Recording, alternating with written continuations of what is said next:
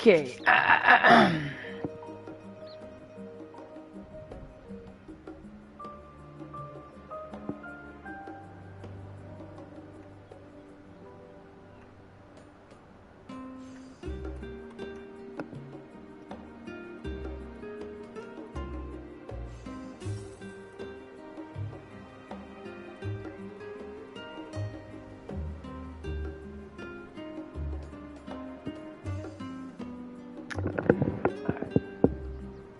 Let me quickly check the audio.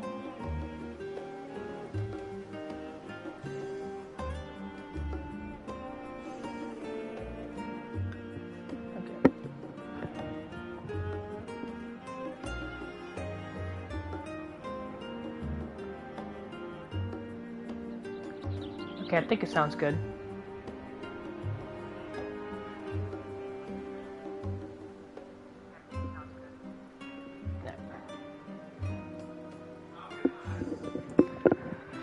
Okay.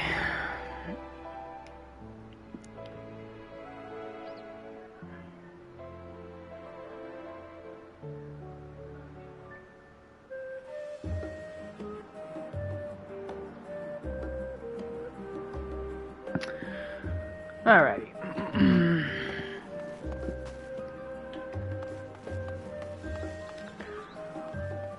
Alright. We last left off going to the Baldesian Annex, and that's where our story takes place. I finished off the moon, I found all the Aether Currents there, and I finished all the quests. Or side there. So all that's left is to go.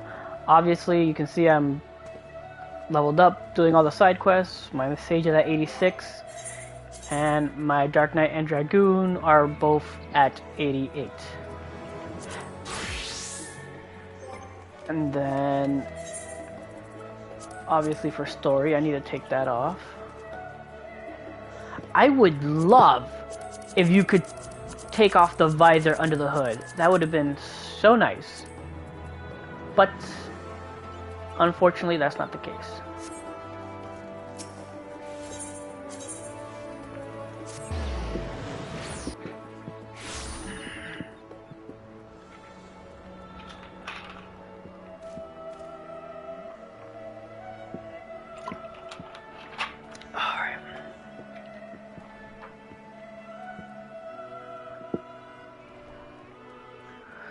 Alrighty.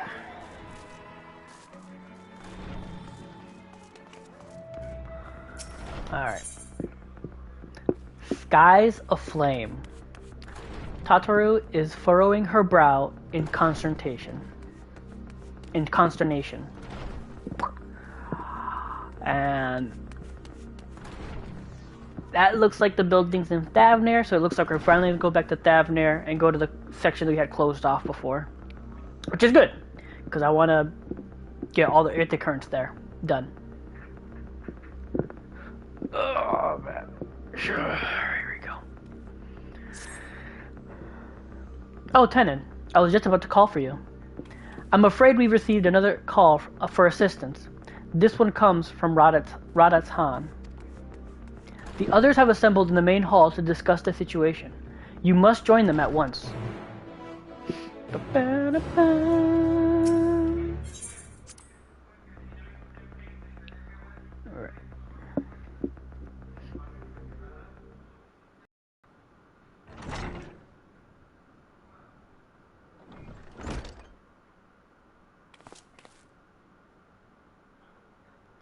Ah, there you are.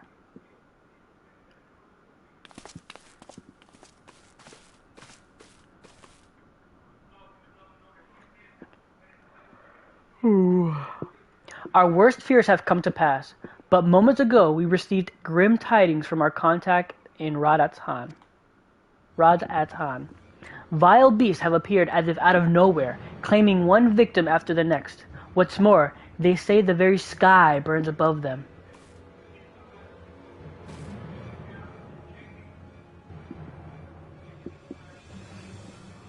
Good gods, are the final days already upon us? It would appear so. Sadly, that is all the information we have at present. No doubt the people of Radat's Han are busy fighting for their lives. Then we must go at once. They need our help. Agreed. Kral, you'd best remain here with Tataru and gather what knowledge you can. You are in no condition for a long journey, I imagine.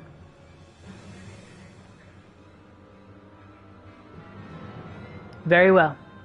Similar phenomenon may have been observed elsewhere, and if so, we must know about it at once.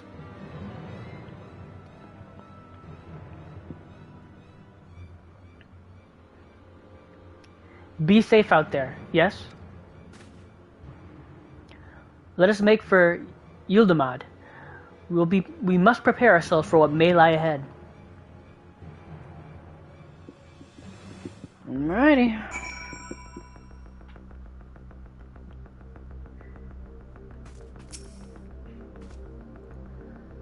If the might of Vitra is not enough to hold these fiends at bay, Radat's Han is in dire straits indeed. We must go at once. If this calamity has indeed come to Thavner, it is all too likely that Corvos across the strait finds itself in a similar predicament. Even now it remains an imperial province, and as such, it may be some time until we can ascertain the situation there.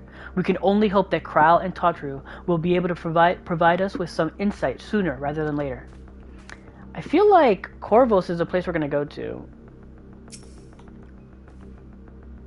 In ancient times, the phenomenon was first observed in places where the celestial currents had grown weakest. 'Twould seem there is a stagnancy of aether in the skies above Radat's Han, unbeknownst even to Vitra. I would rather accompany you to Thavner, but Raha's concerns are well founded. The last thing I would want is to be a burden. So I will remain here with Tataru, and do all I can to gather knowledge that might serve us in the battle to come. Godspeed on your journey, Tenon.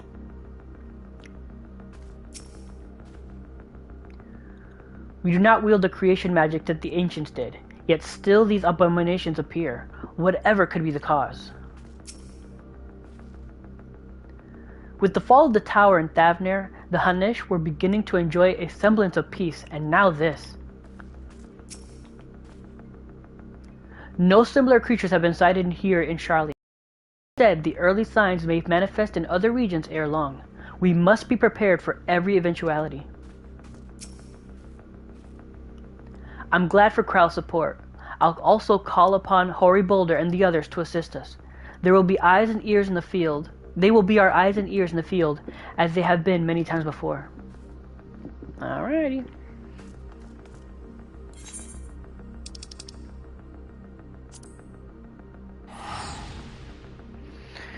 Let's do this.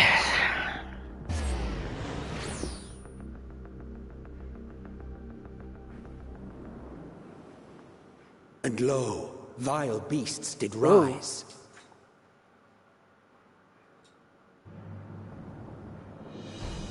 Ooh, straight to a cutscene.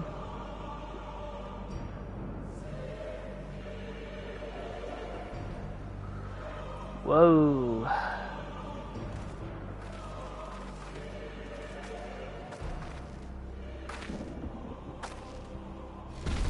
Leaving naught in their wake but blood Whoa. and ash. Sun scorches earth and boils seas. And our sins ascend unto the heavens. Three dooms to unmake all we were. Whoa.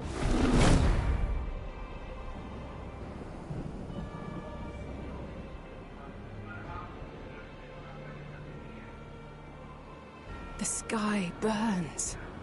The final days are truly upon us. Oh, wow.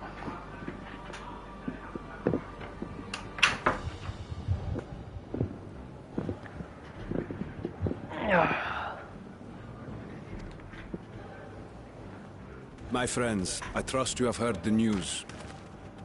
We have. What can you tell us of the situation, Your Excellency?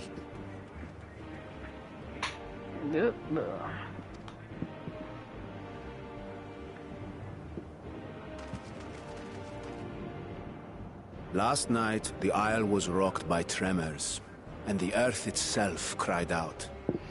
Oh my god, that's the same sign they said before they show up. Aloft, the heavens began to burn. From all about, unholy beasts, the likes of which we had never seen, came forth in fury and rage. No.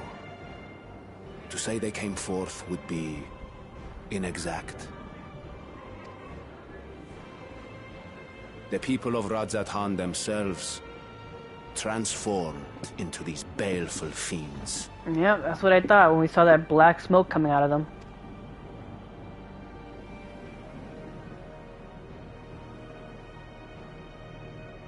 Though the phenomenon was observed throughout our lands, the first creature, the largest and most dreadful of the lot, wrought havoc upon us here in our fair city. Though they bear superficial resemblance to divinities of legend, they are ungodly abominations. The people decry them as blasphemies. The Large One's rampage has since taken it to the northern reaches of the island. I mean to dispatch our radiant host in an attempt to quell the threat. And what of Vritra? Vritra too makes for the north of his own accord, and yet he knows the blasphemy and its minions were but yesterday his beloved people. It's rough. I pray his boundless compassion and mercy does not deter him from taking unenviable but necessary action.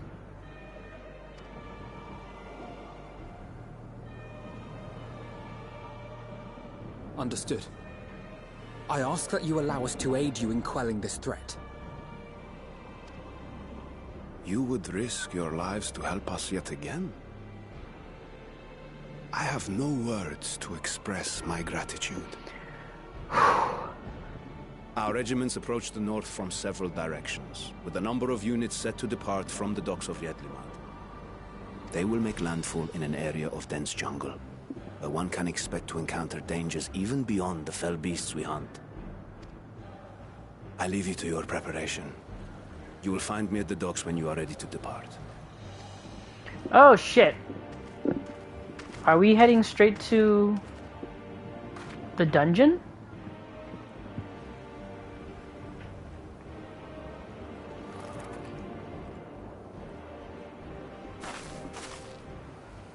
We're as prepared as we'll ever be. Let's go. Oh shit.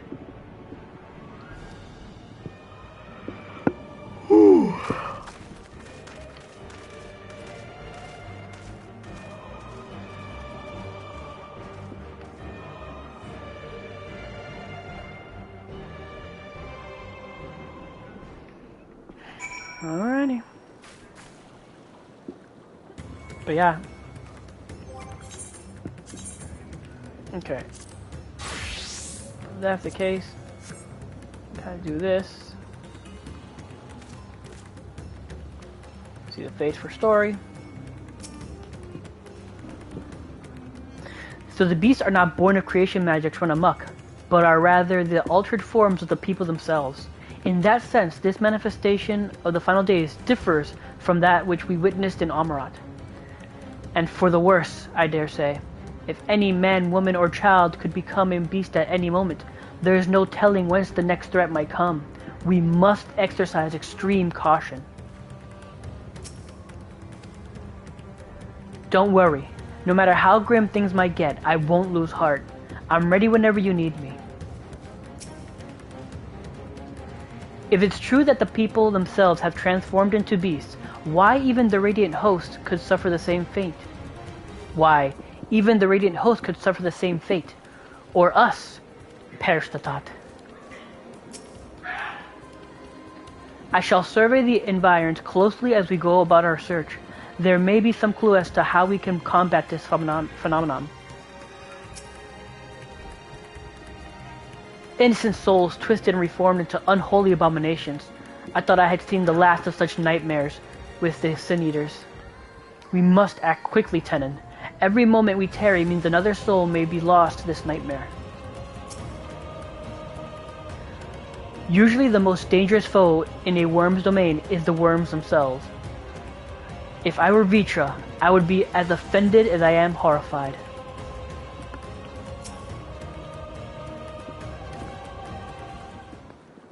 The music. Everyone has assembled, yes? I thank you for lending us your aid in our battle against the blasphemy. Let us review our plan of attack. I would have you board this boat and circle around to the north side of the island. There you will find a dense jungle we call Vanaspati. So yeah, we're definitely going straight into a dungeon. It is a sacred wood, home to many temples and a number of villages. Vitra and the Radiant Host have gone there ahead of us. I ask that you join them and do all in your power to destroy this blasphemy.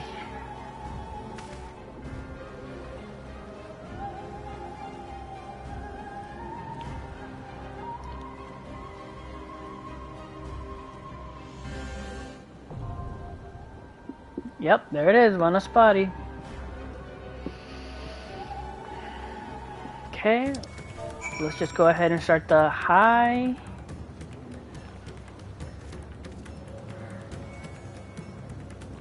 First time. Get that out of the way. Have that ready to go. Then my head feels a little kind of empty. So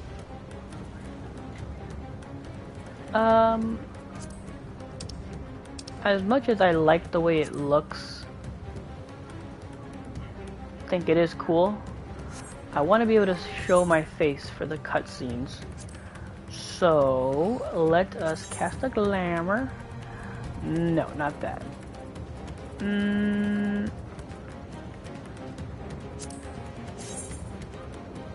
No, I want to my face. I want to be able to see my face.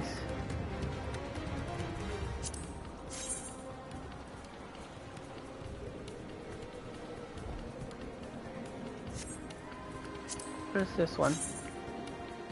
No. No.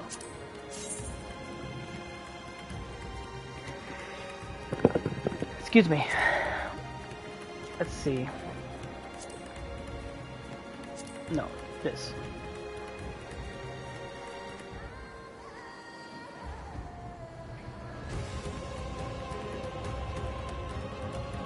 Yeah. Let's go with that.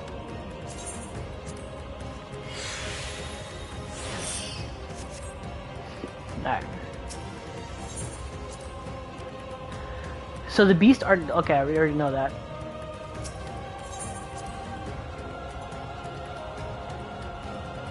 No, okay.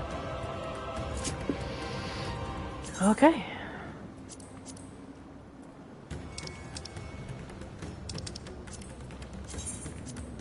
Let's go with that. Oh, I have no more glamours, I think. Okay. Alright, that's besides the point. Let's see. Spell speed, vitality. Tenacity and vitality. I don't really have that. The only spell would be unmend. Yeah,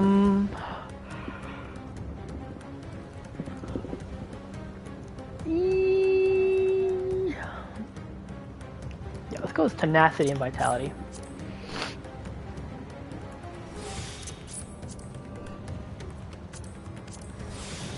Oh, thunder, holy cow. Okay, and then the dungeon is going to be 85, so it'll cap me at 86. What did I get anything at 86? I got Salt and Darkness. Okay, so I gotta remember I have Salt and Darkness at 86. That's not going to be there, so that's okay, so the only thing I have new is Salt and Darkness. Got it. Alright. Gotta turn that off. I was doing extremes by myself earlier.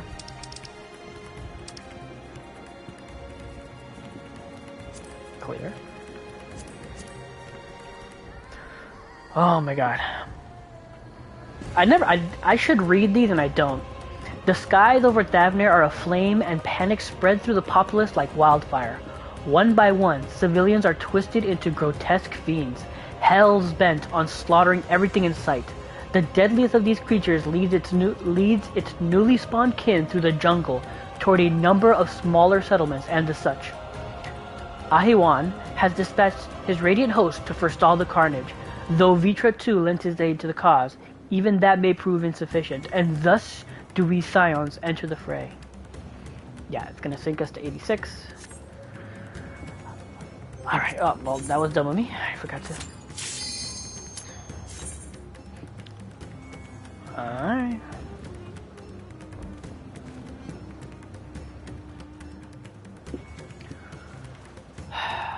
Oh, God. Of course, gotta start off like this. Get my nerves up.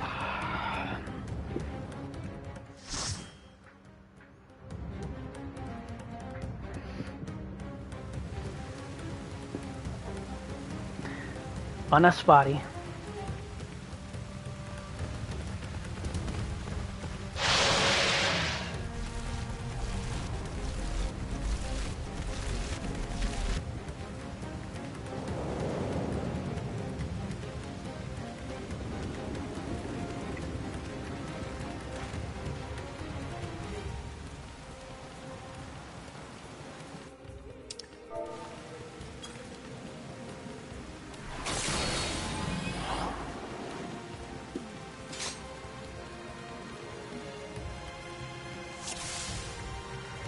Whew.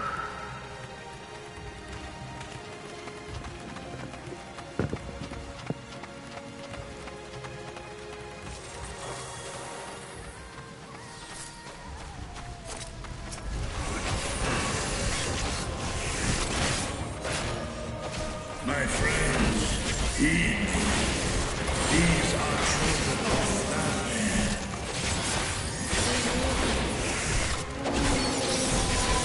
Forgive me. I could do them good.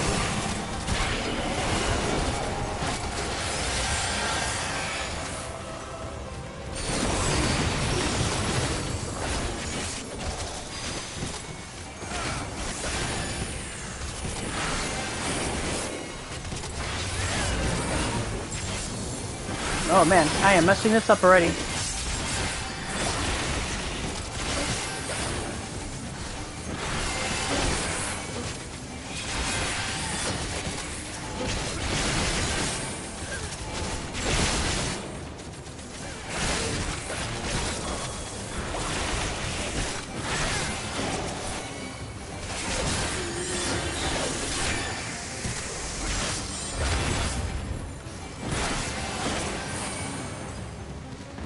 If this is the only way,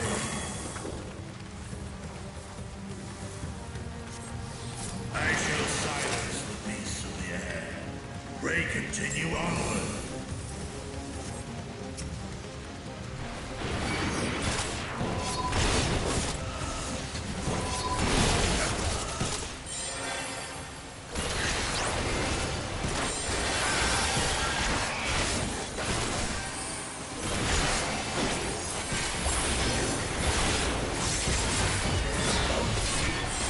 Done?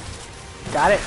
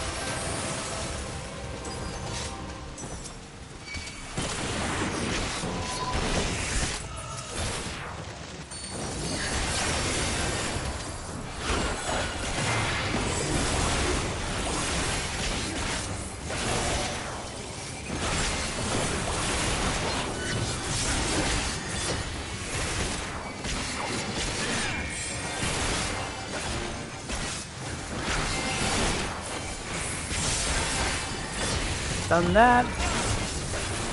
I can't stun it. I don't have a second stun.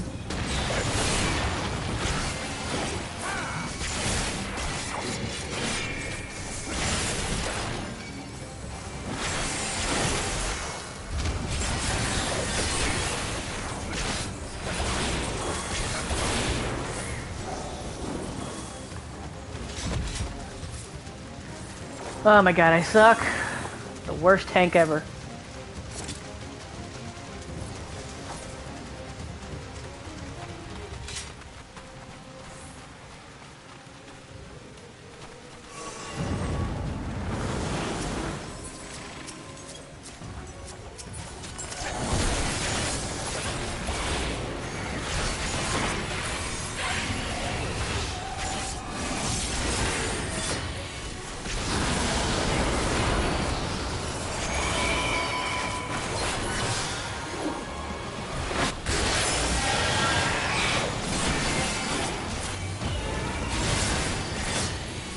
What do I do?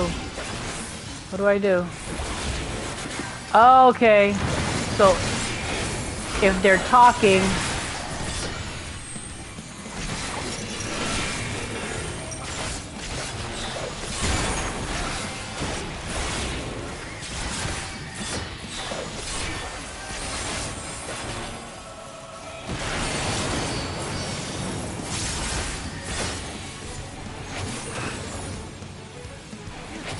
Okay, that's different. That's different. Okay. Never mind, I got that wrong.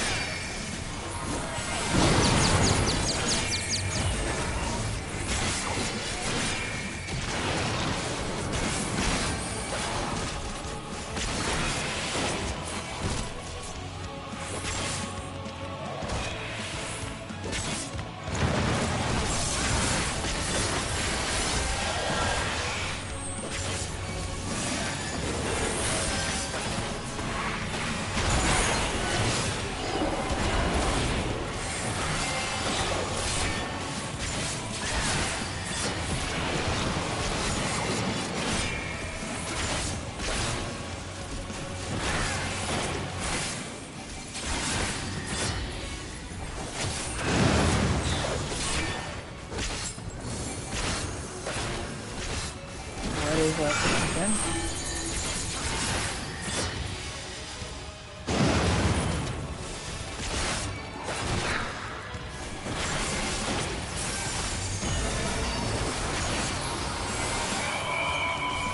What the? I hit Delirium, what the hell?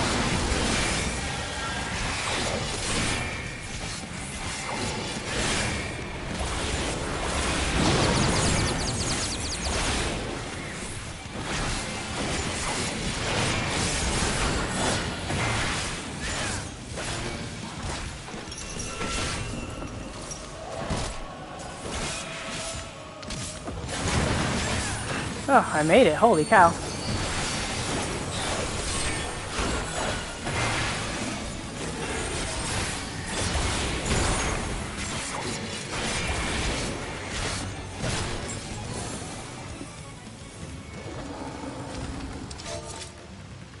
I'm gonna say it weird.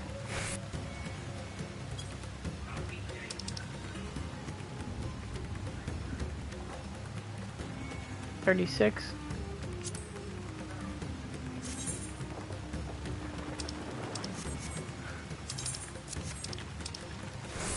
What is his vile presence I sense? The horde draweth near. Be on your guard.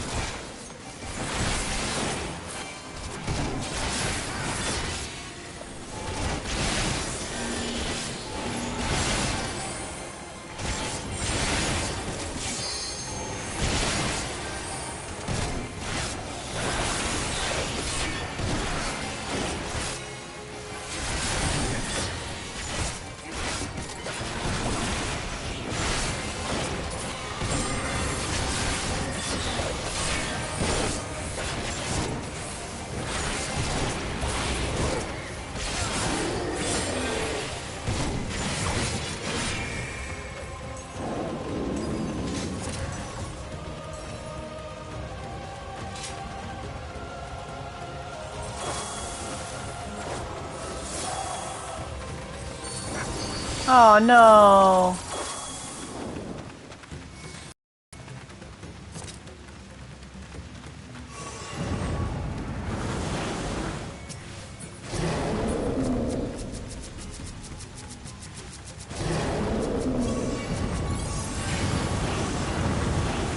Oh shit.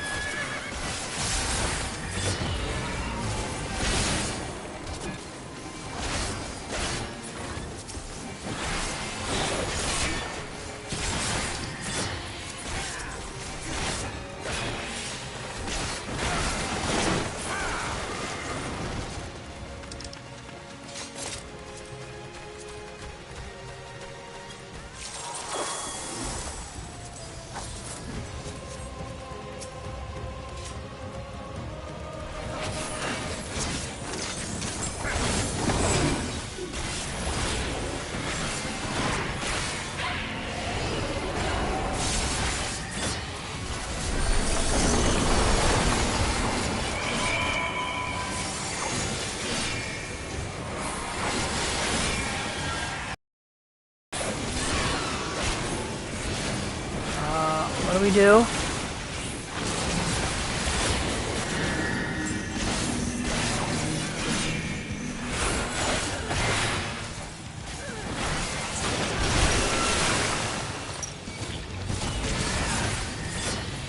I don't get it. What do we do?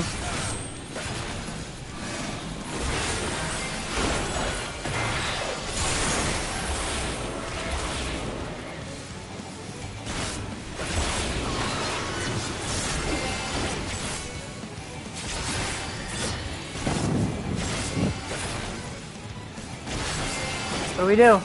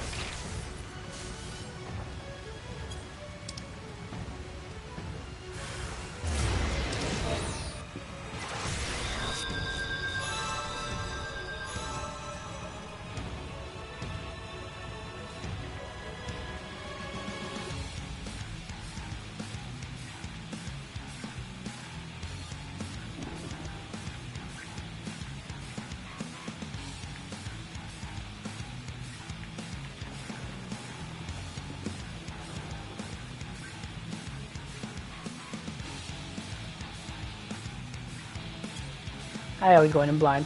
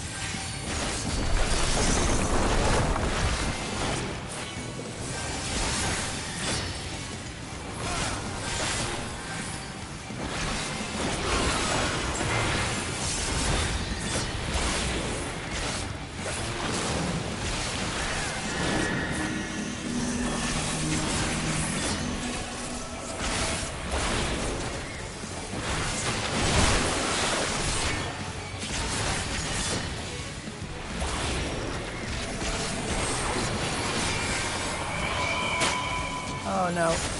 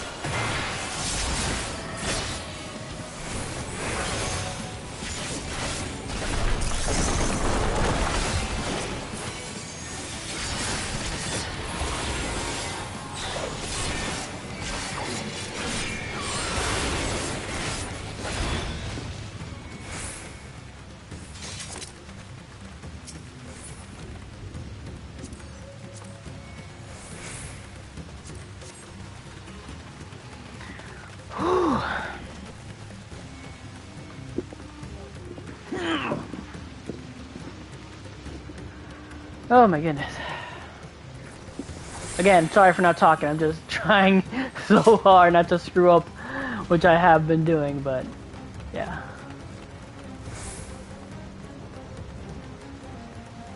Wow.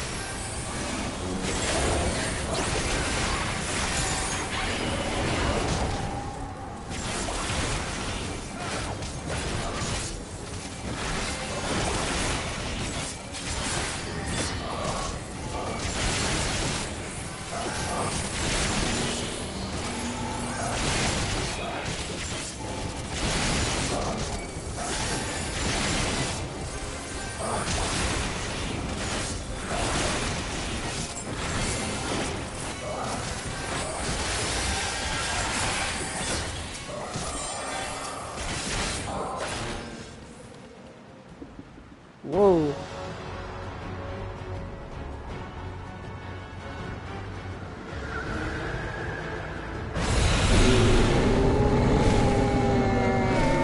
Whoa. What the flying? What is that?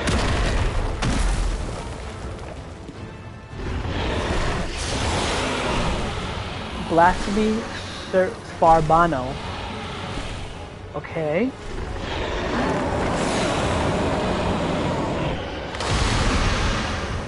Yes, I'm assuming we have to go into a different.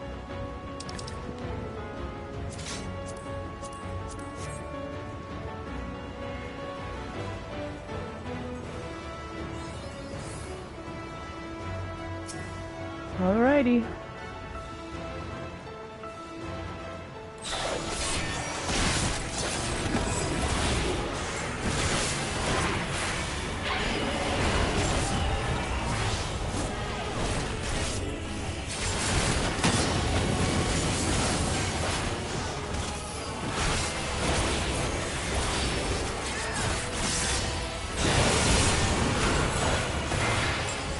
Okay, I am red.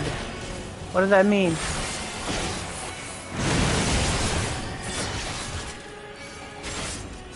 So if I have red, I gotta be in blue?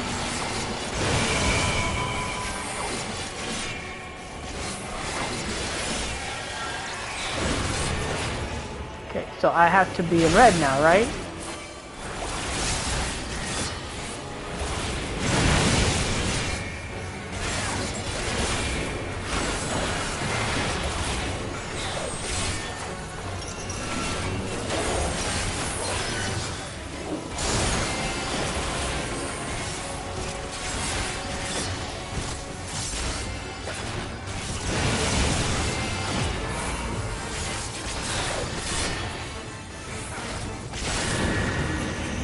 I don't... Okay, so I have to be in blue?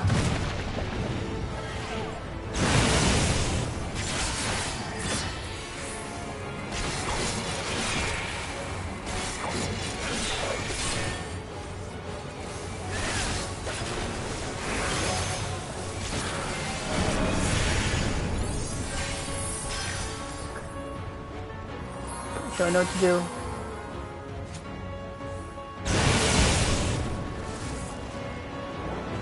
Oh. Oh.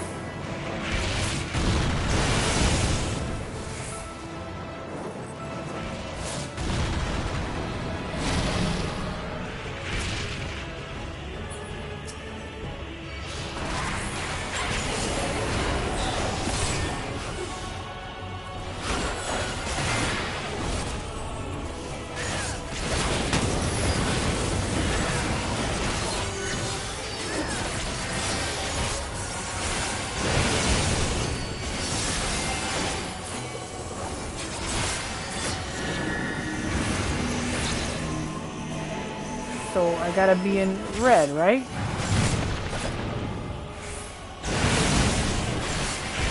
Oh, did I go too soon?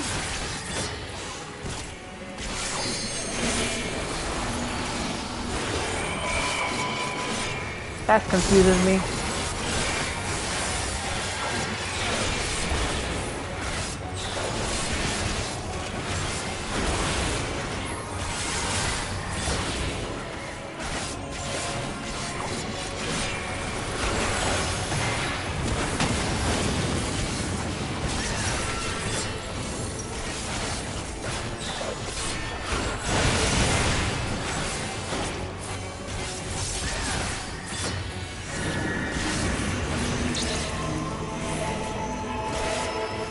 Have to stay in.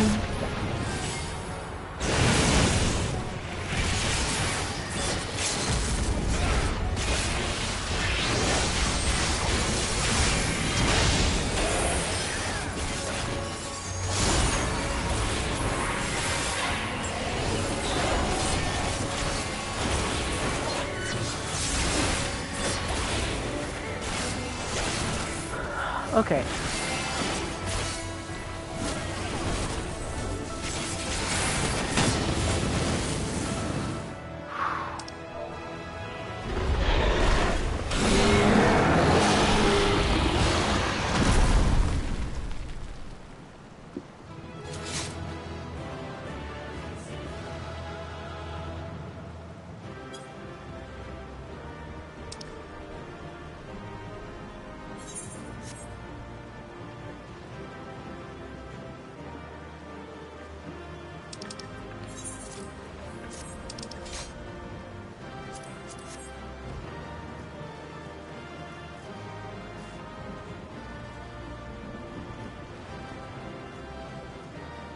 One thing I didn't do that I said I would do before is Tower of Babel.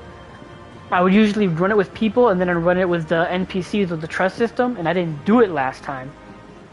And I didn't do it last time on stream. And there's actually a big lore drop with if you go with Ishtola. Like, she actually explains something that you found in the first tower during the cutscene. There's a leg, there's a person's leg in the tower, and you find out when you take when you're with Ishtola in Tower of Babel, and you're gonna go confront Anima, you find out that she says that every tower had a piece of Emperor Varus's body in it, and I was like, whoa, that is some dark shit. And like, I was so surprised that they don't explain it afterwards. Like, at least I don't think they do, unless I missed it. But yeah, unless you have Ishtola in your trust party, I think that's something you can totally just like breeze right by and not even catch, which is crazy to me.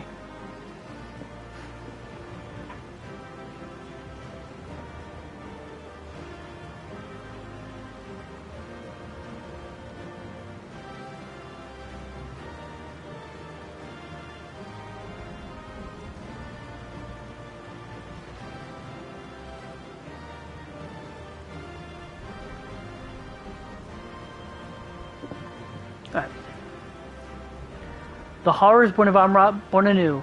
This must be the blasphemy they spoke of. I see no trace of the person it once was. Vitra is close, still fighting in the skies above. She just says ... Tancred? That was the worst of them, or at least I hope it was.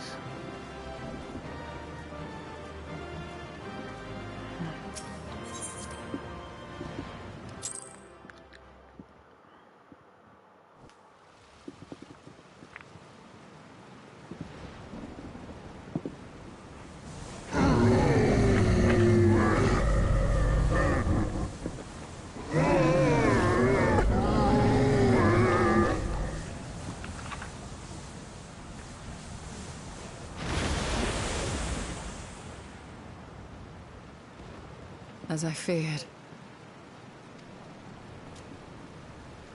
What is it? The beast was there, and now it is no more. Yes? Indeed. We saw it plain. But you didn't, did you? I saw nothing. Not the blasphemy that perished here, nor the other men turned beasts. And because of this, I now see all too well. There is no ether. Where the creatures should be, I saw naught but emptiness. Huh? Emptiness? But that would mean... Recall the words of the Watcher. 'Twas a stagnancy of ether, a cessation of flow, leading to decay and absence, that led the ancients to conclude their star was dying. This is the same phenomenon. The instant these people are seized by the transformation, their ether begins to rot and crumble away like dried mud. Until, from their corporeal forms to their very souls, naught remains. But then, how did they... But the beast spoke with its dying breath. Surely, at least a sliver of the man it was endured. Mayhaps so. But even if the process was incomplete, it was little more than a faint residue. Gods be good. You're saying they cannot be saved? Not by any means known to me. Or by any means at all, like as not. For there is naught left to save.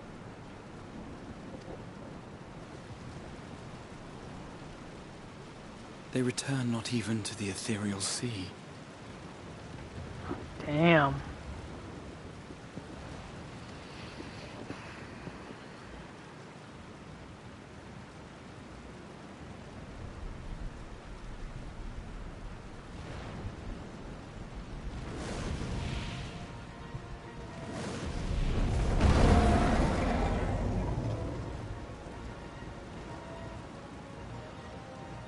The beasts rage on, their hunger insatiable. Even deprived of their master, they perpetuate his legacy of hate.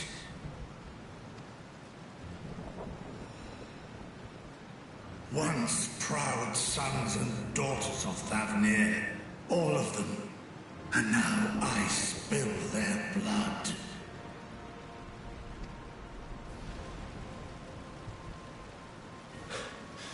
Vitra, my friends, I am heartened to see you safe.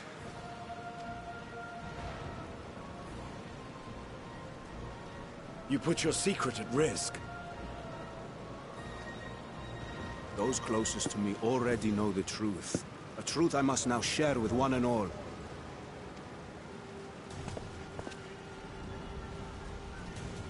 Vitra, calamity has come to Radzatan. Our fair nation is rent by screams of pain and despair.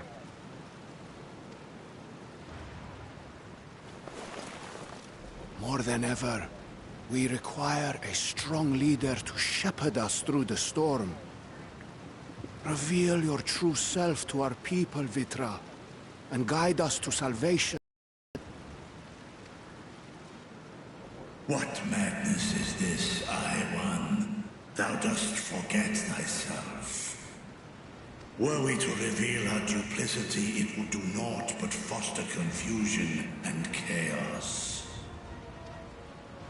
Nay, I shall remain the Satrap's loyal ally, and do battle with the beasts. Easing hearts and leading the people to safety is thy task, and thine alone.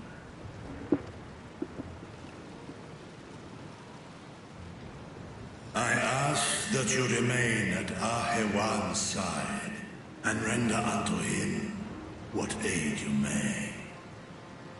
I know not what lies ahead, but without you, Rad-Zet-Han will not survive.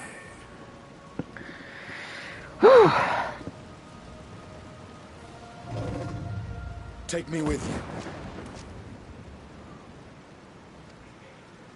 I am as at home fighting in the air as I am on land. Take me with you. Were my words unclear? I require no assistance. Thy place is at Ahewan's side. Estinian, here.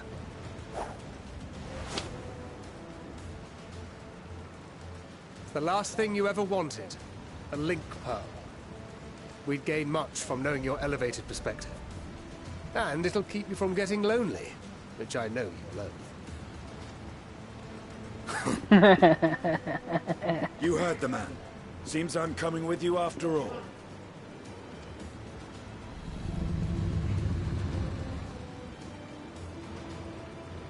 Then I pray thy grip is iron. Be it on thy head if thou dost chance to fall. Fair enough. Now, shall we?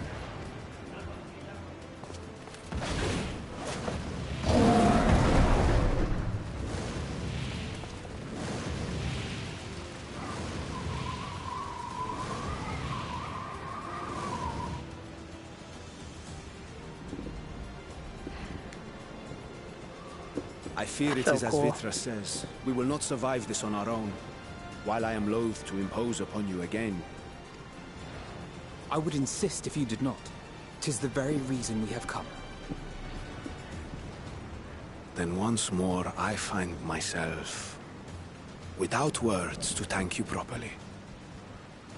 Let us return to the capital and plan our next course of action.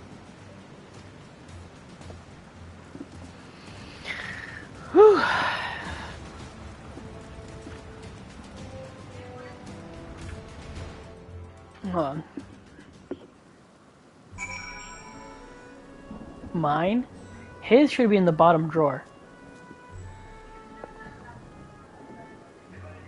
No.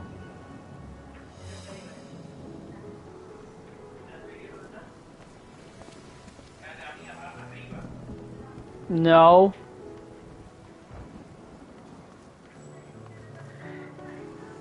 Hold on.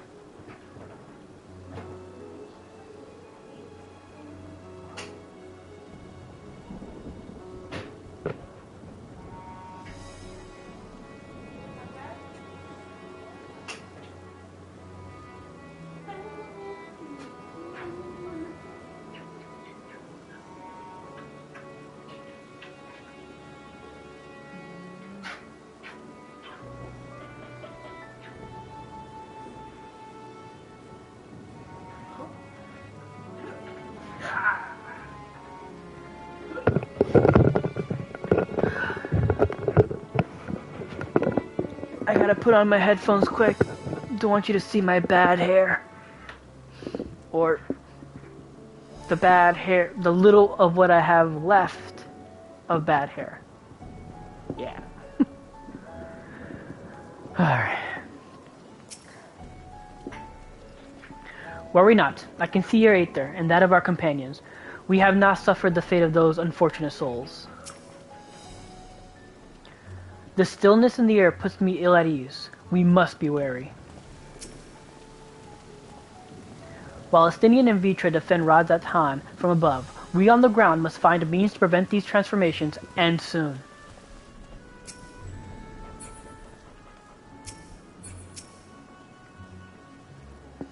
After so long and so many sacrifices, we finally found a way to cure the tempered, but these poor souls, they vanish without a trace. Is there truly no saving them?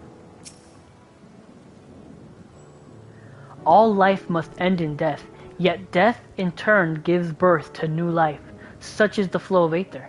To think that the natural cycle could simply be cut off, the very thought makes me shudder.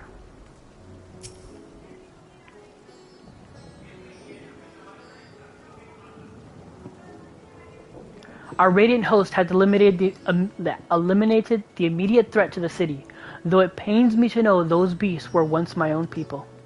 There is still no telling when or where the next transformations might occur.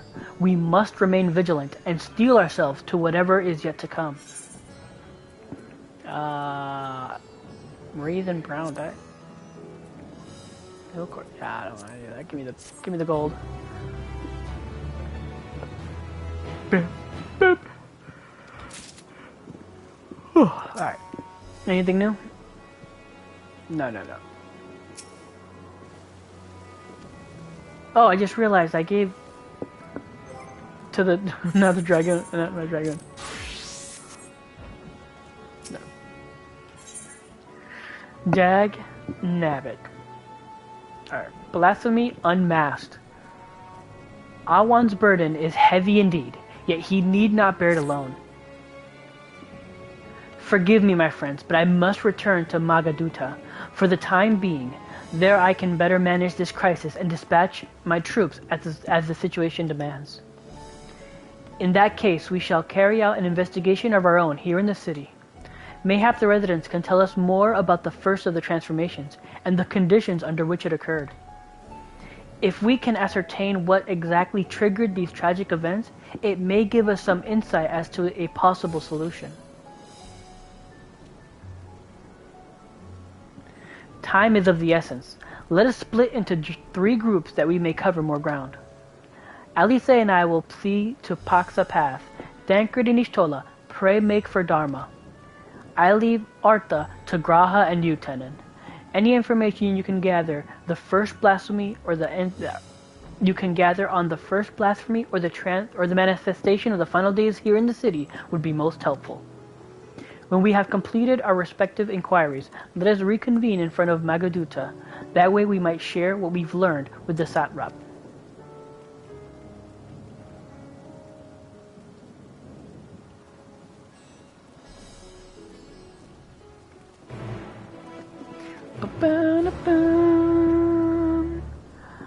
Okay. Part of me wants to run the dungeon with the trust to see what Ishtola says. But I don't know if I should. I want to push more forward the story because maintenance for me is at 9 o'clock and it's gonna be 3, so it leaves me 6 hours. I mean, no offense to the trust system. The trust system takes a little while longer to get through dungeons.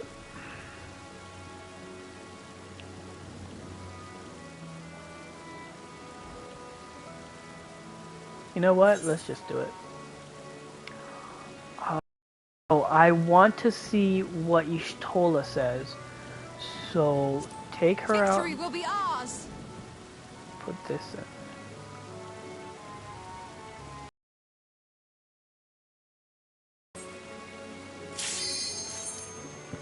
I want to see what she says.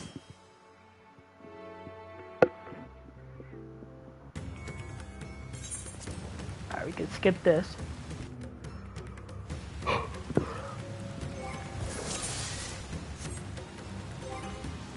Alright.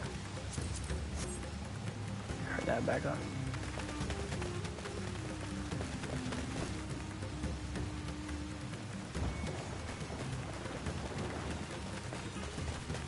Oh, plus it gives me a chance to...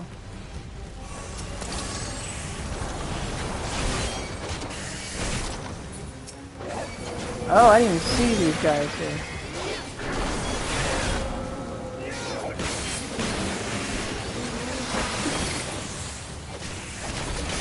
Alright.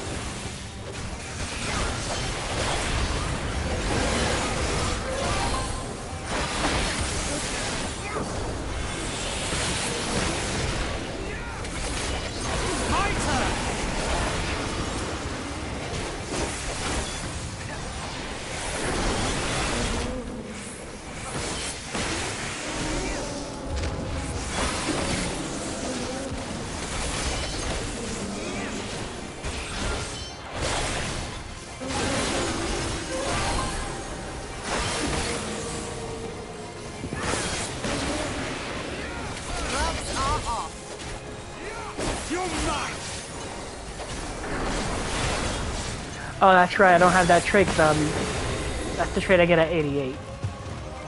Which reminds me, real quick.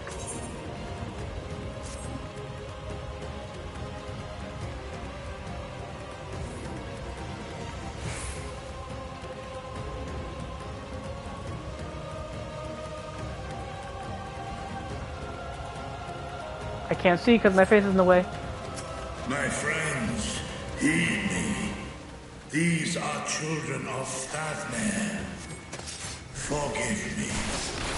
I could do them no harm.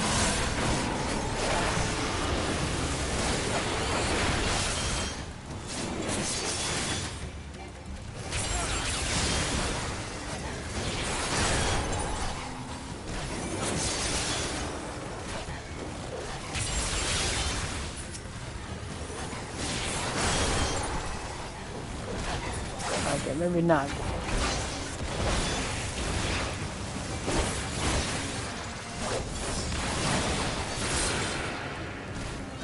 You cannot stop us!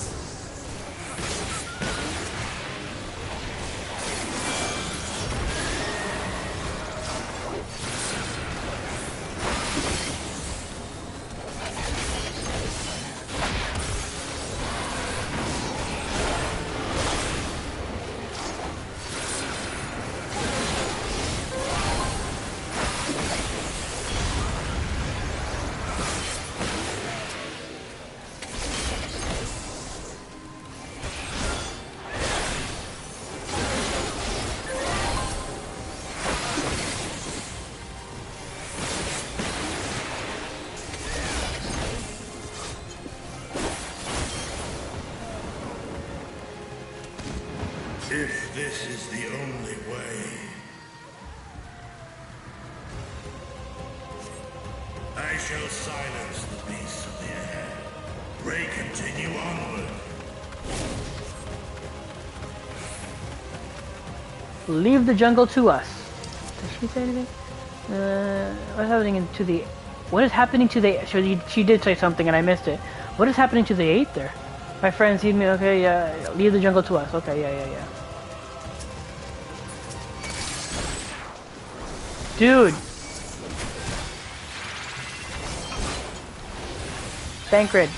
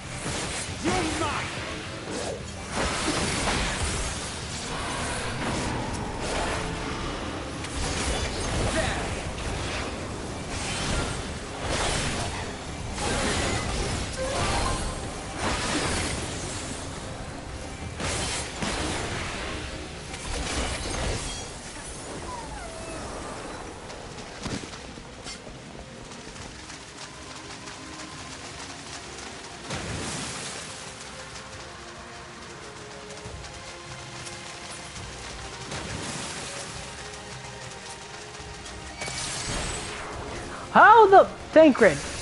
Dude, you're killing me.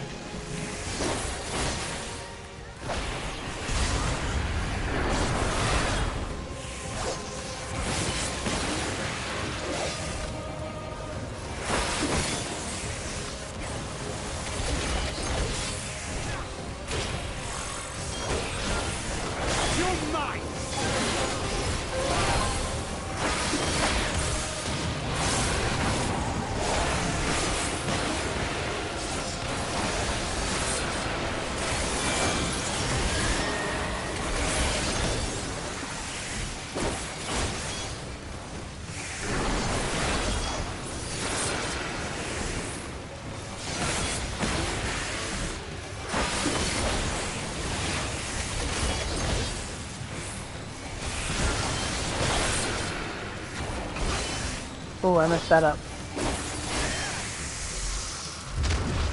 I messed that up.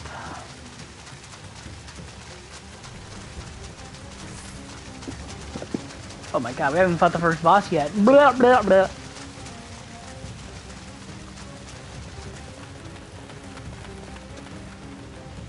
It's too late for us. It's too late. Is there no other way? Yeah.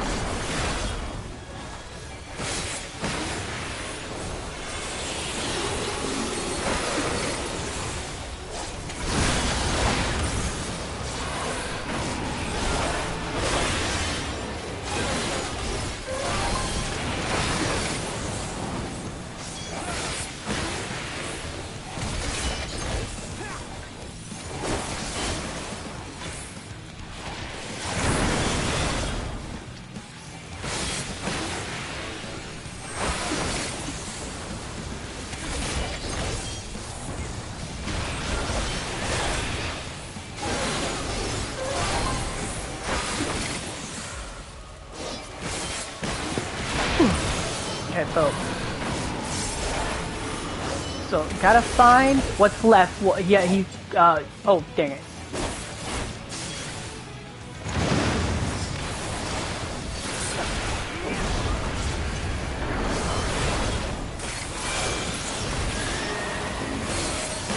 My turn. So basically, we gotta wait for him to do his attack, then go to the one that's not speaking.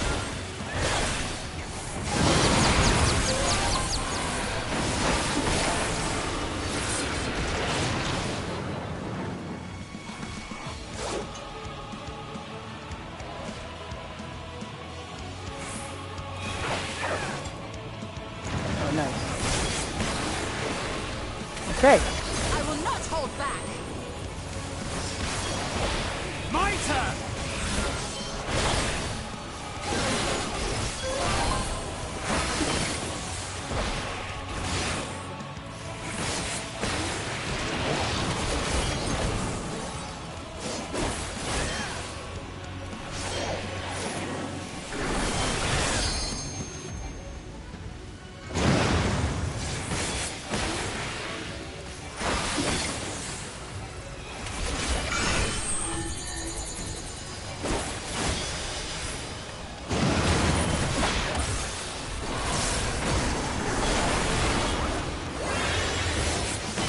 Gloves are off.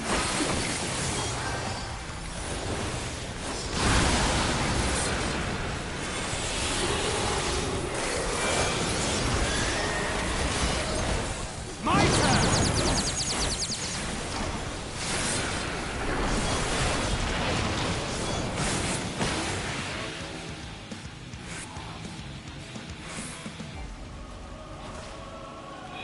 Woo!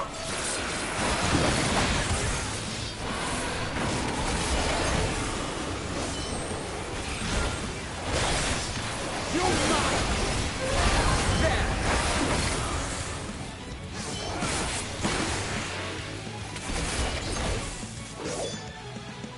I have a buddy who does not like Dragoon, like at all. And he always asks me, why do you play him? And I think the reason I like Dragoon is because, for whatever reason, it's like, its OCDs, they just feel chunky to me. I feel like there's like a satisfaction when they go off, or like a, or like, it's like I don't know, maybe it's the controller, or I don't know, but they just feel good to me. Even though a lot of people, I know a lot of people say that the Dragoon is very basic and it can be very boring. But I don't know, I've never felt that way. I've always liked Dragoon. I don't know. I'm just a weirdo like that. I don't know.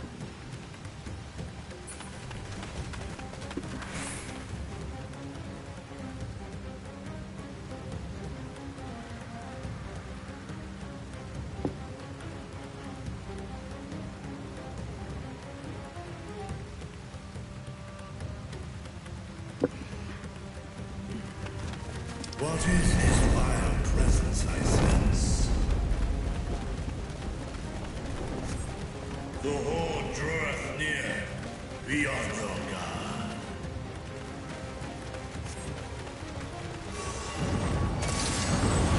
Bankrid.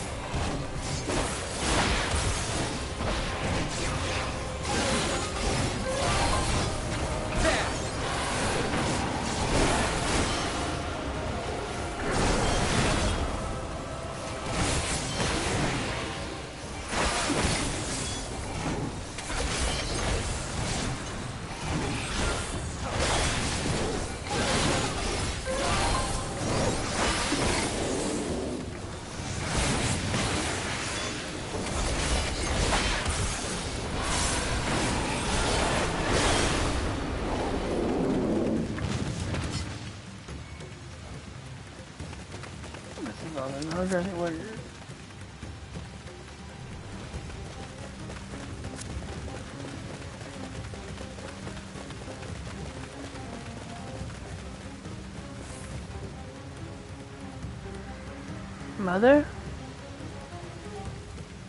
Survivors, get them to safety. They're just deputy. You must remain calm. No, wait, something's amiss.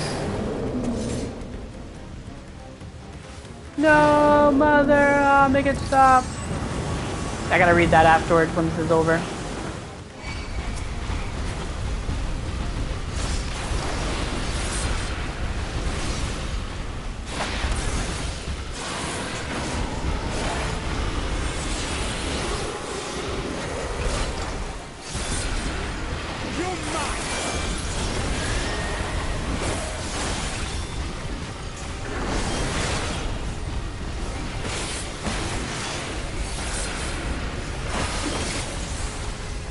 No. Oh, almost missed it. I will not hold back.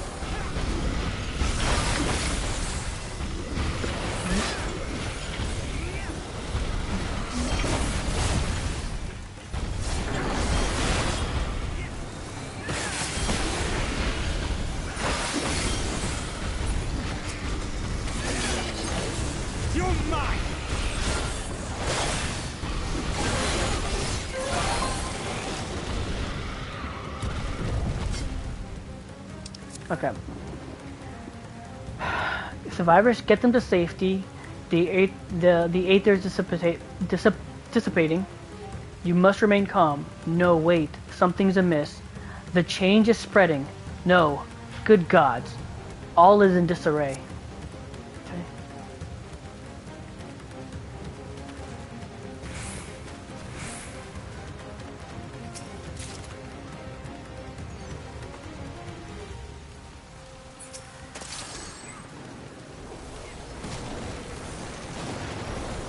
Alright.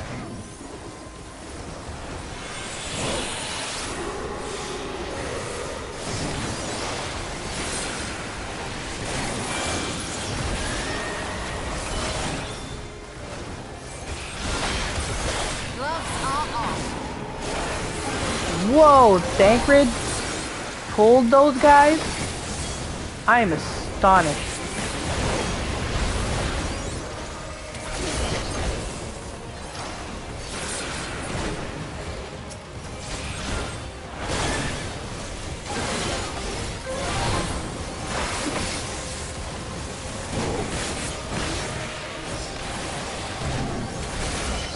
I will not hold back.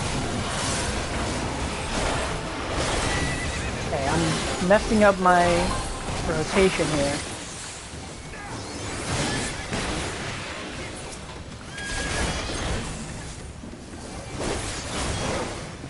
I need to refocus up. You cannot stop us!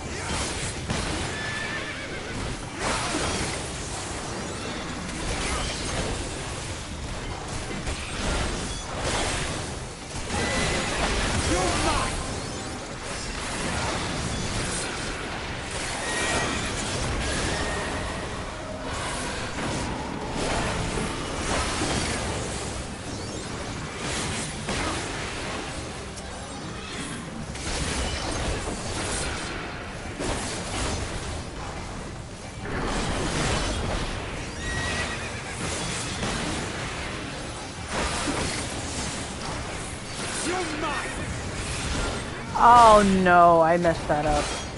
Dang, nabbit.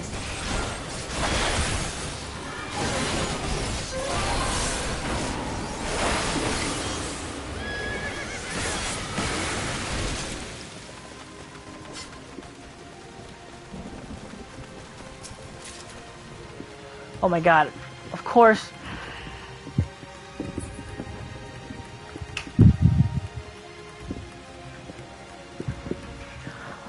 Of course, the minute I don't have a bard in the group, that's when I'm getting all the bard stuff. But when I was playing with other people and I wanted dragoon stuff, I didn't have a dragoon, you know, I wasn't dragoon class. It's just like, oh god.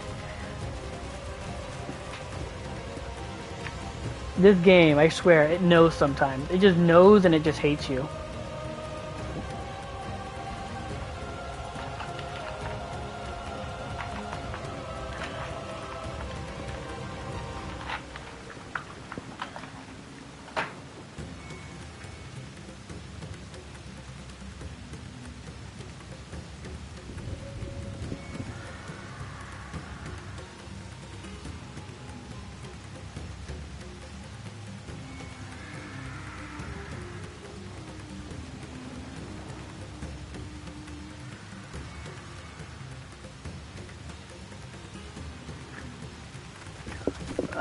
Oh, man.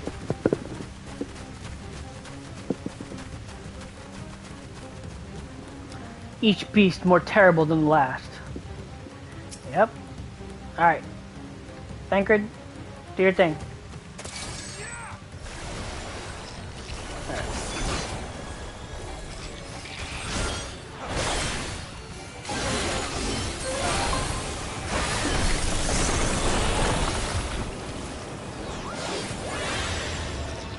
The hell? Come on.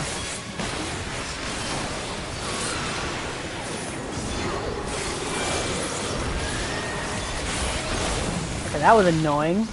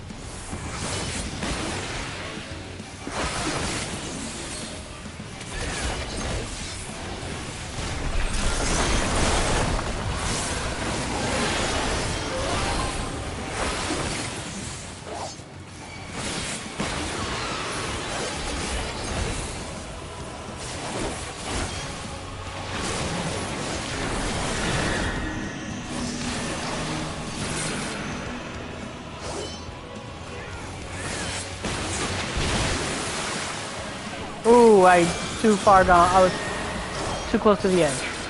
That's not good.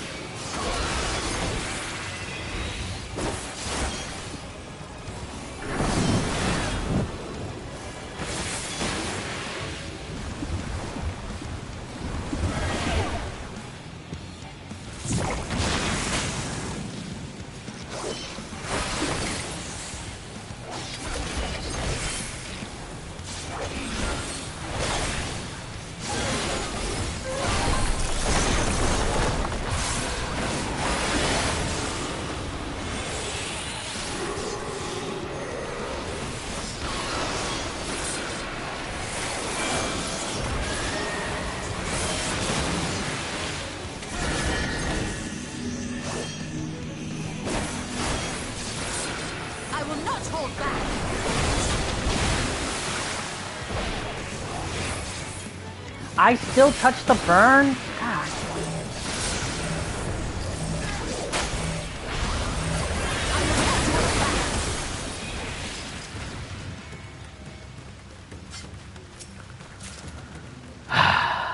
Of course, healing stuff. That's fine, I can give it to my sage. I think he's only, what, 533 gear, so... should be fine. I'm sorry.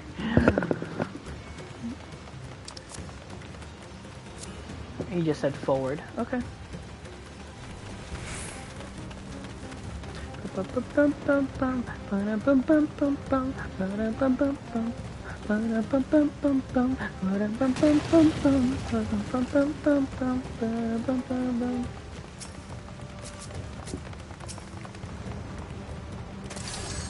Again.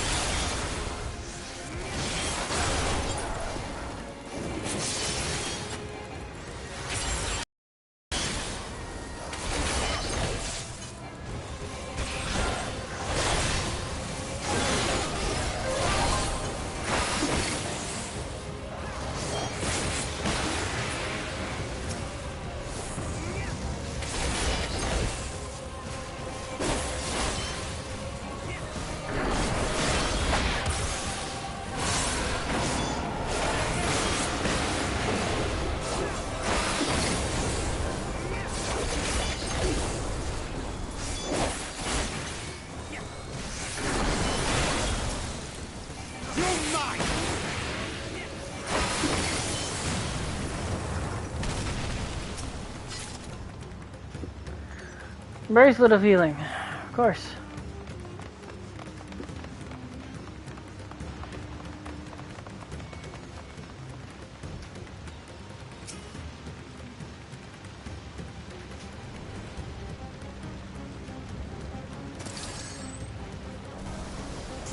Yeah.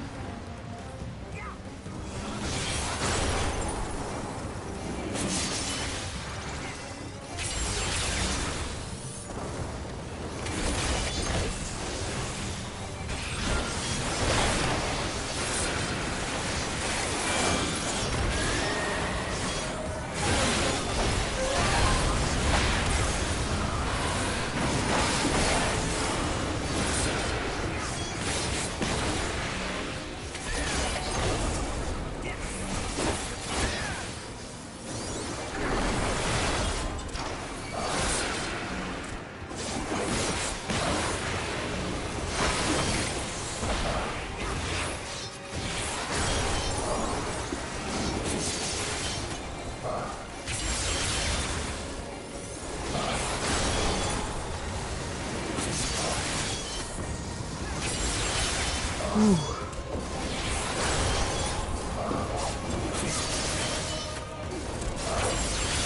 cannot stop us!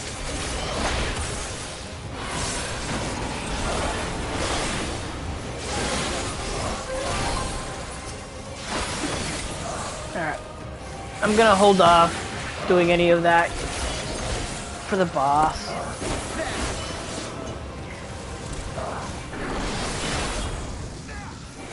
I mean, obviously I can know that I can just wait for it to come up and I can kill these mobs faster, but I'm lazy.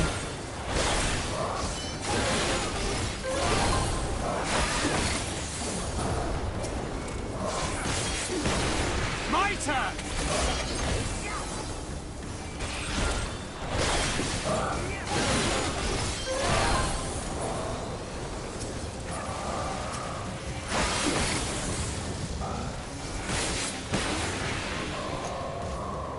Alright, here we go.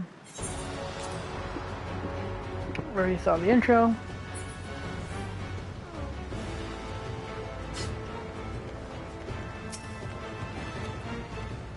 I already have a choker aiming, yeah, why are you giving me two of the same thing? Thanks a lot, game.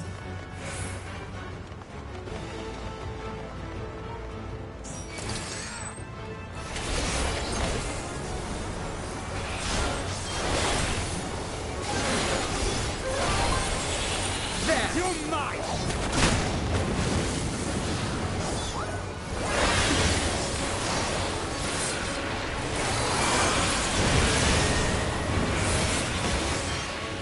I gotta go to blue.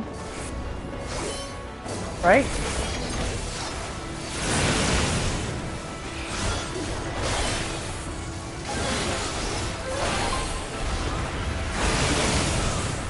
Are you seriously telling me I still didn't give this a tankard even though I...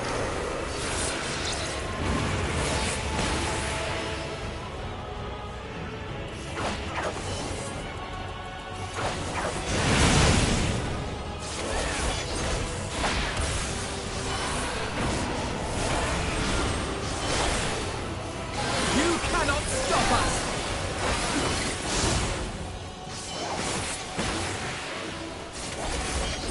Gloves are off.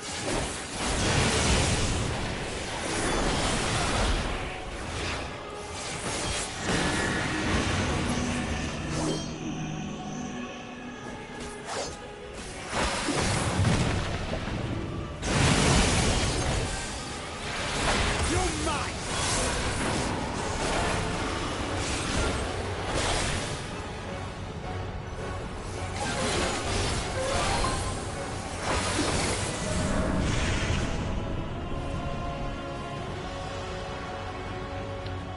Okay.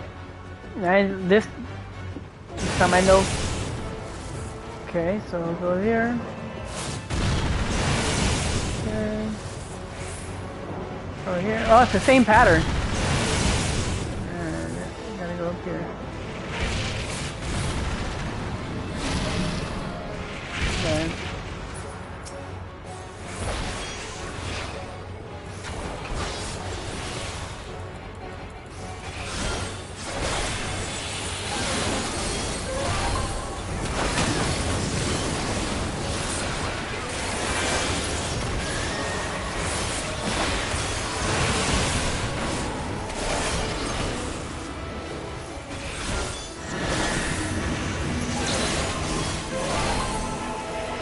Guys, I don't want to get pushed. Of course I get pushed in.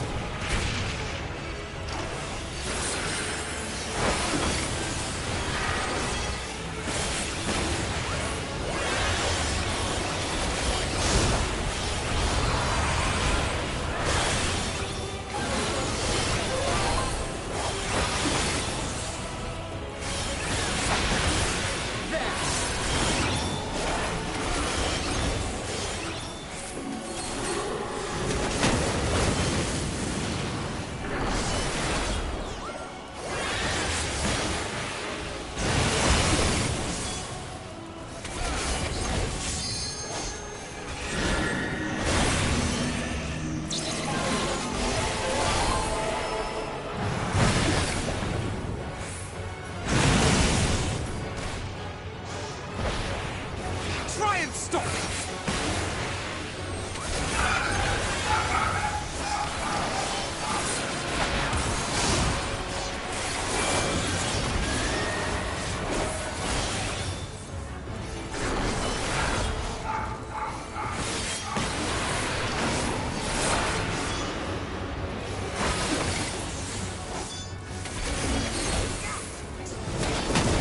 Okay, I'm so focused on the fight that I'm not talking. But now that I know the mechanics, it's actually not that bad. Just gotta make sure I land in the red. That goes off.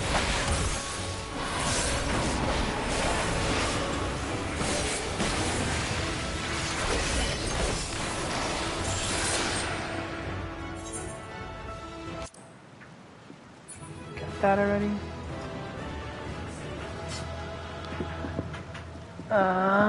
Imperial Boots of Maiming.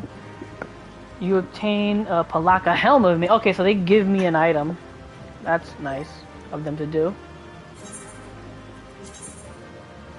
So they gave me a helm. Nice. A I'm not a Reaper, guys. Come on.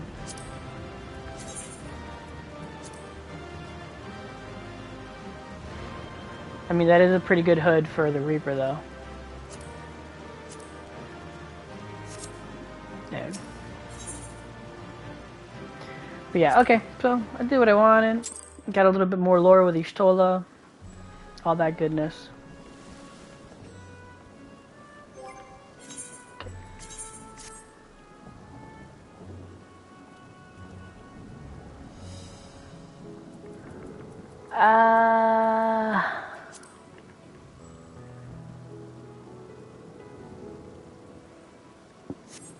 No, I think I'm good.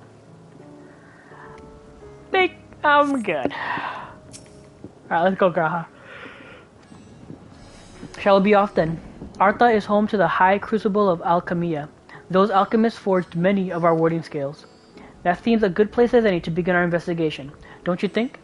I spoke briefly with Nadine, the chief alchemist there, on our last visit. He should be happy to answer our queries. Yep.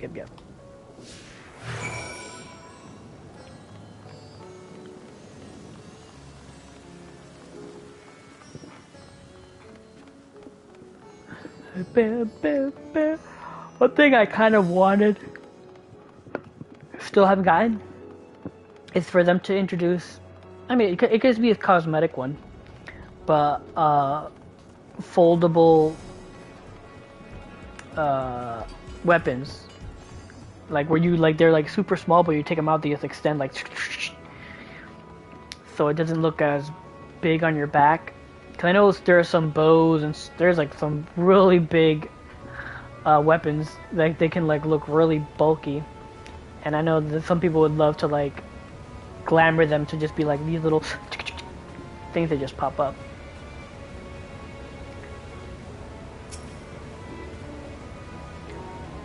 New Hadid.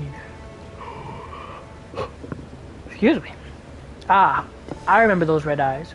You were with those scions who commissioned the scales from us, yes? I welcome you back to the High Crucible. What brings you here on these troubling times? In these troubling times. But, how many parts in and I still can't talk? Blech. We are assisting the Sotrop in investigating the crisis that plagues the city. Did you happen to catch the sight of any of the creatures? Did you happen to catch sight of any of the creatures? I did. As I was going about my work, I was disturbed by crashing footsteps so powerful that the very ground shook. I rushed outside and could not believe what I beheld. The night sky was burning. Suddenly, I heard panic screams coming from the direction of Balshan Bazaar. In the next instant, a monstrous beast poked its head out from the midst of stalls. A handful of the Radiant rushed to the scene, only to be sent sprawling as the fiend and its minions propelled themselves skyward. So the blasphemy came from the vicinity of the markets. This knowledge may prove useful. I thank you for sharing your tale. Well, I do believe we now know where we should inquire next. To the bazaar, then.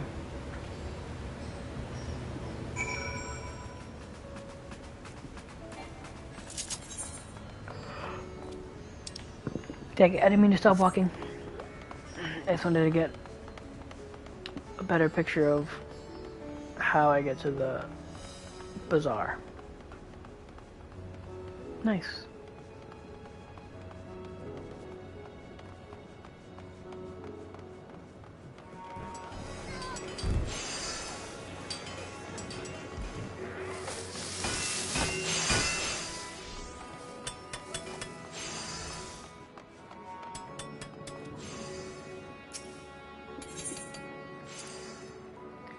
So this is Thanavarian weave. I must say, it bears a resemblance to the traditional fabrics of Corvos. Small wonder, really, given that it's just across the water. Not that I'm such an expert in Corvosi culture, of course. I've not had the occasion to visit my ancestral home since coming to Charlian, and like as not, I will never reside there again. That said, in recent days I felt more acutely aware of my heritage, and grateful for it.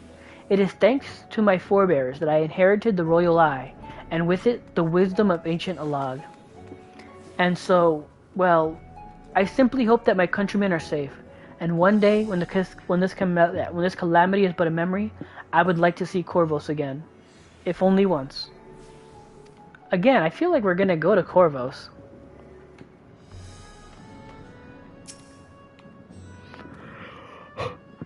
Forgive me, but my shop's closed until further notice. Needless to say, we've more pressing concerns these days. We have come not in search of wares, but information concerning the enormous fiend that tore through the bazaar. Did you perchance witness anything? Afraid not, my friend. I was here the whole time, so I only saw its little minions. Made a mess of the place, they did. While that was going on, the great big one tore through the west side of the bazaar. You'd have better luck asking there.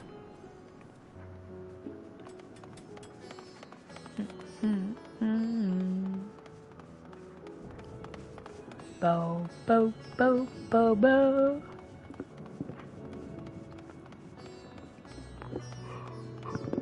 Excuse me. Whew, my goodness.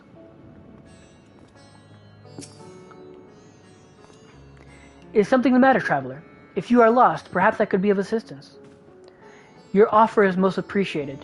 We are not lost, but we are in need of information. Might you know anything about the gargantuan beast that rampaged through the bazaar?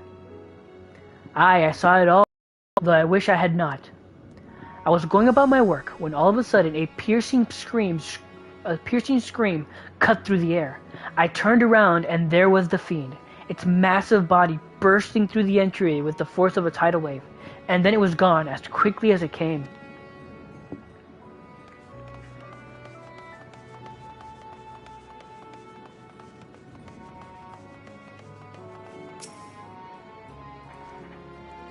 Sisters, have mercy. What is happening to the world?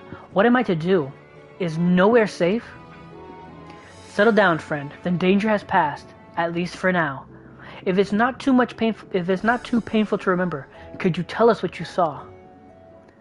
First, I heard screams. Then a horde of ravening beasts came charging toward us. One of them was huge, bigger than a Merid, throwing people about like rag dolls, and it was eating them. I hid under the counter, saw the others do the same. But the shrieking and the wailing kept getting louder, more voices in the throng. Beasts or victims, I couldn't tell. I knew not what was happening. I still don't. That is enough, my good man. You are brave to share with us your tale. Many of your fellow merchants are safe. The High Crucible, too, has survived, mostly unscathed. Pray stay close to your friends and loved ones, and rest your body and mind while you are able. I suspect that is the most we can expect from the people here to tell that. I suspect this is the most we can expect the people here to tell us. I think it best we find a place outside the bazaar where we might rest and review our findings.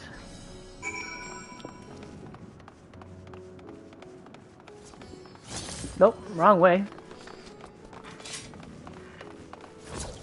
Boom, bam, bam, bam, bam.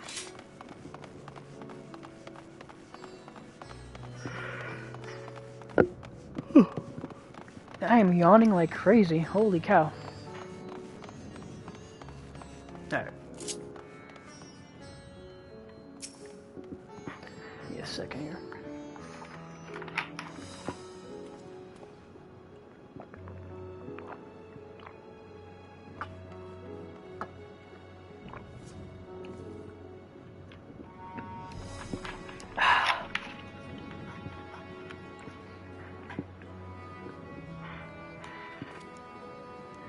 Judging by their accounts, the transformation had already occurred by the time the beast reached the bazaar.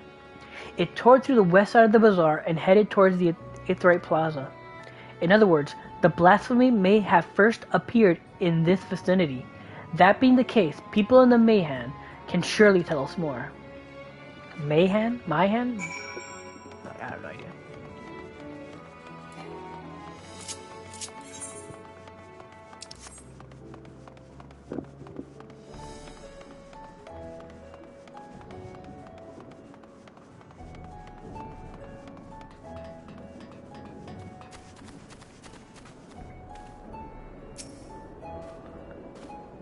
Going after that enormous beast, are you?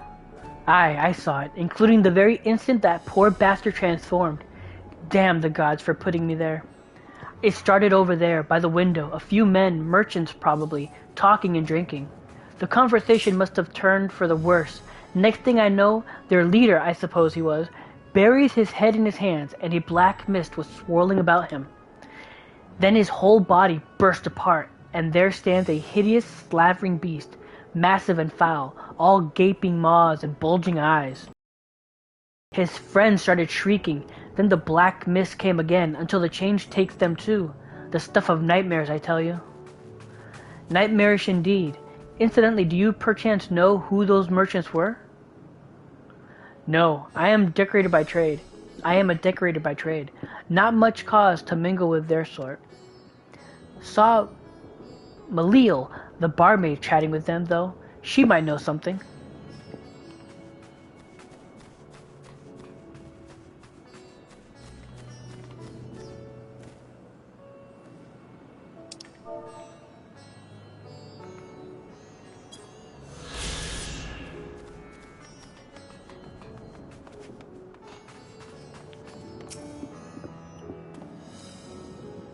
Hey, she had Ferdola's haircut.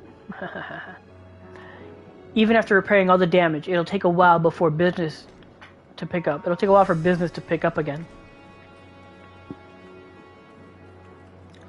You mean the blasphemy? That's what the Radiant have been calling it anyway. I saw it too. We all did. I was standing here at the counter as Miraid poured me a drink. Then suddenly there came this dreadful sound, like a pained, angry groan. It was unlike anything I've ever heard. I turned around in shock, and from an ominous cloud of black mist rose the creature, enormous and ghastly to behold. As for what happened next, to recall it sends shiver up my spine. By some stroke of fortune, I was able to slip outside before the beast got its claws on me. But the sight that greeted me offered no solace. The blue sky above turned red as blood. Miraid, myself, and the other survivors clung to each other for dear life until the Radiant host came to our aid. Wait, did I hear you correctly? The beast manifested before the sky began to burn? I'm certain of it. The windows here offer a clear view of the sky, and I saw nothing out of the ordinary until the beast appeared and began to rage.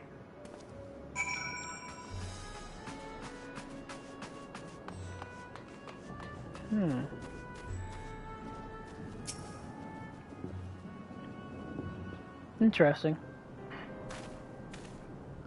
Oh, hello there. Welcome to Miraid's Mihane? Whatever. What can I get you? We have come not for libations, but rather information. You are Malil, yes? We are investigating the so-called blasphemy in the Satrop's behalf. On the Satrop's behalf.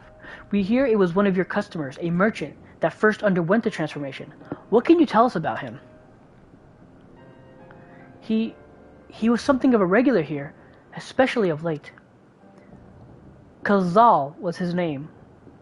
He ran his own consortium, dealing primarily in the export of the variant specialties.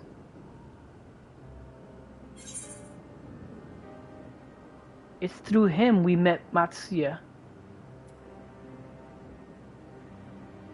Oh, shit, I didn't even realize. Yes, the name rings a bell. Didn't you meet both of them on your first trip to the Thavnair? If I recall correctly, Khalzan ran a trading operation in Yulmad, and it was there that you made Matsuya's acquaintance. Yes, that is the same Khalzal, no doubt. A rather successful man from what I gather. That said, it was clear that he had fallen on hard times of late. Those ghastly towers popping up everywhere cannot have been good for business. Even now with the towers gone, the collapse of the Empire has led to all sorts of problems elsewhere. The market for luxuries is surely not what it once was. Through trying times for the head of the trading consortium, indeed. Khalzal was a compassionate man. Even as his own business suffered, he did what he could to provide for the other artisans, fishermen, and many others who counted on him to sell their wares. Indeed, that was the very topic of yesterday's meeting, as far as I could hear. Yet as they discussed matters, Khazal's tone grew grave and grim. And then forgive me, I would not have you recall the memory if it brings you pain. If I could, I would ask you just one more thing. Did you notice anything unusual about Khazal in particular? Please, anything at all. So it affects people who are... so it obviously affects people who have negative emotions. I mean, like, worry, anger, fear, doubt, all those things. That's who's turning into blasphemies. So it has to deal with emotions. Oh shit. Khazal lived for his work and had no family that I know of. His employees and associates knew him best, but they too are lost to us. Still, perhaps his neighbors saw something I do not. Know something I do not. I can direct you to them if you believe it would help. What do you say?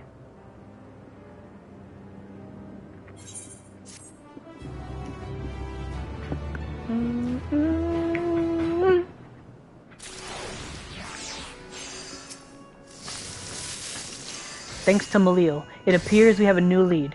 Let us leave no stone unturned.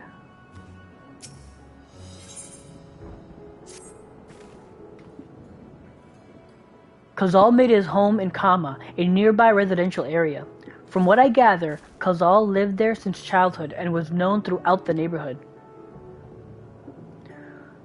Kama, the name is new to me. How do we get there? I'll write down some directions. I cannot promise that you will find what you seek there, but if nothing else, it is a start. Thank you. Come, let us see where this leads us.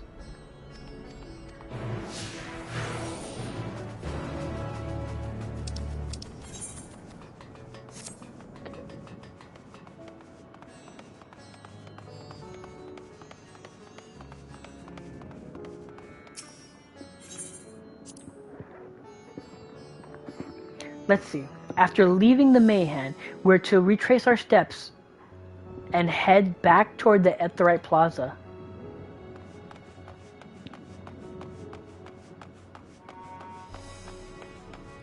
Okay, let's just look at the map.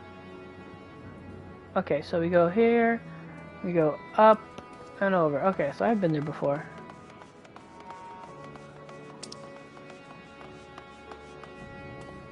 Come on. Nope, there we go. So yeah, it has to be negative emotions. That's what triggers the transformations. Negative emotions.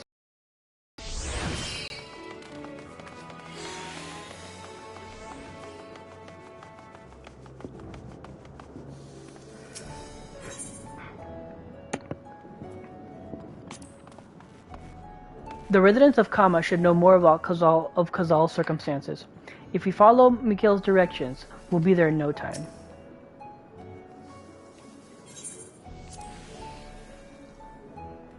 From here, we ascend the stairs.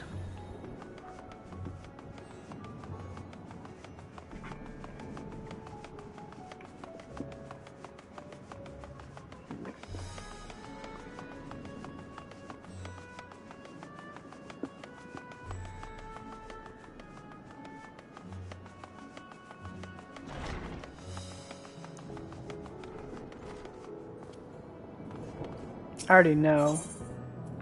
Anything? No. Ah, this must be huge.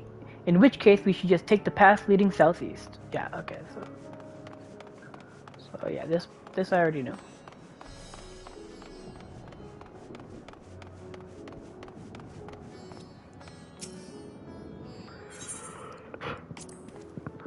If we keep going this way, we should arrive in Kama before long.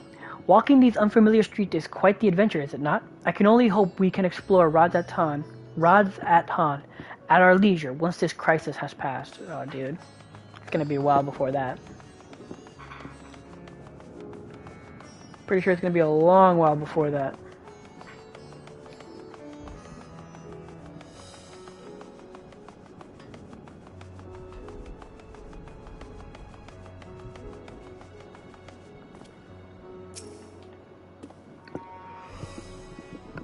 This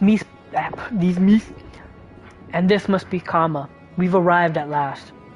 Let us begin questioning the residents without delay. No doubt someone here can tell us more about Khazal. Given recent events, I imagine many are taking shelter indoors. Yep.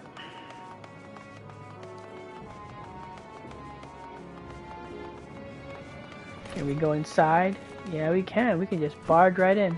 Because we're the Warriors of Light and the Scions of the Seventh Dawn. Khazal, you say? Yes, I've known him since he was a boy. If there was ever a man who was born to be a merchant, it was him. Always early to depart and late to return, he'd spent his days procuring the finest wares and seeking out willing customers. You could say it came to him as easily as breathing. Sadly, business was flagging of late. No surprise, really, what with how dangerous travel has become. He was cooped up in his house from dawn till dusk of the day, no doubt racking his brain for a way to turn his fortunes around. Then at night, I heard the door open. I looked out to see Khazal sitting on a bench, his head hung low, a man with the weight of the world on his shoulders. I see. The situation must have been quite dire indeed. Did you notice anything else out of the ordinary? Nothing to speak of, other than the troubles with his consortium. He was the same old Khazal, cordial and honest, like always. These questions you are asking, has something happened to him? He wasn't caught up in the terrible incident at the bazaar, was he? I don't travel much these days, but my daughter told me not to venture outside. Stuck in here as I am, I've heard little about the bazaar. I've heard little about these bizarre going-ons. Rest assured, the city is safe for now, but the situation may change without warning. I urge you, stay close to your daughter and be prepared to take refuge should the Thotrop order it. Man, that's sad.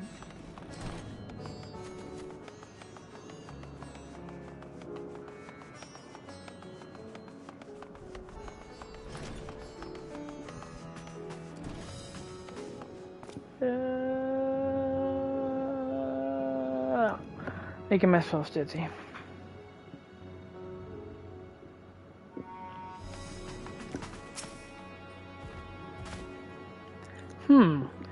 Could you come back another time? I just woke up, and I'm not exactly in the mood for idle chit-chat. Well, that's one way to avoid the panic, I suppose. Pardon our intrusion. You may not have noticed, but a great danger has come to Thavner. I encourage you to stay alert and prepare to flee the city should the situation turn dire. But before we leave you in peace, pray allow us to ask you a question or two. Did you know of a local merchant named Khazal? If so, did you notice anything unusual about him recently? Khazal? Aye, I know him. In fact, we spoke just the other day. Like many others, his business was doing poorly. Still, it seemed as though he managed to turn things around, thanks to a generous order from Ruvida Fibers. Why, he was practically dancing in the streets. I haven't spoken with him since, but I assume it all went well. Dajnabaha might be able to tell you more, though. As I recall, he was the one who brokered the arrangement. Dajnabaha of Ruvida Fibers. This sounds promising. No, we were there for that. Didn't they cancel the order? The order got canceled. I'm pretty positive.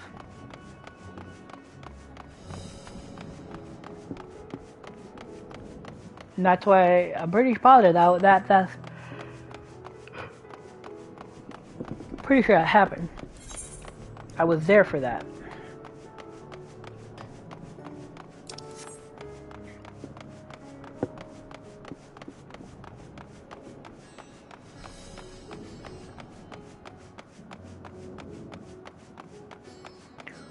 Bum bum bum. Bum bum bum bum bum. Bum bum bum bum bum. If I'm not mistaken, these stairs lead to Dharma. It is quite the sight, the red sky above.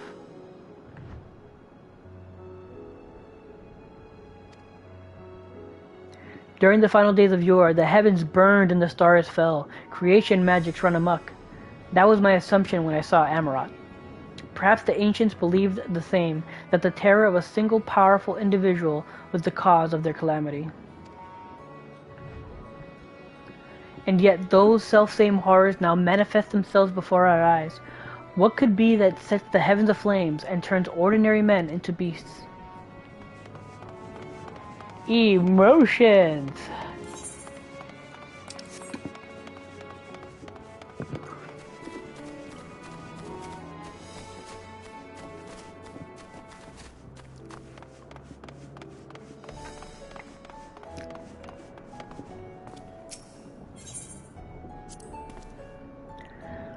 They're farming silkworms. This must be Ruvida Fibers, where we should find Djnabaha.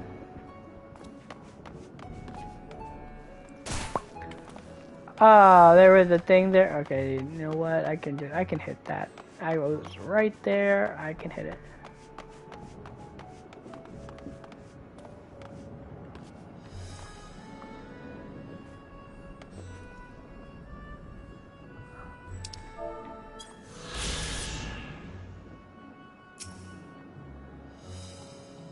Oh, that's a person. That's not an NPC. I thought it was an NPC. It's a person. Okay. Yeah, I'm pretty positive you're the one that canceled. You canceled the order. You had to cancel it. And hurry, I say. There's no time to waste.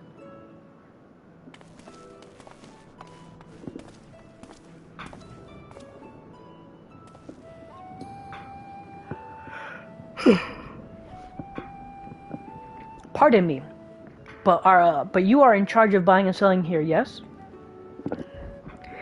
We have a few questions that we'd like to. I'm sorry, but I simply don't have time to chat. If you haven't noticed, we have our hands full at the moment. We must carry all our wares and equipment to safety before those accursed beasts return.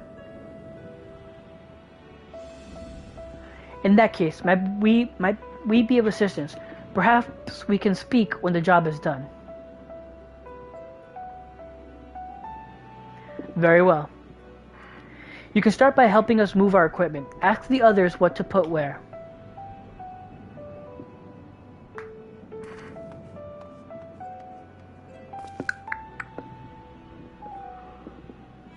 And you can carry our fabrics.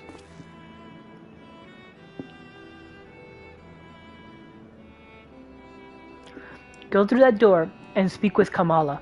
She'll tell you the rest. Remember, these textiles are our livelihood. Handle them with care. Sure.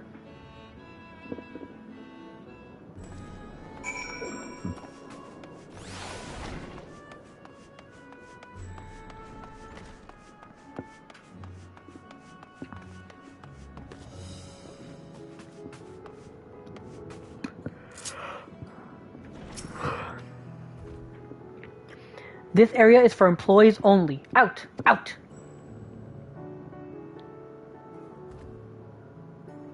What is that? You come to help? Oh, praise Mindaruva. Kind stranger, I welcome your assistance. On your way here, you pass 3 storehouses, yes?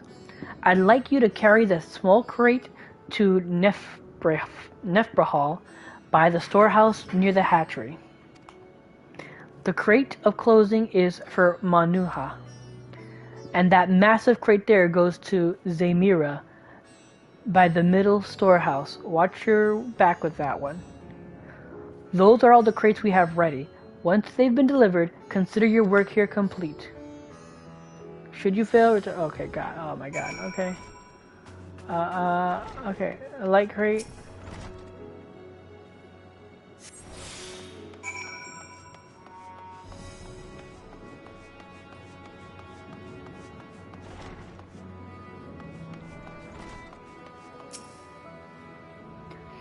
Threads, is it? You've come to the right place. We thank you for your aid.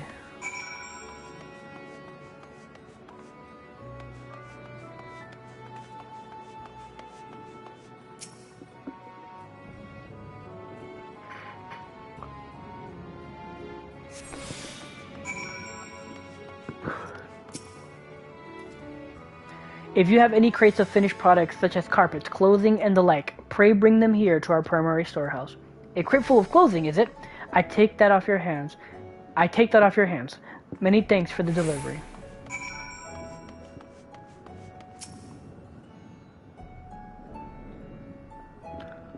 Oh, this is the one that's gonna be heavy. And he's gonna ask me to take it somewhere for him.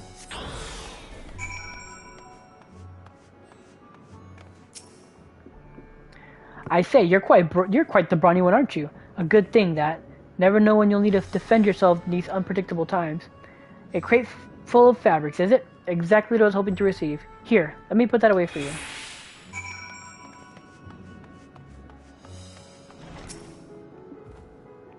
You've carried all the crates to the storehouses, you say? And so quickly, too. Why, I've never seen anyone so strong. I and my associates will see to the rest, so please return to Dijinabaha and assure him that our work is proceeding apace. To tell the truth, we're grateful for this distraction. Too many terrible happenings of late. But generous souls like yourself give me hope that we may emerge from this trial even stronger. I pray we meet again in more peaceful times.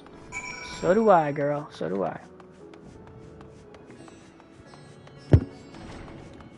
Oops, sorry about that.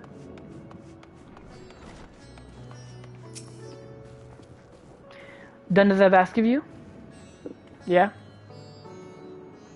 If Kamala is satisfied with your work, then so am I. You've done us a great favor, traveler.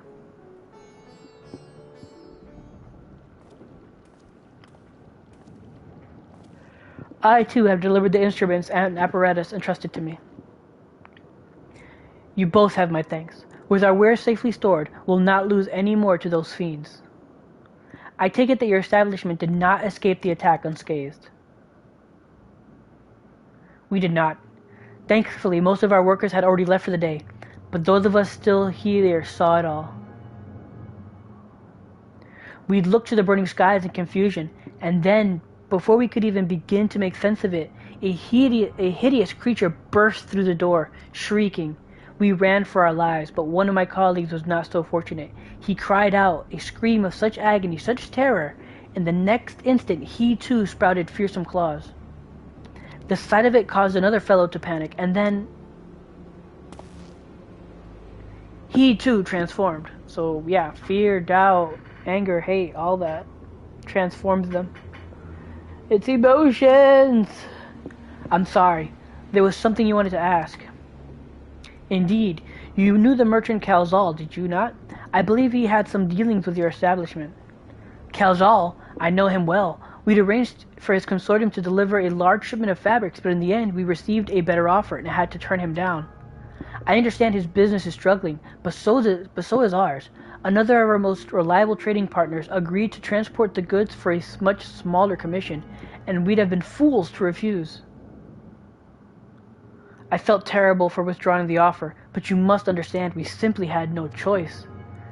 He tried to put on a brave face when I delivered the news, but his dejection and despair was plain as day. He said he discussed it with his associates, but I could tell he'd all but given up hope.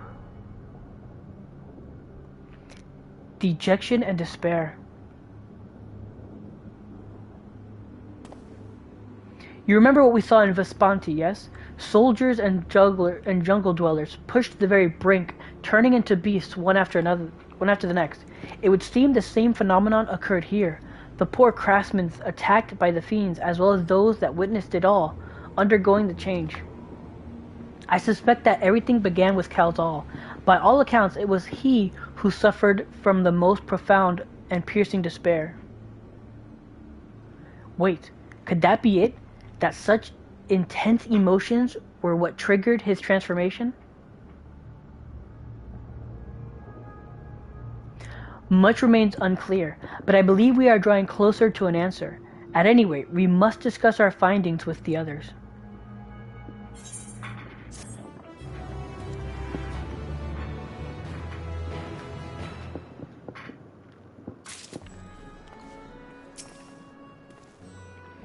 Can the despair in a man's heart consign him to such a terrible fate?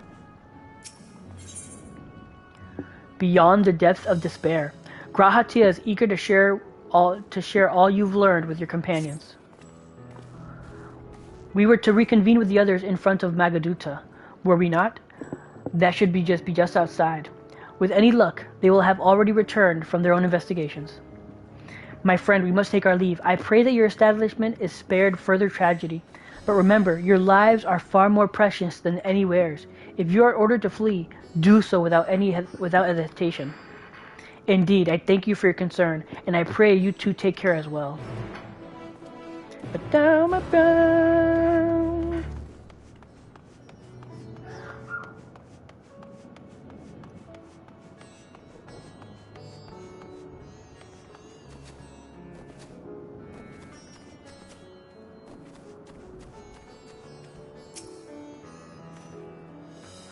Finished your rounds and ready? Yeah. Finished your rounds and ready to share?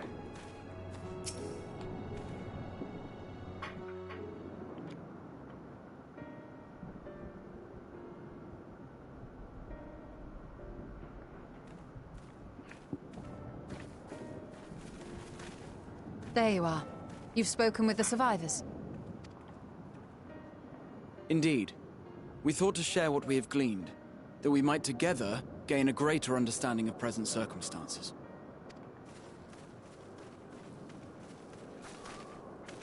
Fortuitous timing. Alize and I completed our own investigations not long ago. Then we should take a moment to compare notes. Shall we begin with the two of you?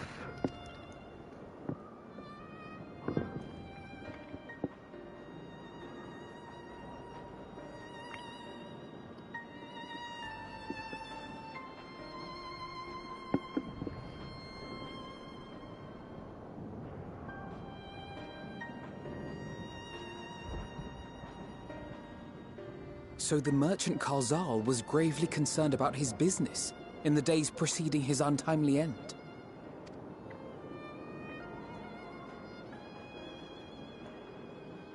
The tales we heard were much the same. The first victims to be changed into blasphemies were all overcome with anguish of one manner or another. Then those who saw their loved ones stolen before their eyes succumbed to a similar panic, setting in motion a chain of transformations. Fear, unease, despair. These negative feelings serve as a catalyst. If so, then it is not unlike the calamity that befell the ancients. With their creation magics, they unwittingly gave form to untold horrors. Had they simply lost control, surely it would have manifested in many forms, not all of them monstrous. Yet somehow, this phenomenon is triggered solely by the darkness in their hearts, a common thread with what we now witness. Common, but not identical. While the beasts the ancients faced were forged with magic alone, those of today are born of sentient beings. Why remains to be seen. But there is one fundamental difference between us and our predecessors. Our souls are sundered, whereas theirs were not. Perhaps that single variable makes all the difference. If I may, there was another detail that troubled me. We have it on good authority that Karl Zahl's transformation took place before the skies began to burn. What? If that's true, then the situation's more dire than we realized. It means even if there's no ominous sign presaging the final days, anyone, anywhere, has the potential to become a beast. Even in lands we thought safe, even as we speak.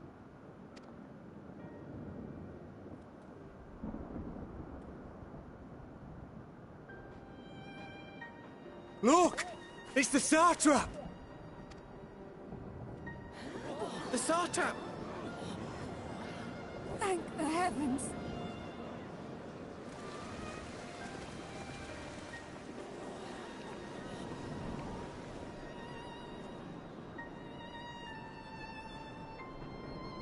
My countrymen, I am relieved and heartened to see you strong and safe. While the danger has not yet passed, far from it, allow me to assure you that the beasts that raged within the city walls have been exterminated to the last. Okay, hold on. I need water. This is getting juicy.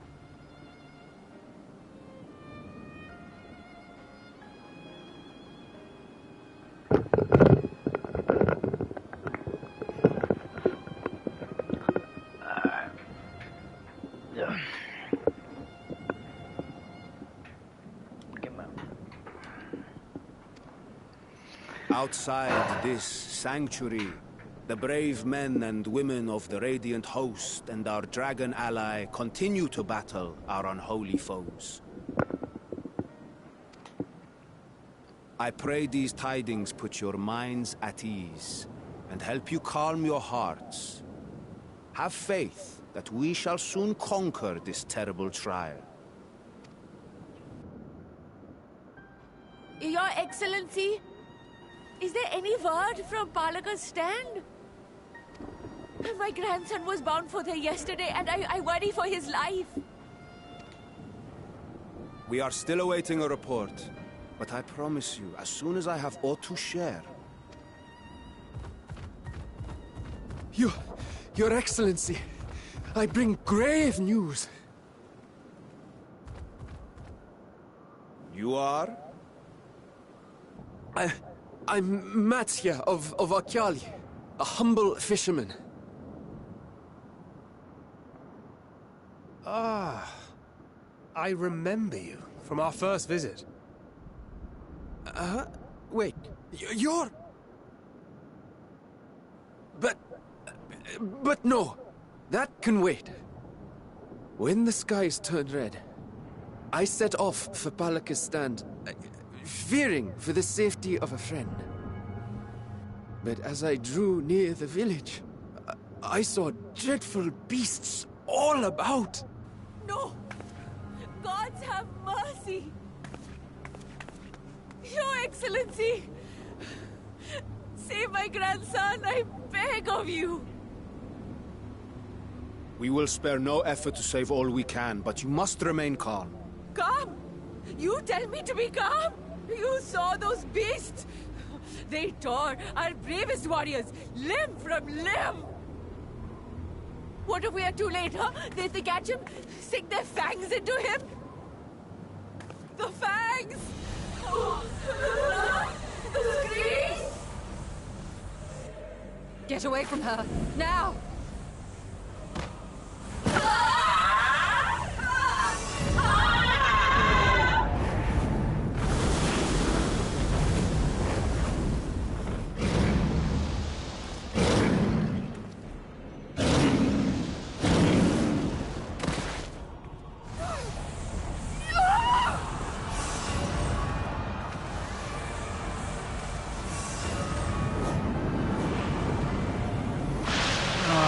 Man.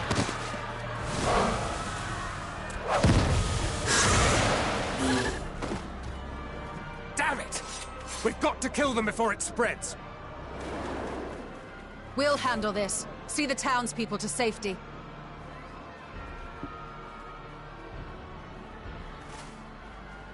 Run as fast as you can!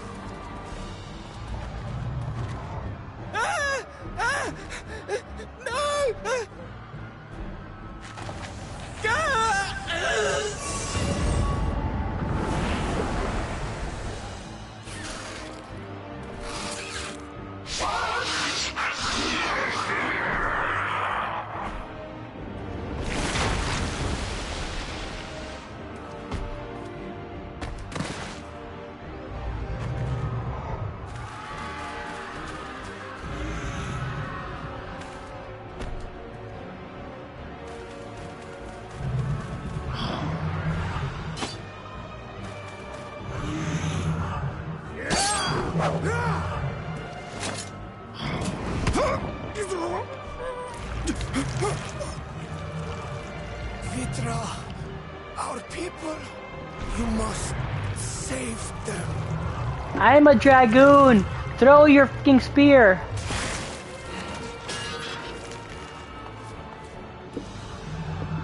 Oh my god, story shit.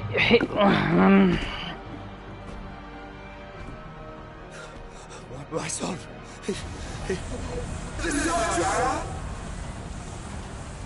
Enough. You must run. For their sake and your own.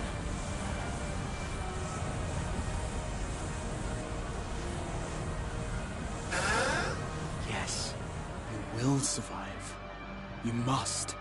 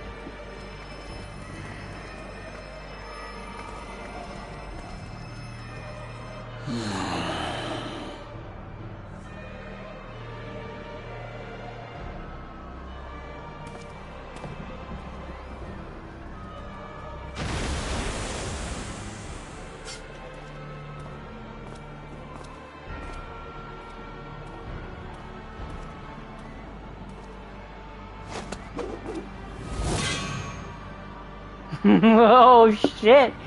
Be strong, my friends.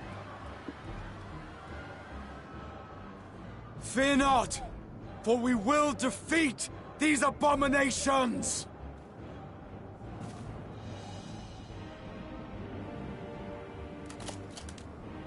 Brave men and women of the Radiant Host, lend your Stola and Thancred your aid. Let not a single beast escape. The rest of you, flee this place. Carry the wounded if you must. Head indoors or underground. Above all, stay calm. No beast will follow you. We will see to that.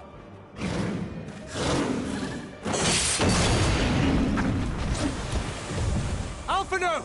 Alice! Leave the city to us, and make for Palaka's stand at once! Matya, show my friends to the village! I promise you, they're more capable than the host's finest! Right! Go with them, will you? We will save these people. As many as we can.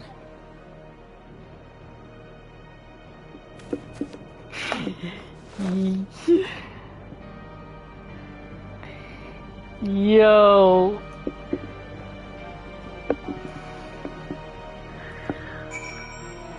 Graha, man. He's stepping up.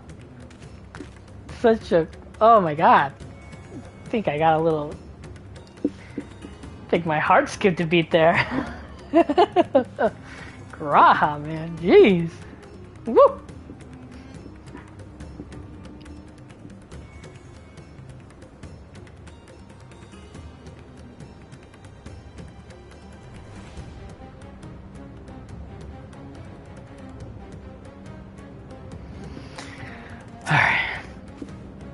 We meet again.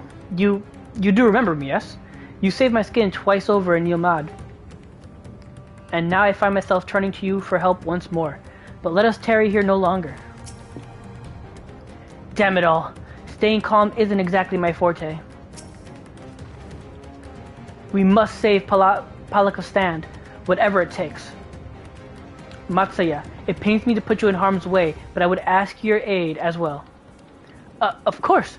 Palaka's stand is not far, just down that hill. But as I told His Excellency before, the path was blocked by terrible creatures. I had no choice but to turn back. In that case, this is what we shall do. Tenon, I ask that you take the lead and dispatch any beast you encounter.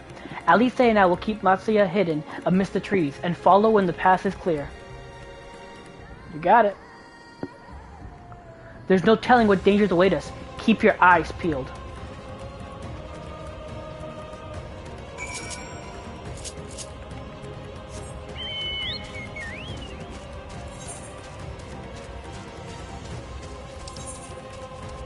Oh wait.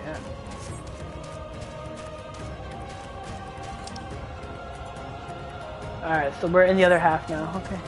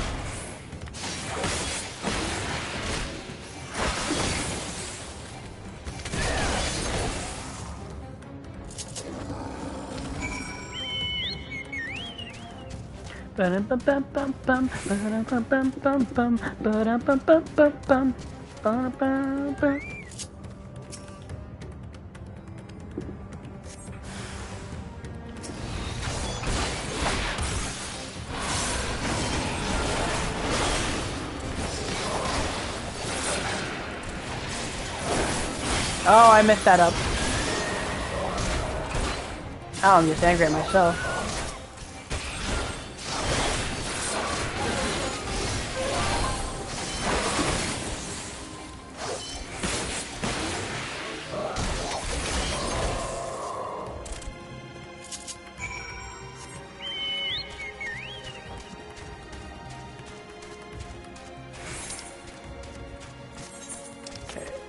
Hopefully now I can get all the Aether Currents.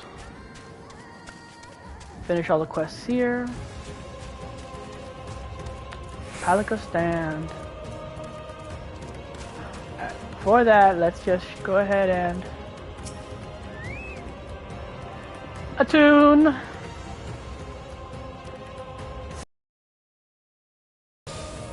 Whoa. Hope I don't get kicked out.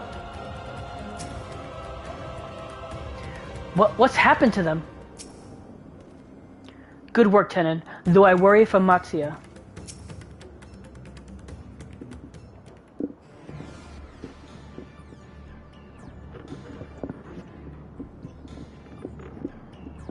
It cannot be.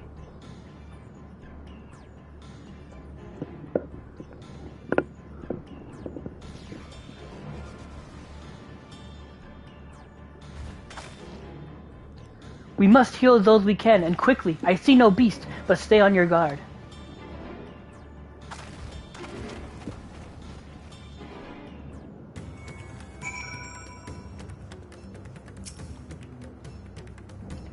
When I last came here to sell my fish, everyone was so bright and cheerful. This is a nightmare.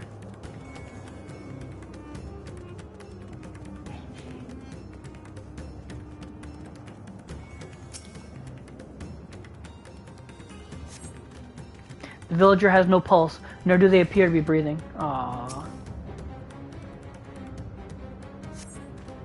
The cooling body has already begun to stiffen. The massive wounds suggest the villager was gored by a terrible beast. Oh, that's sad.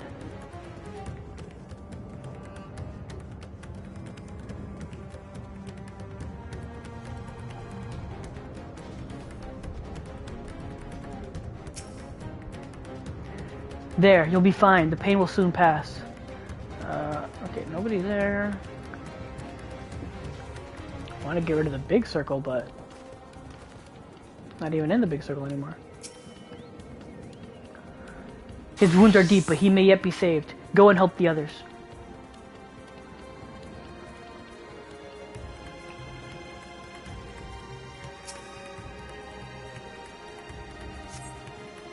Though the villager's injuries do not appear to be life-threatening, he does not respond to your effort. His breathing grows more ragged and shallow, and his vacant eyes are those of a man who has lost the will to live. Even if I wake, the nightmare goes on. No, leave me to sleep.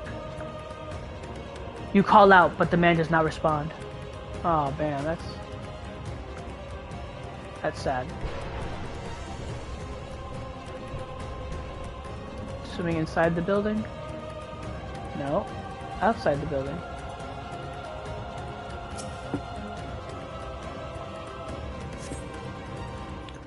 Have you come to help us? Too late.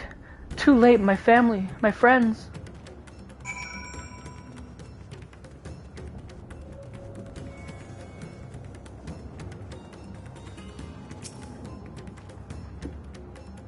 Are these the only villagers who survived? I can only hope the others managed to flee. But if the rest have turned to beast by the 12, let us do what we can to see its damage spreads no further. And no matter what the cost, we must keep our spirits high, lest we ourselves suffer a similar fate.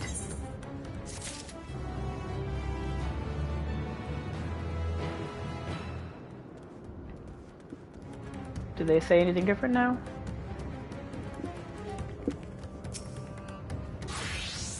No, nothing new.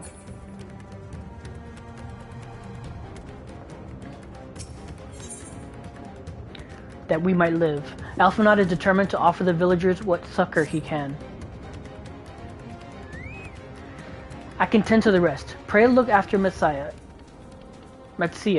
No doubt what we've seen here weighs even heavier on his heart than ours.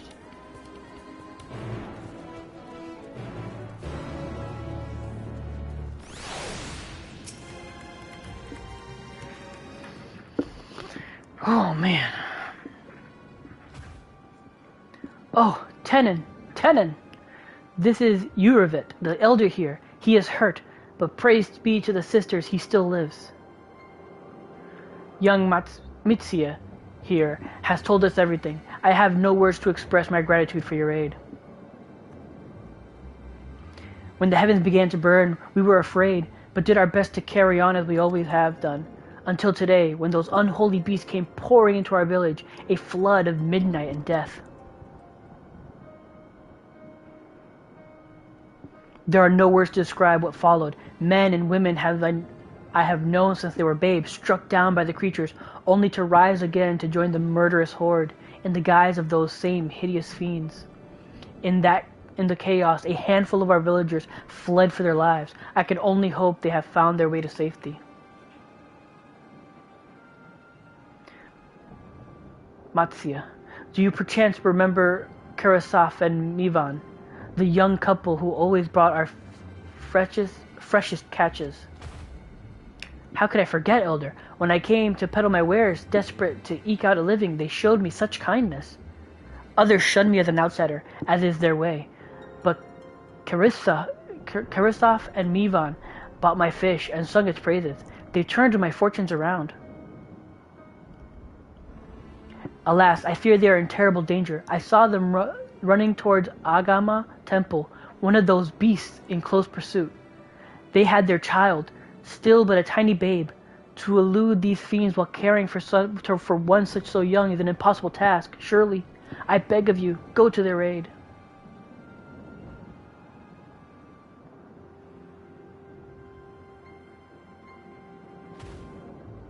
I want to help them, but I am a fisherman. I cannot face beasts on my own. Will you come with me? I mean, if I would literally say, yo, stay here, I'll go. Just tell me where the temple is. Oh, thank you. Agama Temple lies to the west of here. We must hurry.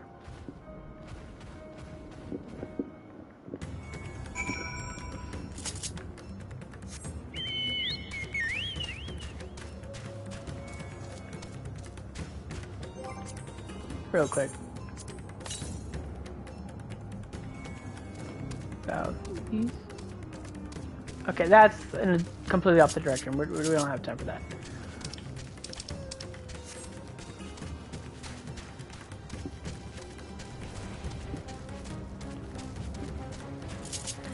I'll go look for those, get the right things off stream.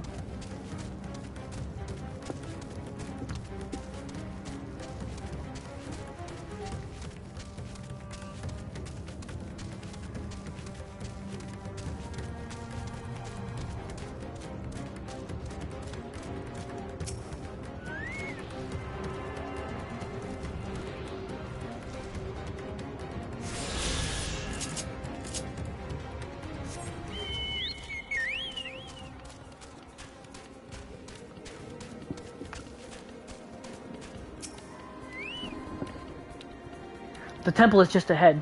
It was built by those who worship the Saint Agama, but has sadly fallen into disrepair in recent years. If my friends made it this far, no doubt they are hiding somewhere amidst the ruins. No, please, stay back.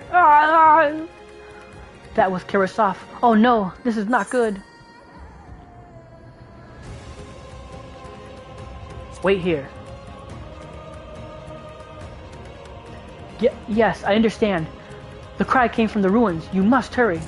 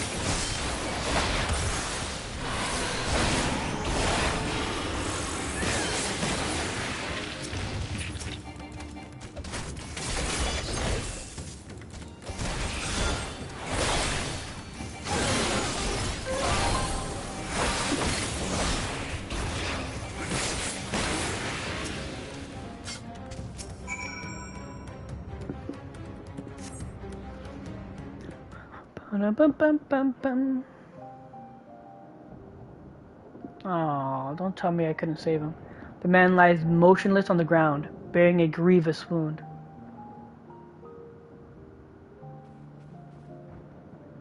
I'm sorry, Tenon. I tried to stay behind, but I couldn't.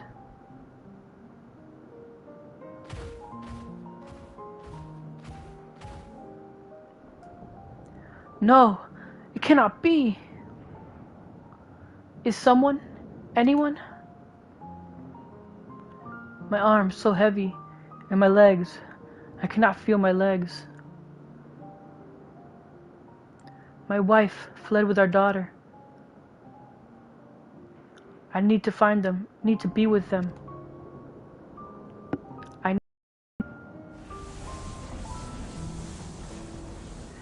Karasov, no! Karasov, you must stay strong.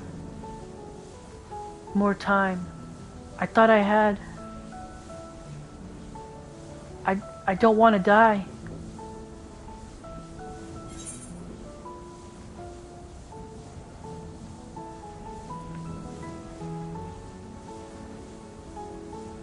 Dry Karasov's tears.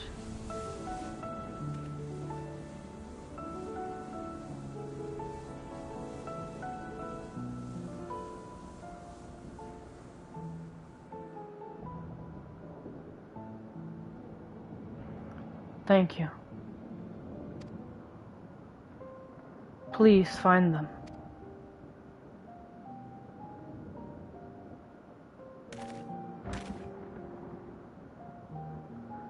Yvonne still lives, and she has their child. We must search the jungle between here and Palakistan. There is nowhere else she could have gone, I think.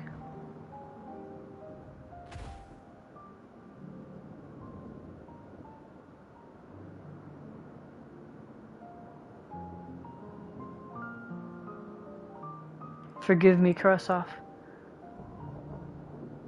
Once we have saved your wife and child, we will return and lay you to rest.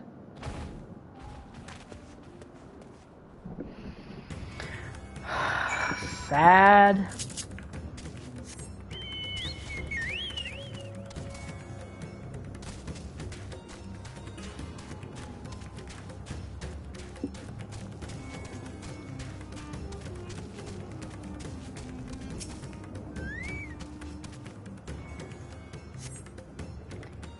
You see no tracks or other signs of recent travel.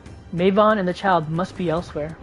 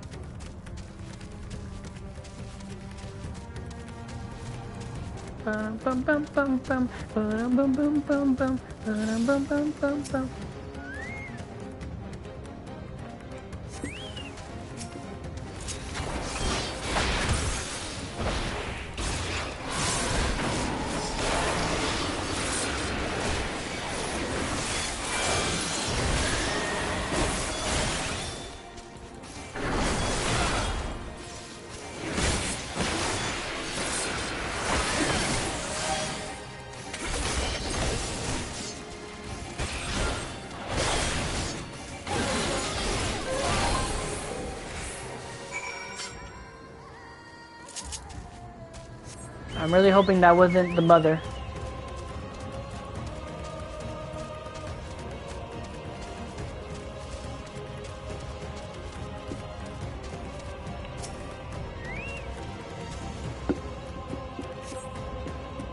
If Mivon and her daughter came through this area recently, you see no evidence of their passage.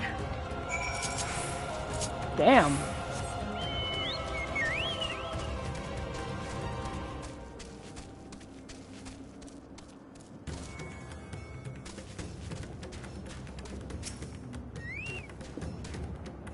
Did you see any sign of them? I found nothing.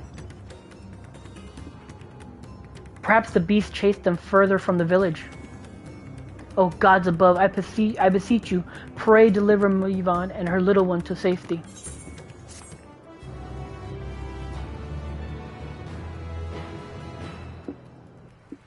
Oh man, this is rough. Meanwhile, in the skies above Thavnair.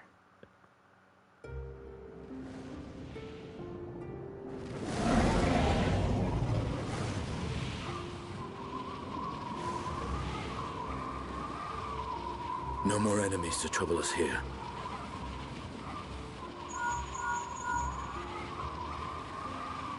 It's me. How fare you below?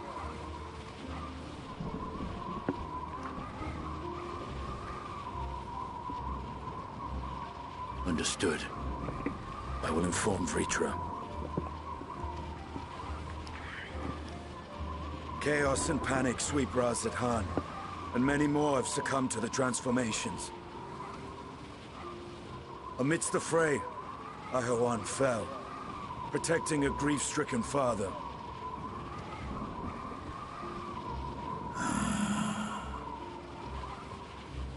My friends fight alongside your Radiant host to secure the capital. Beasts have been sighted in Palakistan as well. We have divided our forces in hopes of quelling the threat there. Of small solace is that we now know what triggers the transformation. As my companions tell it,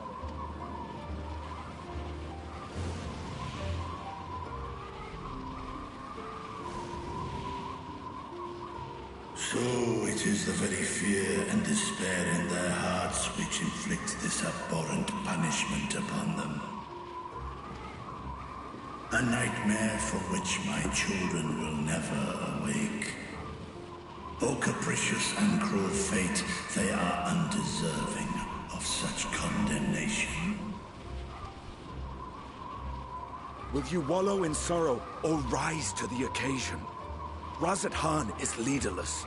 Before he passed, Ahawan sought to reveal the truth to his people. Honor his wishes. To what end? To breed a new conflict between dragon and man.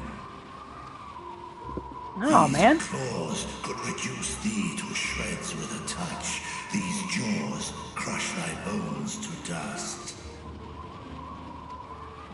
Only through my proxy could I walk with my children. Without him, I am a bringer of fear, no different from the beasts which beleaguer them. No, man. Perhaps so. Only in death were Hraesvelgr and Shiva united. Indeed, whenever man and dragon have come together, death has ever been the inevitable result. It was our fear of your kind that sparked a nigh-endless war. Well, it wasn't really fear, it was your crave for their power. Fear and hate of which Nidhogg drank deep as he laid waste to my homeland. And in turn, I took my revenge on his brood. Blood for blood, pain for pain. I thought nothing of theirs, only of mine. And yet, were the chasm between us too vast and too deep, Hraesvelgr would not have borne Isael to battle and our rescue. He would never have entrusted a mortal champion with one of his eyes, and the Dragonsong War would still rage on. And I would still wage a never-ending war of violence and vengeance. The future of our star be damned. I cannot speak for Ahawan's greater goals, yet I know that he served you, served your people, long and true. Damn. Justinian. In He's this so time cool. of unprecedented crisis, he turned to you. You could do worse than to place your trust in him. It will not be easy, but the future of Razat Khan hangs in the balance.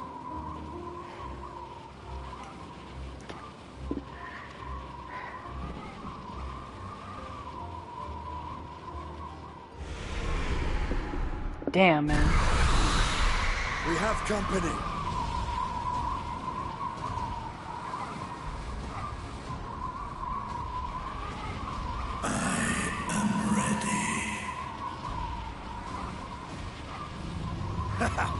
The hour has come, Vritra! It's all or nothing! Oh, man. What a scene. Like, the dialogue, like, the emotion, and then, like, just the badassery at the end. I am ready. Ugh. So good. So freaking good, man.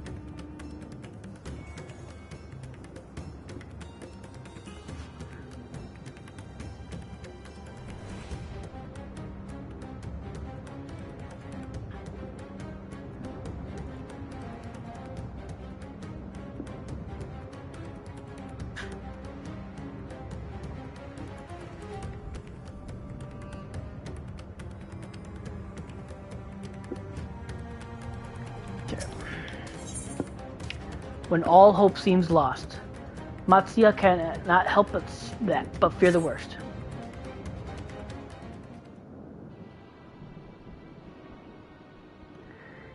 If Mivan fled deeper into the jungle, she and her child are in grave danger. Whatever are we to do, gods have mercy.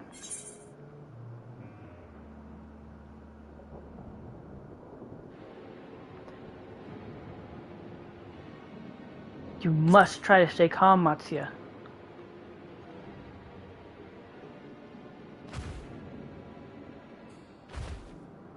But how can I at a time like this? They could be dead.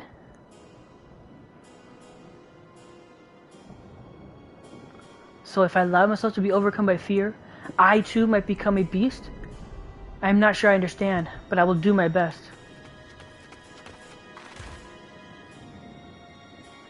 I've seen to the wounded. How did the two of you fare? Did you find your friends?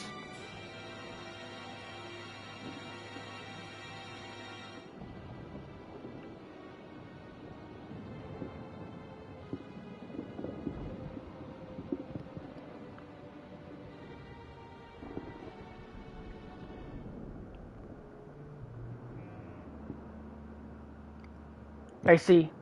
In that case, let us help you find the mother and child. Before we leave, we must ensure the village will be safe in our absence.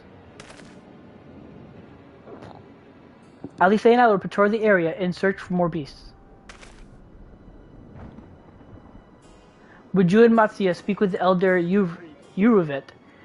Pray, explain to him the situation, and join us as soon as you are able. Nod.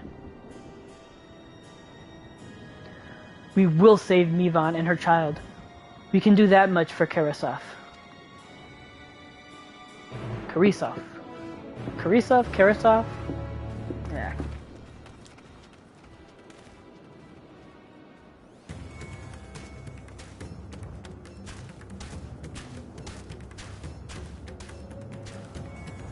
Okay. I'll be right back. I'm gonna go walk my dog. I should be back in like 15 minutes.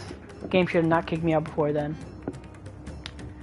But just in case, I'll have somebody come in and move the stick a little bit. Alright, so I'll be right back.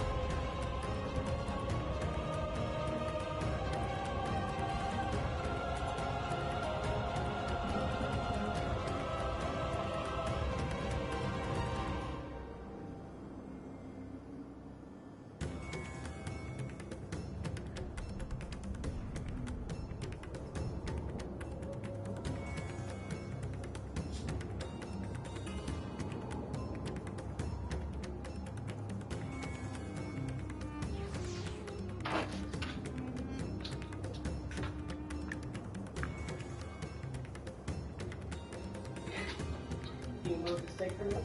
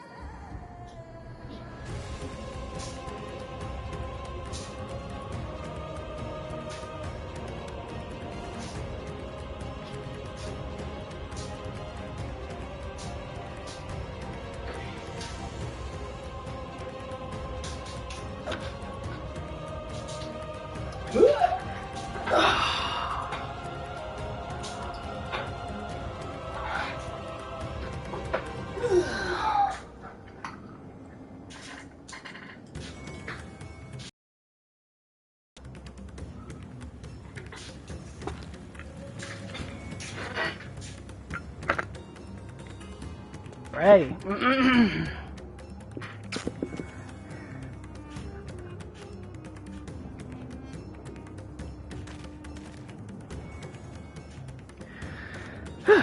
A thank you to my mother for moving the stick a little bit for me not to get kicked out.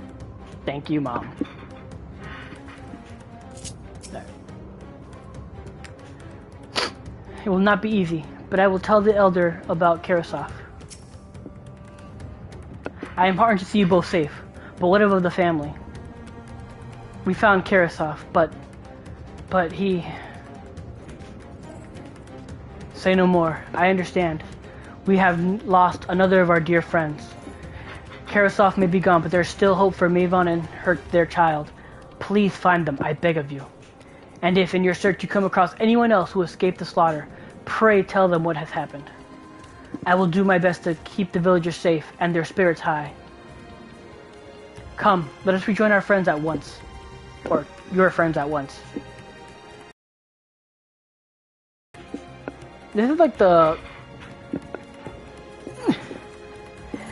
It's funny because like for battles in real life and all that, and you know, you see them in movies and whatever, that they have to try to keep morale high or the spirits high.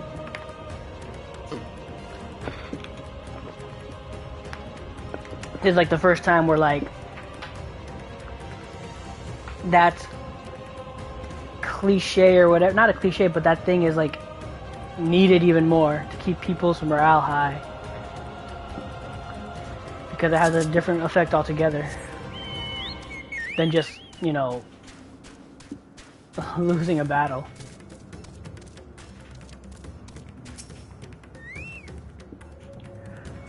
Where might have Mivon?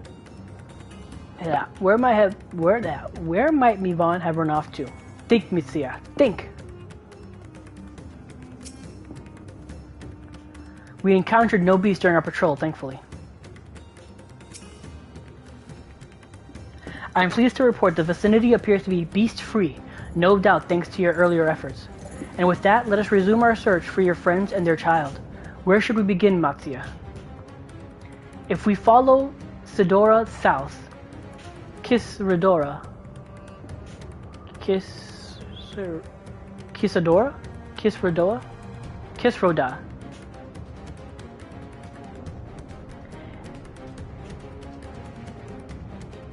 I'm just gonna say Kiroda.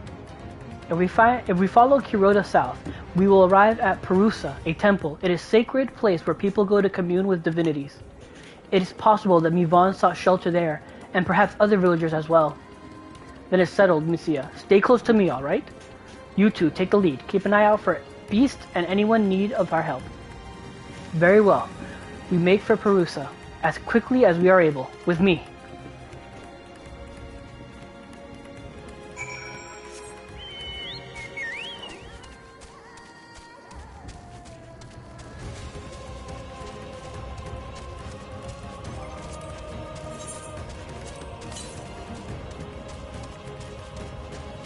Yeah. Opposite direction.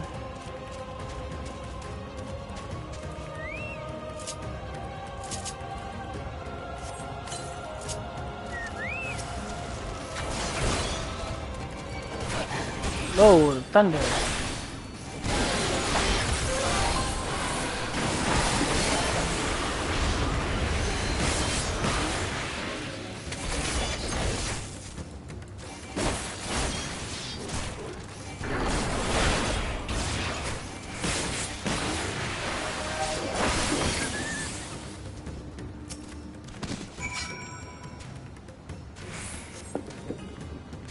Thank you.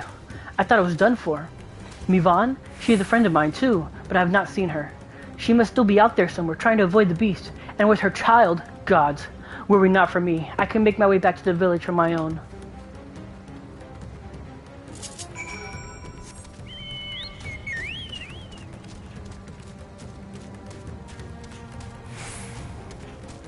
Bum, bum, ba-da, bum, bum, bum, bum, ba-da, bum, bum, bum, bum.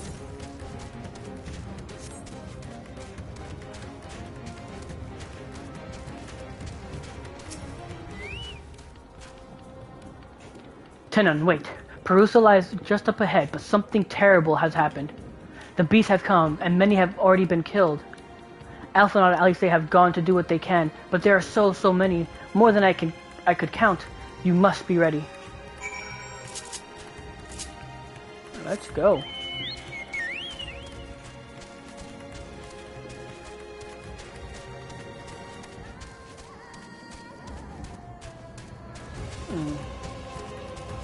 I gotta go around.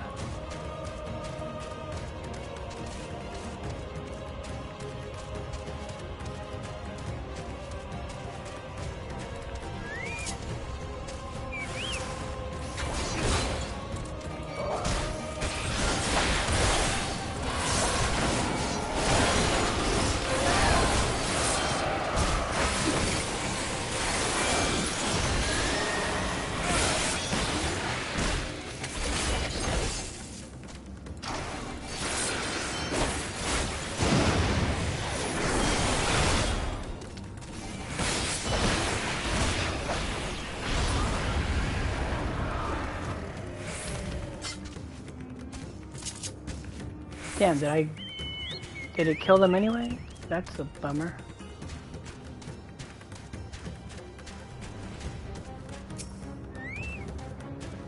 Remain calm and do not wander off. I will tend to the wounded.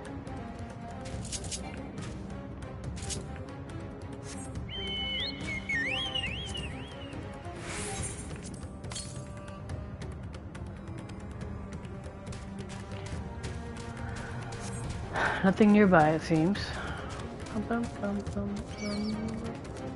Oh no.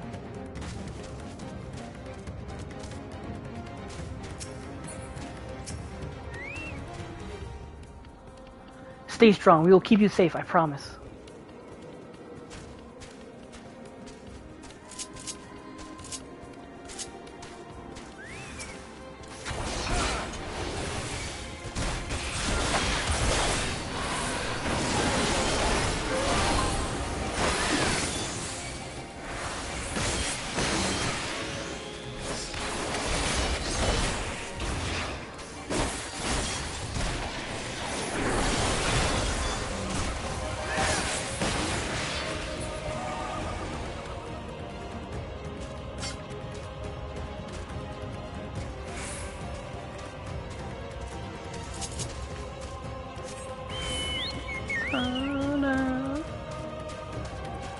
Man, the music really gets you going.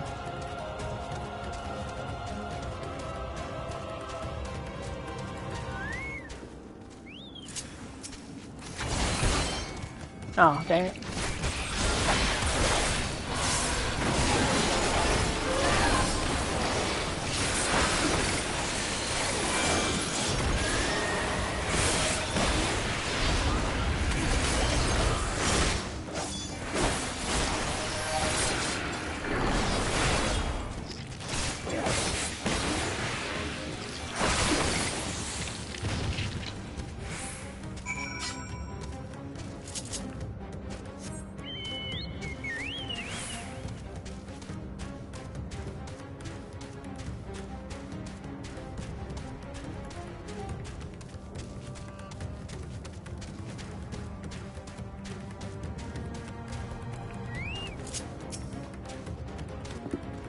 There you are. How fare the others?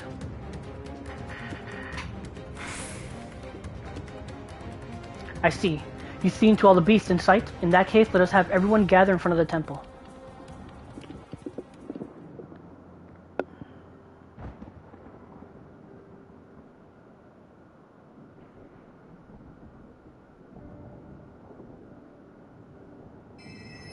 Courage, friend.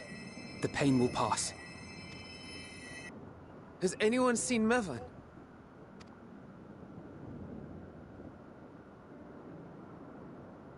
Where could she be?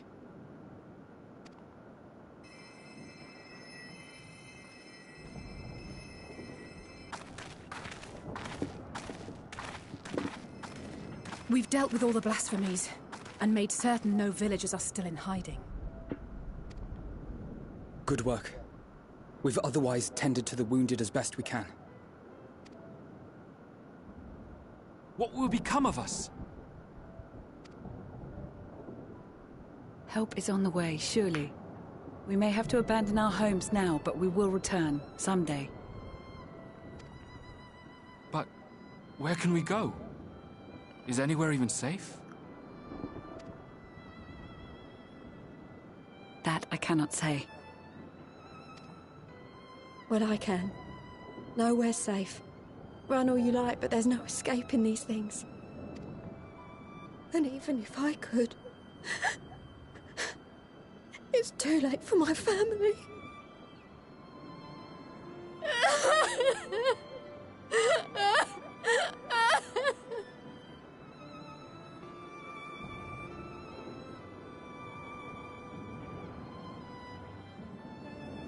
This isn't good. The more they dwell on the tragedy, the more likely we are to lose them too.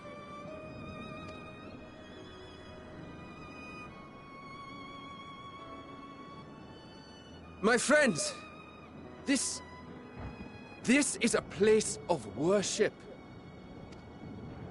Should your heart quake with sadness, cast your mind to the heavens and remember.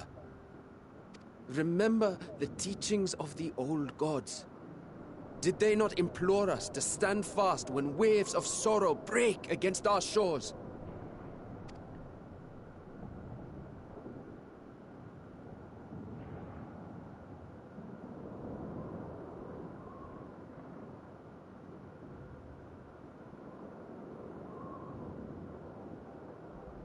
Know this, my children.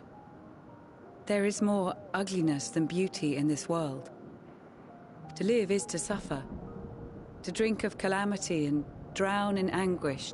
To toil and be tested, always and ever. 'Tis a perilous path you walk. Death lurks in the dark, and is the sole promise that awaits at journey's end. You will tremble with terror. You will weep tears of anger and despair.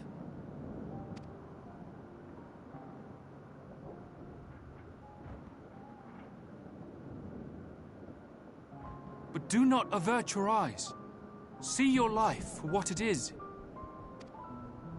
Then will you see how the hardships make you strong.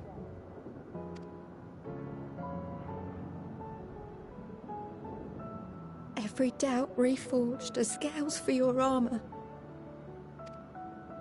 Every agony to temper your blade.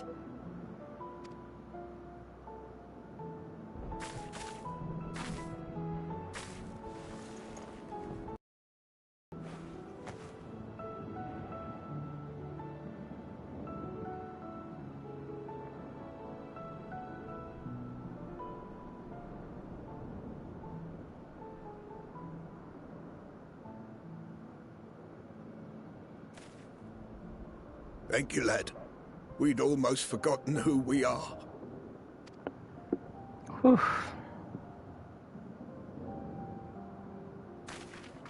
My undying gratitude to you as well, my friends. You were searching for Mevin, no?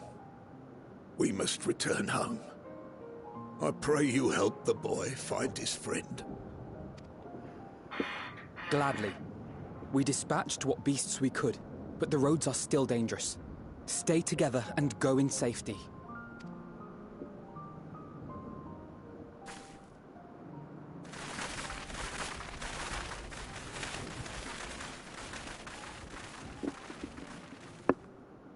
That was very impressive, what you did back there. Those words seem to resonate with your people.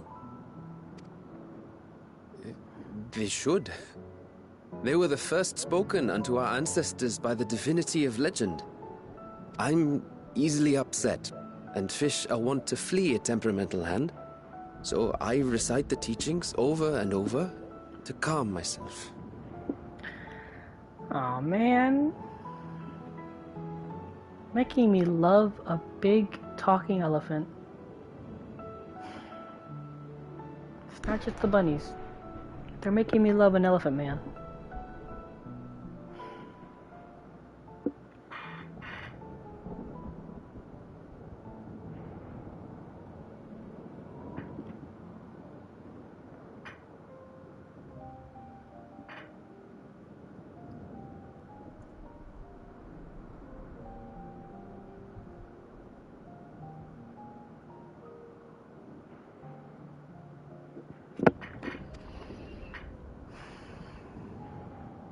They're lovely and inspiring to hear, though I imagine they were born of great misfortune. They are born of life. There's as much bad as good in it. More, many would attest. All the more reason to appreciate the good when you can. I won't argue with that.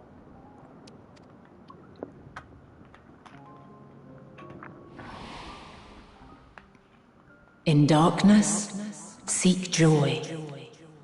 Surrender not to sadness, and see beyond despair. Walk free, and bear the light for others to follow.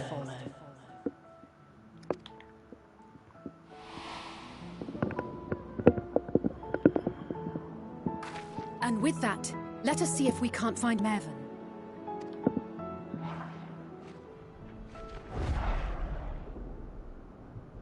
Did you see? That beast was chasing someone.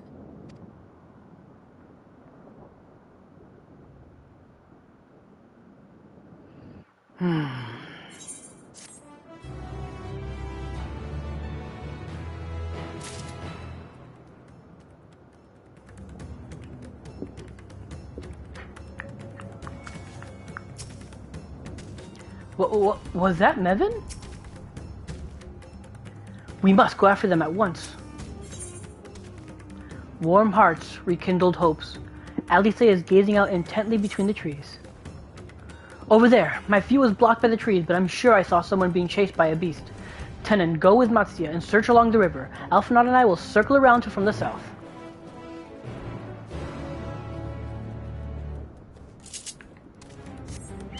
Bum, bum, bum, ba-dum, bum, bum, bum, bum.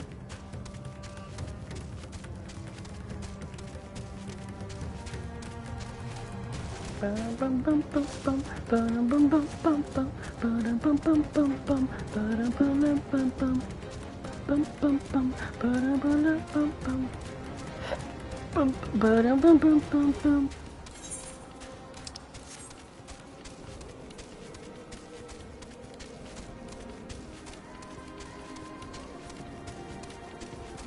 Real quick.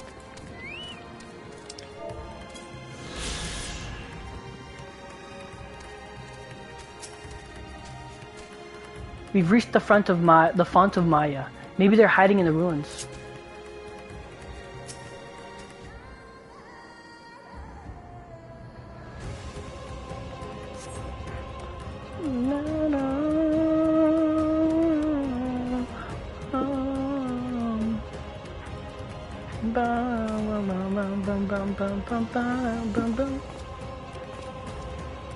There!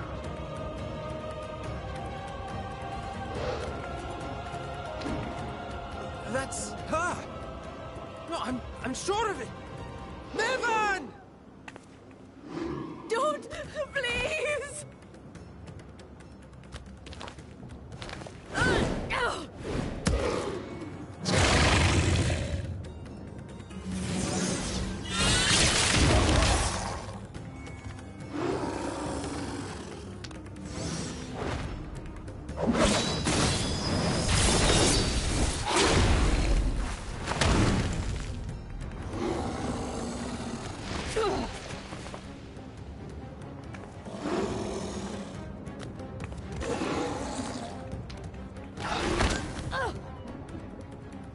No. No! God have mercy!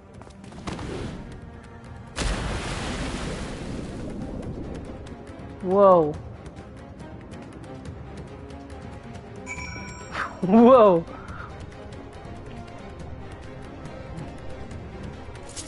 I can swim faster with a bird. Woo.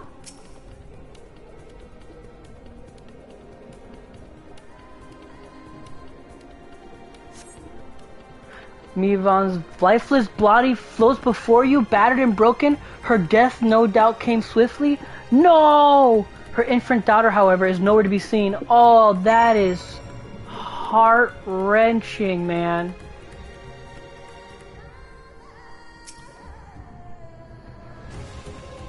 Wow, that is so... You take the babe into your arms. If she yet lives, you cannot tell, but she will surely not survive unless you carry her to the surface at once.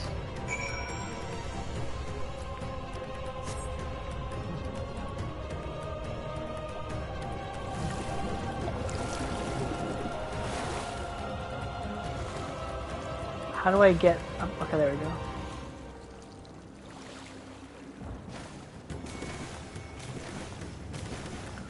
Wow, man, that's sad, man. That's heartbreaking.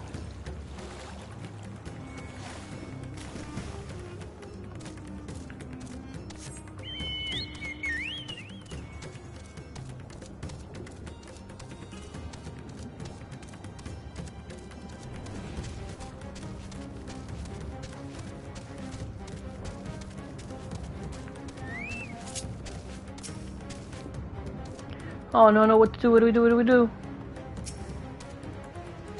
So where are they? That's so sad, man.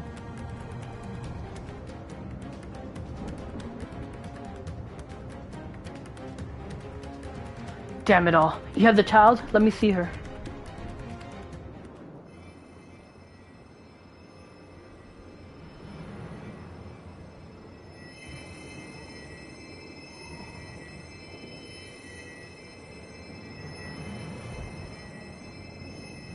She's so cold, Elfino. The child is alert, and I see no wounds, and yet... she grows weaker. My spells can do no more. What she needs is a change of clothes and a warm bed. We must hurry back.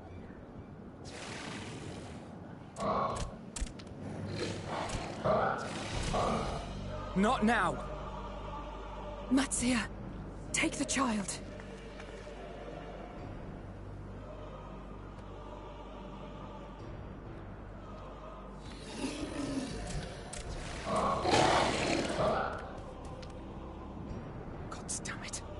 It appears we've made enough noise to be heard for miles around. More will be upon us ere long.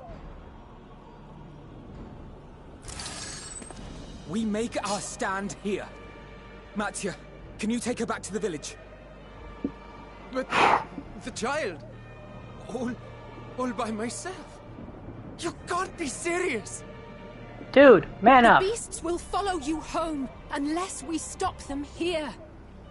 And so we shall. Be strong, Matsia. Her life is in your hands. Right. I can do it. I know you can. We'll keep them busy, Mattia. Go! Quickly!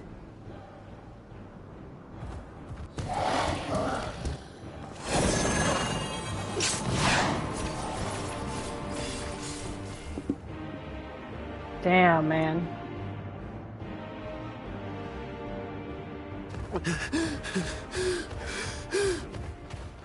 Steady. You know the way.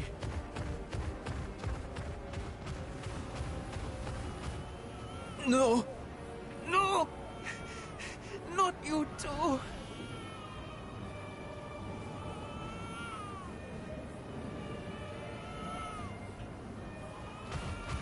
Don't be afraid. Don't be afraid! To live is to suffer, to drink of calamity. It is a perilous path. Death lurks in the dark.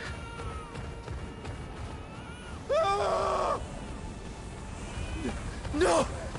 I'm not afraid! I'm not afraid!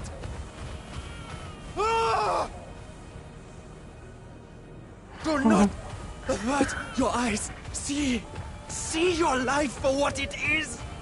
See how the hardships make you strong.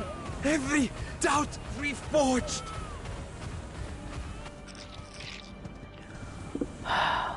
God.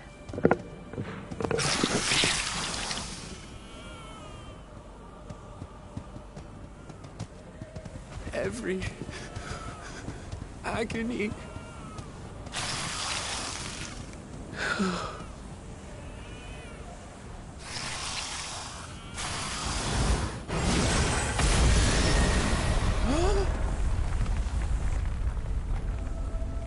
Oh my God.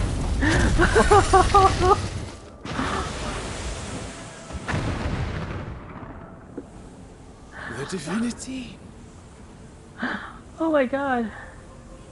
Nay, but one who would deliver thee just the same. Oh my God, I was literally like getting teary-eyed. Oh. Oh my God, I was getting teary-eyed too, bro. Oh my Please. God, I wanted to cry. You must save the child. She is all that remains of Mevan and Grasef. Please.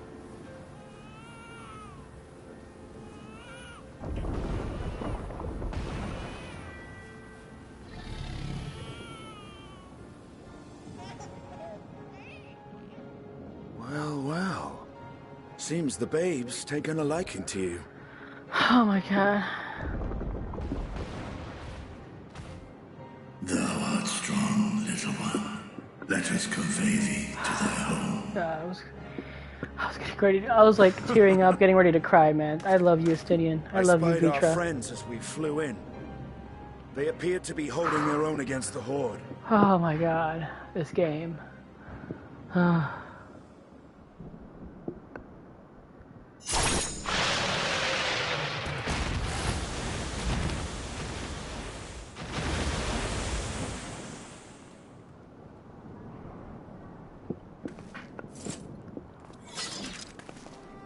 Right. That's the last of them. We should hurry and find Matsia.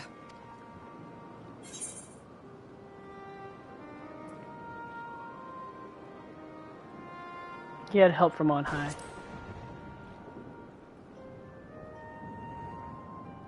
What, like divine aid? A fine battle it must have been. Shame I missed it. Estinian, it was you who came to Matia's aid. I was only along for the ride. Vritra was the one who saw the boy was in need. The two are headed back to the village. Where the worm will honor Ahiwan's wishes and finally reveal himself to his people. Perhaps so. Will you go and join them? There's something I need to do first. Mervyn gave her life so that her child might live. She deserves better than to be left to drift alone. She deserves to be laid to rest beside her husband, at least. Will you help me? Of course.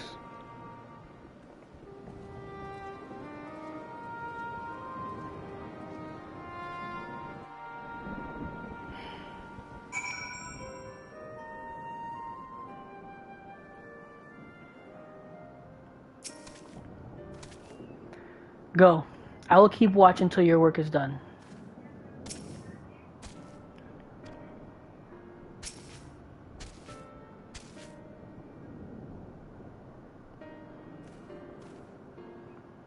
We have done what we can.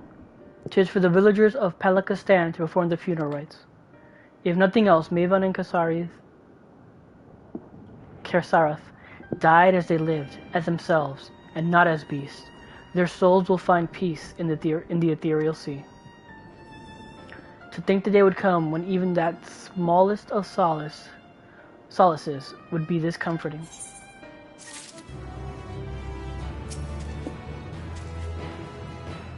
May their souls be reunited one day, for that and so many others blessed possibilities. For that and so many other blessed possibilities, we must avert the final days.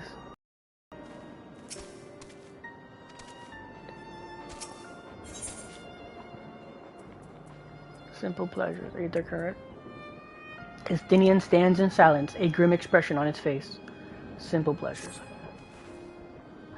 You are ready then. In that case, let us head back to Palakistan. No doubt Vitres is waiting for us. Alright, and this quest will be technically the final story Aether Current. So right now, 2 blue quests and 5 wandering Aether Currents is what I have left. But that is for off stream. That's something I'll do off stream. That is something I'll do off stream.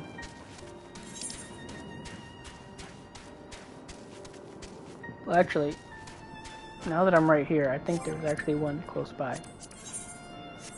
Nope. Yeah, 92 Worms West.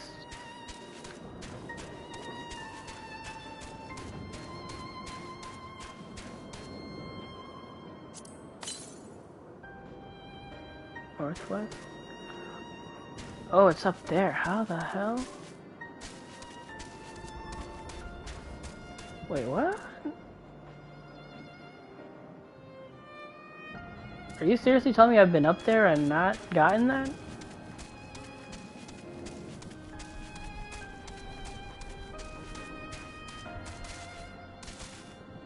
Yeah, it looks like that's just up there and I didn't get it. Huh. Now I just feel dumb. Anyway, okay, never mind.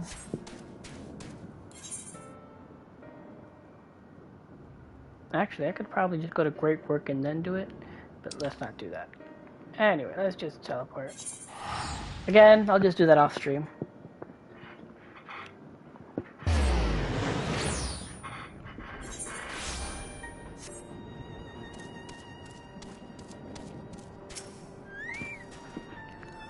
Such power, can you scarcely believe it? First hordes of beasts and now a mighty worm. Our world grows stranger by the day.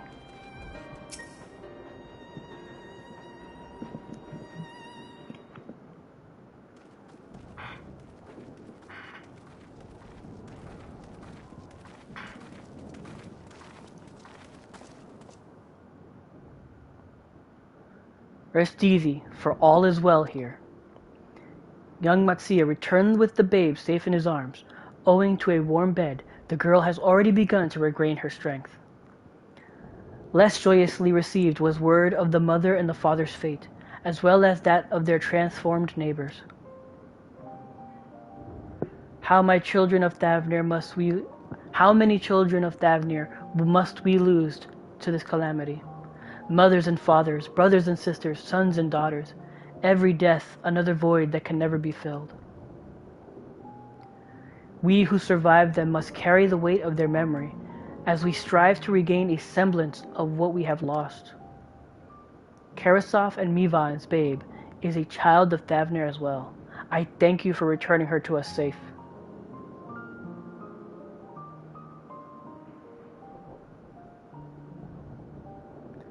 Oh, most great and merciful worm, I have no words to express my gratitude. You say that it were not for you, brave Mithya and the child would have been lost to us forever. Long had I heard the rumors that a mighty dragon had forged a pact of friendship with the satrap, but never would I have expected such a kind and gentle soul. Truth in part, but not in whole.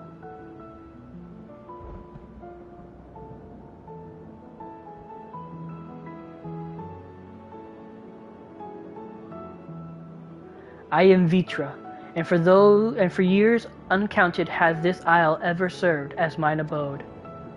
An isle I have ruled over as satrap, with Ahawan as my loyal servant. Are my ears to be believed? You were the true satrap all along?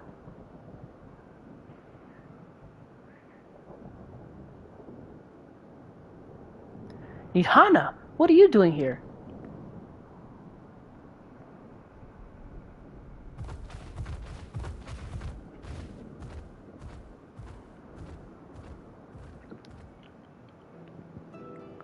I heard from the Radiant that you had gone to help the people of Palika stand in their time of need.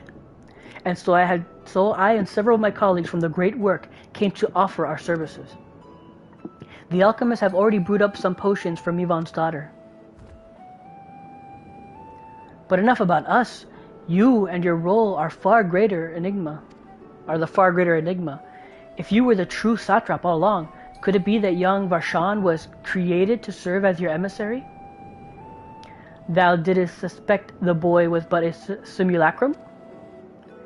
A rumor has circulated for many years around the High Crucible that our most skilled alchemists were once commissioned by the satrap's family in secret to fashion a mammoth indistinguishable from a living boy.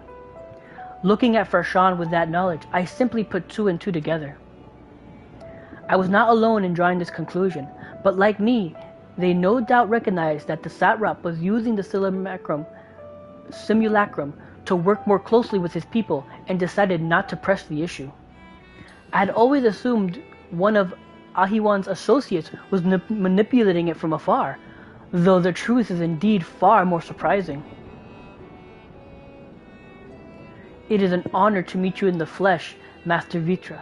Pray allow me to express my gratitude. If you had not believed and given unto us your scales, I do not know where we would be. Thank you, from the bottom of my heart. 'Twas thou and thy fellow alchemists that fashioned the means to unmake the towers. You were the saviors not only of Radat's Han, but the star. Far too kind you are, Master Vitra, but the star yet wants for salvation. Once more will my colleagues and I commit the knowledge and resources at our disposal to the mission of aiding the people in this, their darkest hour. 'Twould seem this place is in good hands. I would return to see how Radat's Han fares. What will you do, Scions? I worry for the survivors we met at Perusa. Shall we pay them a visit before making our way back? In that case, might I ask a favor? Nothing too burdensome, I promise. This way.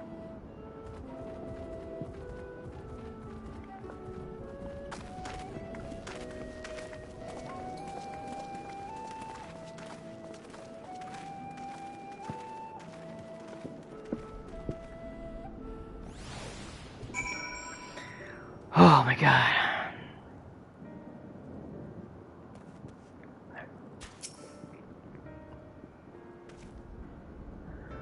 Vitra chose to reveal his identity to the villagers of Palika Stan before all others. A wise choice considering the warm reception. He even seemed a little relieved. It remains to be seen how the people of Radat's Han will take the news, but if this was any indication, he need not worry. What a lovely aroma. I wonder what sort of spices those are. Oh, Tenon, running through the dark jungle, there was a time when I thought all was lost. Had Master Vitra and Istine not arrived when they did. No, I must focus on the good. Mivan's precious daughter is safe and sound, and that is all that matters. Curious, isn't it? The burning sky is so ominous, yet the crackling flames here are somehow calming. Needs to simmer just a bit longer, I'd say. In the meantime, I was hoping I might ask you a few questions. The red sky, these terrible beasts. What in the name of the sisters is happening here in Thavnir?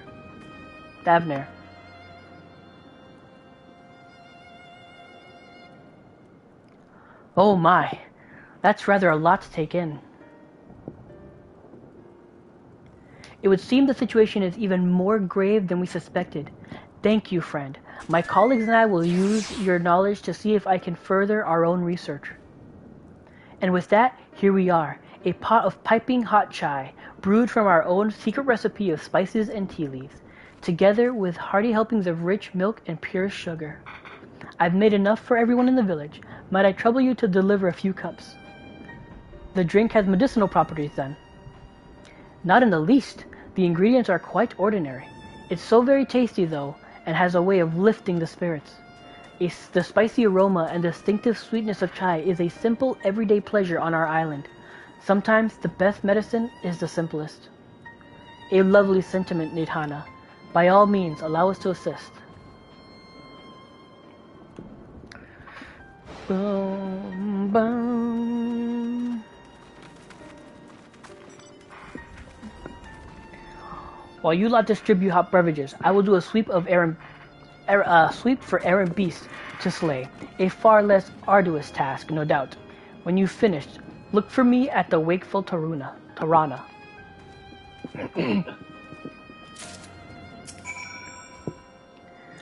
I would be most obliged if you could deliver a few cups of chai to the villagers. I am certain it will do much to soothe their aching bodies and heavy hearts. Boom, boom, boom. But yeah, man, that was intense. Look at them all, lazing about, knowing full well that the beast might strike again at any moment. Do they not realize their lives are in danger? Well, I for one intend to survive. I'm too young to die. Yes, I'll leave this island behind if I must. But where would I go? Is there anywhere safe these days? He's turned around. A cup of chai. Can't you see I have more important things to worry about? No, you're right. It is precisely in times like these that we must strive to remain calm and steady. I do believe I'll visit the elder and see what needs to be done. If there is any way I can aid the village and my friends, I will do it. Never mind, I gotta fix all this stuff.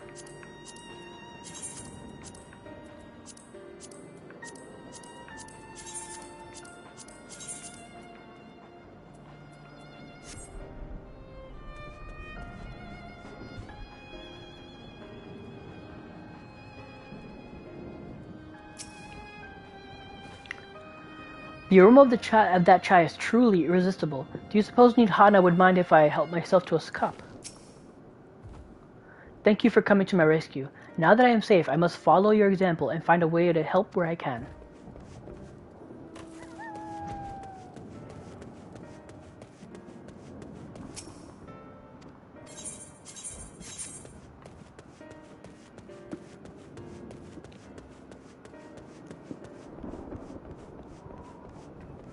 Oh. Someone up there.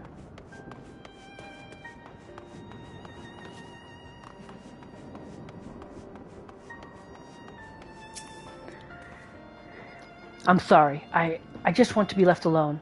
My best friend and I, we fled the village together. One of the beasts took him and it was all I could do to run. All the while I could hear his monstrous voice screaming my name.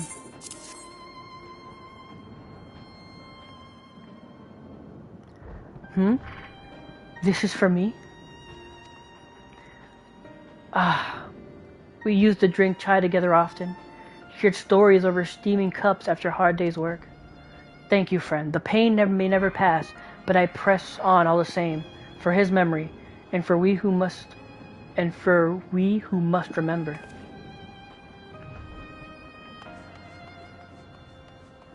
Ah, dang it. Ooh, yes. Nice. Ooh. I must remain calm. I must find my inner peace. Breathe in, breathe out. I heard the survivors we met at the temple have all returned safe. The crisis may not have passed, but being home and among friends should do much to ease their spirits.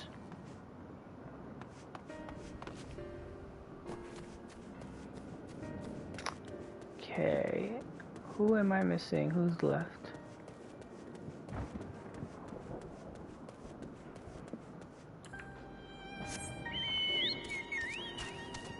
I don't see anybody there.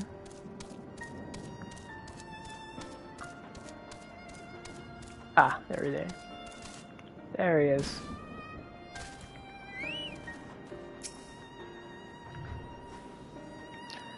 Wait. I know you. You're the ones who saved us from those beasts back at the temple. Were it not for you, well, let's not even think about that. At times like this, we mustn't dwell on what might have been, but look to the future. But what future awaits us? How can Radat Khan hope to recover from this? Most of my friends are gone, and I don't know where to return.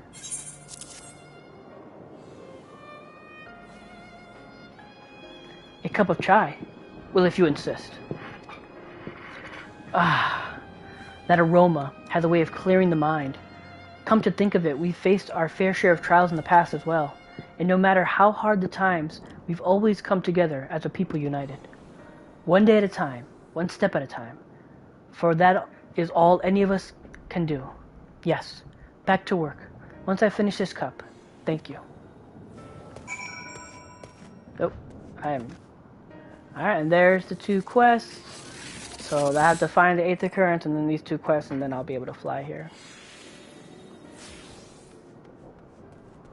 But again, that's for off stream. Thank you for delivering the chai, Tenant. Did it help to lift the villagers' spirits? That is heartening to hear indeed. The final days showed no sign of abating, but that is all the more reason that we must try to keep our composure. Our lives have been forever changed. The people we have lost will never return to us. These tragedies will long weigh on our hearts. But we have the capacity to live without our suffering, to carry the agony till we too join the fallen in death. It is not a surrender, but a recognition, for it is only in acceptance that we find the strength to move forward.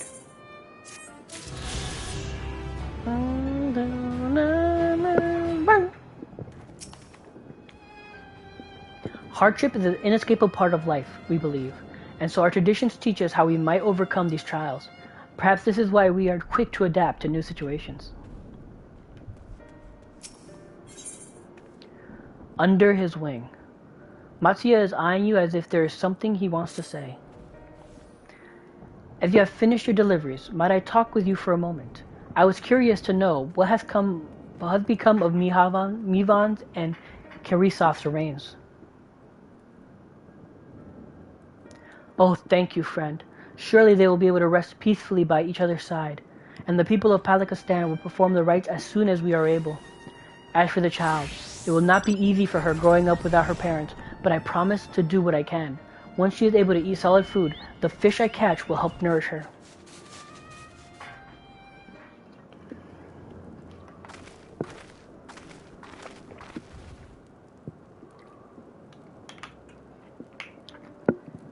Well, we finished delivering the chai. I do believe everyone has a piping hot cup. I could almost believe there's a magic at work, how their tensions fade with every sip. Let us pray that Palakistan has seen the last of those transformations, at least for now. They are still at risk, as every village in Thavner, like as not. Wait. They are still at risk, as every village in Thavner, like as not. Still, I trust we can leave this place in the care of our friends from the Radiant and the High Crucible. Shall we return to Radat Khan? By all means, do not let us keep you further. There are still many who have need of our wisdom and strength to deliver them from this terrible calamity. I will do what I can as well. I will bring rations and supplies from Akiali. We have plenty to spare. Then let us find Estinian and be on our way. Where did he wander off to again? The wakeful Tirana, near the bridge at Raditad, as I recall. Very well then.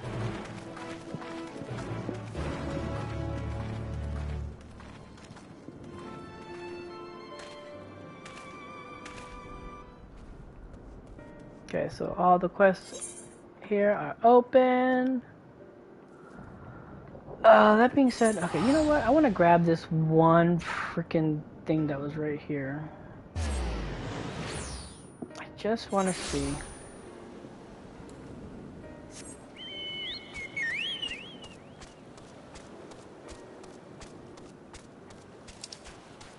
Because, if anything, I can just travel to Raditz-Han and then just take the exit.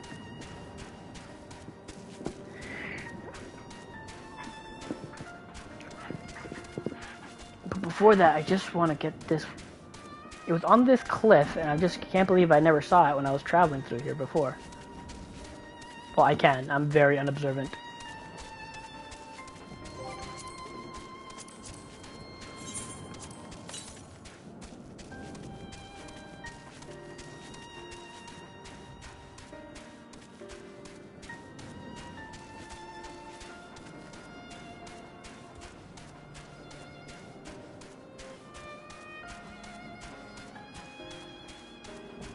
This is where I'm...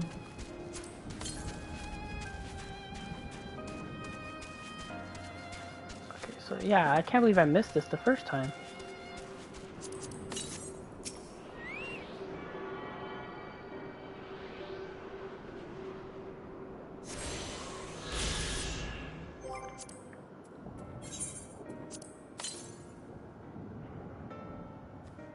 Keep going northeast. Can I fall down there now? Oh, you still can't fall down there? I'm suppressed. I'm surprised. Suppressed. I'm surprised.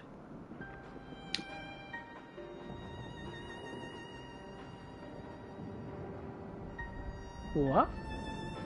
Did I never attune to Raditz-Han?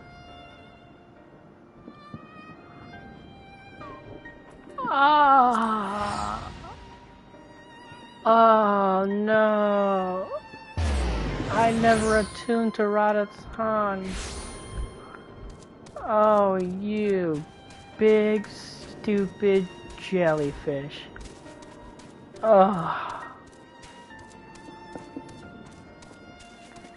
Oh man.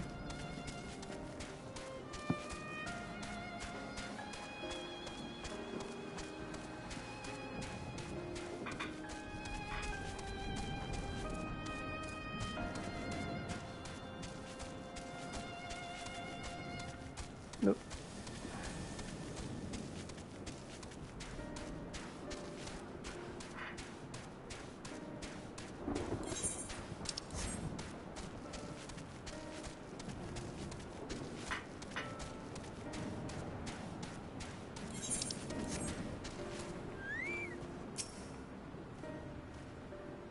I have apprised Estinian of the situation at Pelika Stand, so we needn't have that conversation. How do you suppose the others have fared in the capital? I hope things have not been too eventful in our absence. Alphanod told me everything. Full glad am I to hear that people are safe. Likewise, you will be pleased to know I have found no evidence of lingering beasts in the jungle and ruins. 'Twould seem you finished off the last of them. Trying times yet lie ahead of the people of Thavnair. Fortunately, they have a wise and benevolent Satrap to shepherd them through. Speaking of which, I've received word from Thancred not a short while ago. He awaits our return to the city in Alsdal's path. Come. These words.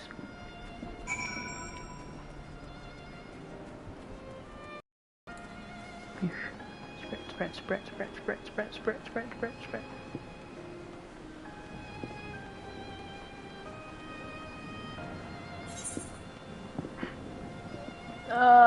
Reduce congestion. The earbuds area. And there are multiple identical instances. Select destination. No preference.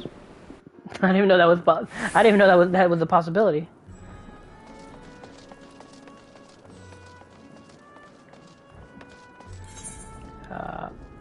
Okay, they're by the actual thing I was thinking of, like.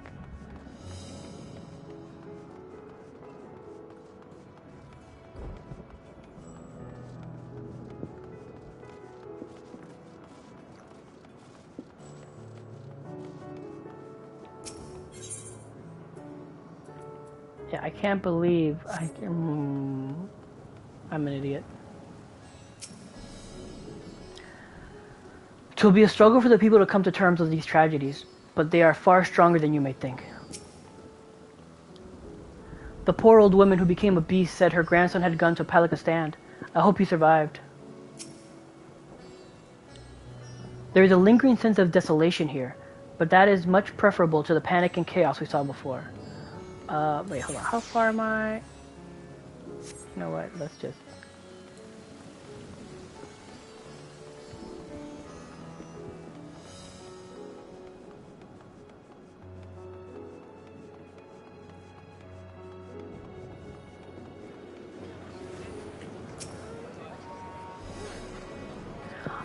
there's still... Okay, so I don't feel stupid now. I don't feel stupid. I just literally couldn't do it yet still. Okay. Alright, I'm assuming that after this, they'll open it up.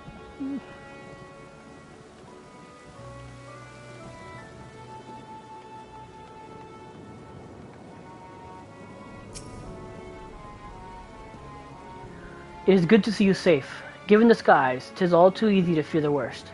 I am pleased to report that we succeeded in quelling the threat here in the city.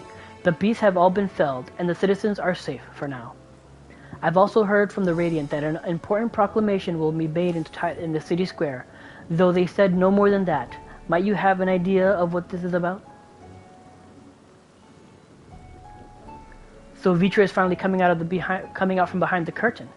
I suppose we too should hear what he has to say. To Megaduta then. But before that, it would appear the word of the assembly has not yet reached all the citizens. If anyone along the way seems unaware, we'd best enlighten them. Okay, that's kind of dumb, but okay. That's kind of ridiculous to assume that they, out of everyone, will not know.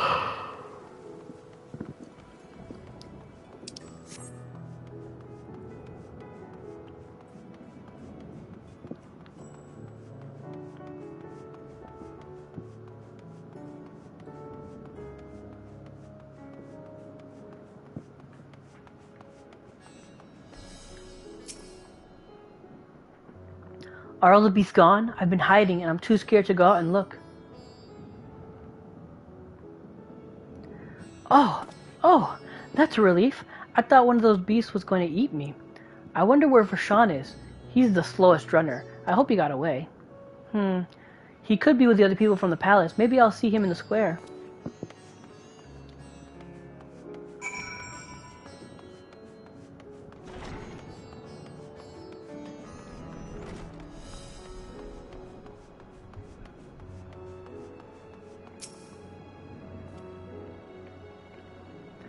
Leave me be.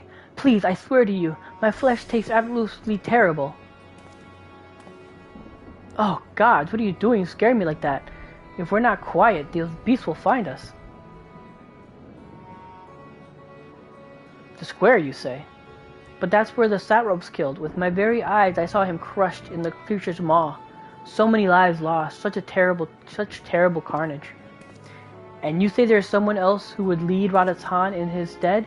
Whoever they are, if they say anything to sully the memory of our beloved Satrop, I'll make them regret it.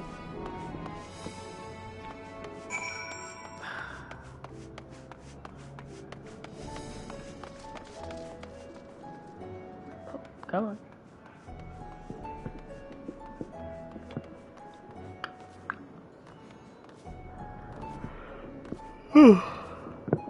Now I'm yawning up a storm. I don't know why, because I had a good night's sleep. And like usual. It would seem the people still have lingering doubts, and I cannot blame them. Yet we know what strength is afforded us when one of the first brood on our side. I have faith the citizenry will come to understand and accept him in time. Worm and man working towards a common goal. Finish rounding up the stragglers. The proclamation will begin shortly. Let's wait here, lest we miss something important. Welcome back, Tenon. Elfinaud told me everything. I was pleased to hear that Vitra has chosen to reveal himself at last. The people of Radat's Han need a strong and wise satrap more than ever. Now more than ever. Or more than ever. People are slowly making their way here, but many are still gripped by fear and doubt. Hopefully Vitra's message of hope will resonate strongly enough with the ones willing to listen and spread to every corner of Thavner.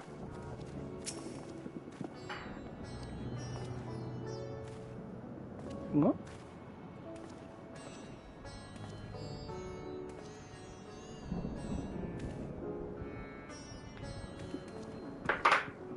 Weird. I hear you were able to bring the situation at Palikistan under control. Every life lost is a tragedy, but you should take pride in doing what you could. When I assumed command during the earlier panic, I did so instinctively and out of necessity. 'Twas not my place to give orders, but I am glad the people heeded them. But now they have need of a true leader, a magnanimous and just satrap who can guide them every step of the way. Fortunately, they are blessed with one such soul. If anyone can protect and guide them through this calamity, it is he.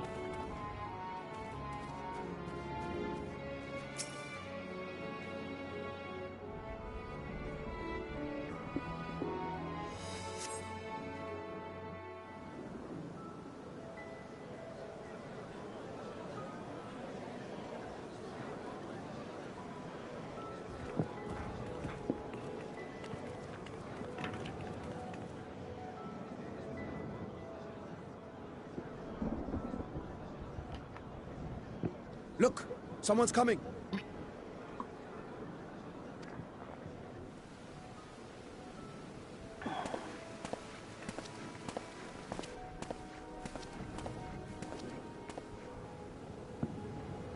People of Razathan, it warms my heart to see so many brave, resilient souls before me.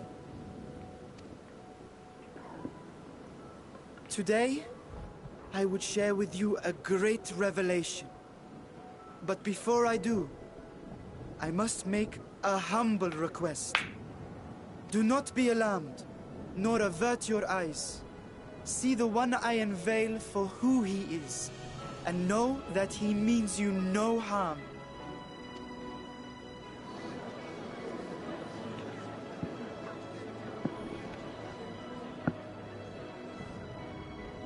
Very well. I dare say it can't be worse than the horrors we've already seen. I like how this one guy talks for everybody. Thanks.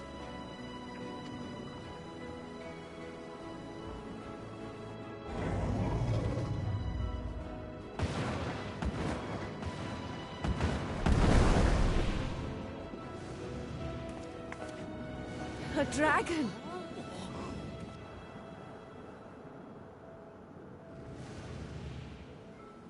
Wow!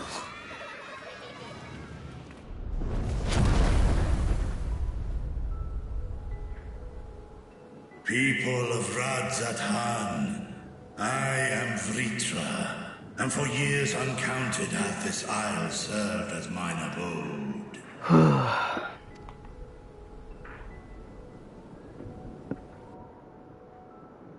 'Tis as the Satrap's ally I am known. Today, I would reveal the truth unto you.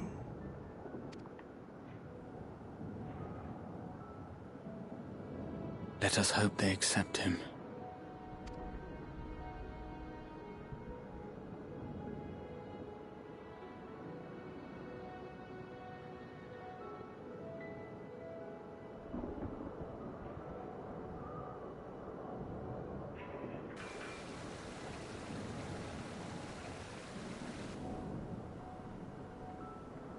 If I am hearing this right, You were the satrap all along? Vashan! I mean... Master Vitra... Does your divine eye really see all? Little kid. Nay, child. While mine eye hath borne witness to the whole of our nation's history, to its future I am blind as thee. Countrymen, calamity the likes of which we have never known is come to Favner, our home. Friends and loved ones have been taken from us. I, too, have lost my closest confidant. Ahewan loved this land and served it with dignity till his dying breath. A nobler satrap there will never be.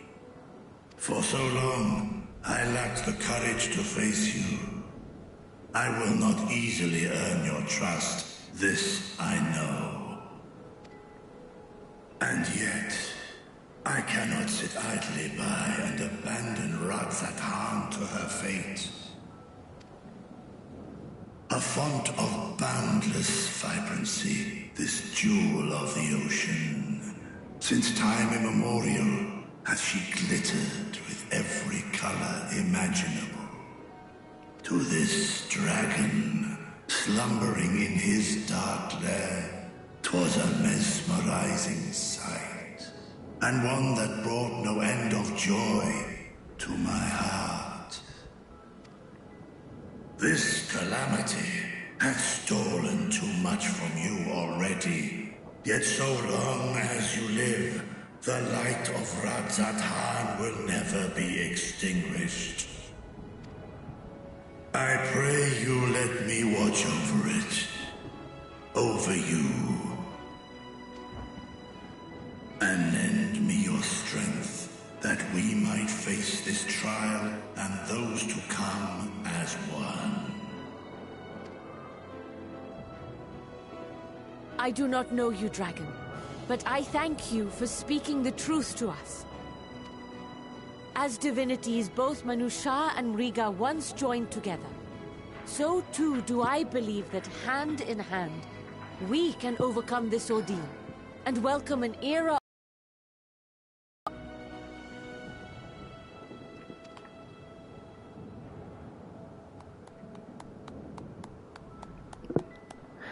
Only one guy claps. A sight that would have surely brought a smile to Azael's face.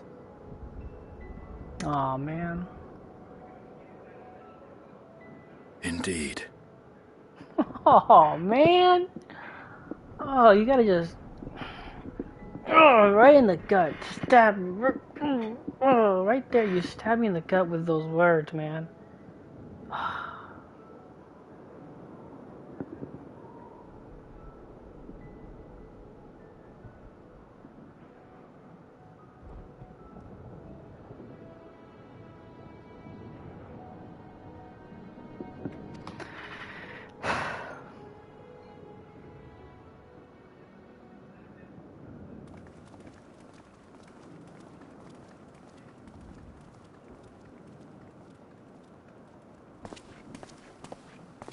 Excuse me, but I must speak with the satrap at once.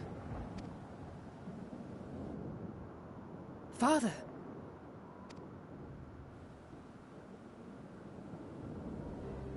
You have suffered dearly of late, yet you must endeavor to look beyond these losses to the future you yet have. On behalf of the Forum of Sharlayan, I come with a proposal by which you, the people of Radzat, might be saved. I say again, I must speak with your satrap. I beseech you, take me to him with all possible haste. I am satrap here. Speak thy proposal. All present shall hear and judge.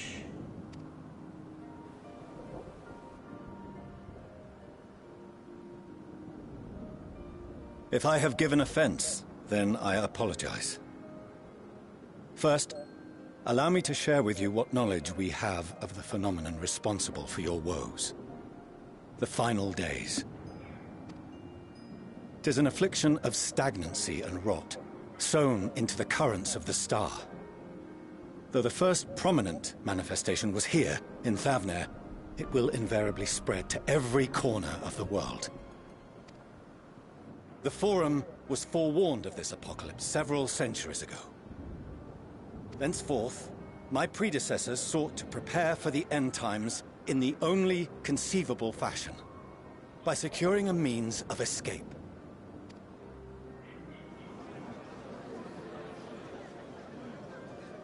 Escape the star? What madness is this?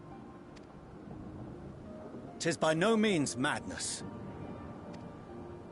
With the coming of the 7th umbral calamity, the true nature of the Red Moon, Dalamud, was revealed. That it was an artificial construct of ancient Alag.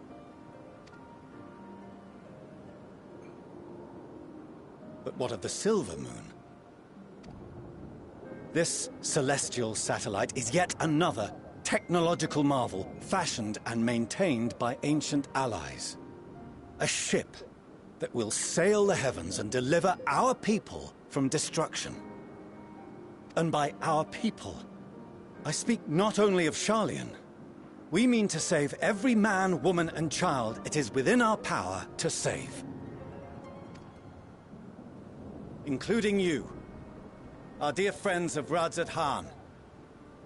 Recent events necessitate adjustments be made, and quickly, but we can and will escort you safely to the moon.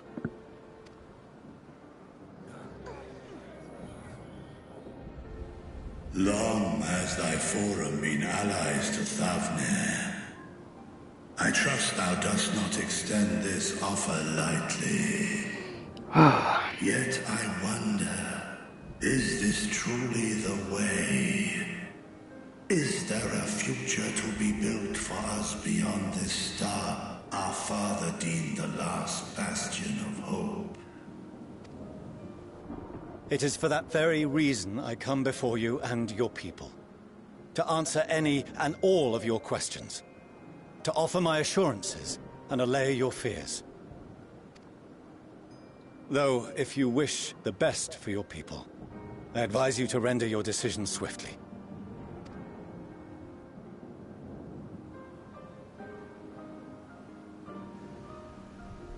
Show our friends to Megaduta.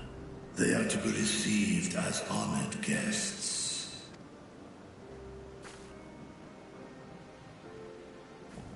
Worry not. Whatever decision is reached, your paths shall be yours to decide. Until then, heed the warning of these brave heroes. Guard your hearts against fear and despair, for it is within such fertile soil that the seeds of blasphemy find purchase.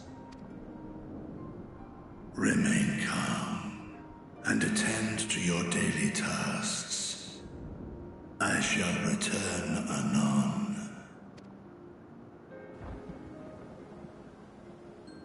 We'll do as you say, Master Vitra. We believe in you.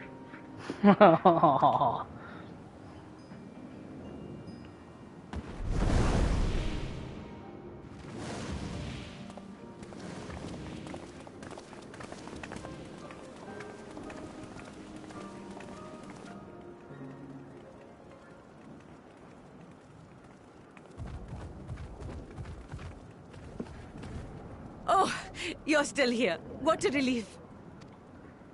Nidana, what's the matter? Has something happened at Palaka's stand? Oh, no, not that I know of. I just hope to hear your thoughts on a theory of mine. All who undergo the transformation are drained of their ether, yes? What is it then that gives these beasts the strength to carry on as they do? The emotional one that you spoke of earlier in the game. They must be drawing upon an alternate form of vital energy. That put me in mind of our earlier conversation, when I tried to explain the essence which many confuse with ether. Akasha. Yes, I remember. The unseen gift bestowed from on high. An energy influenced solely by emotion. Yep, there we go. Yes, yes. In this instance, negative ones set Akasha into motion, thereby infusing the beasts with vitality. I posit this as the mechanism by which the beasts are born and sustained. Ah, do you still have that flower?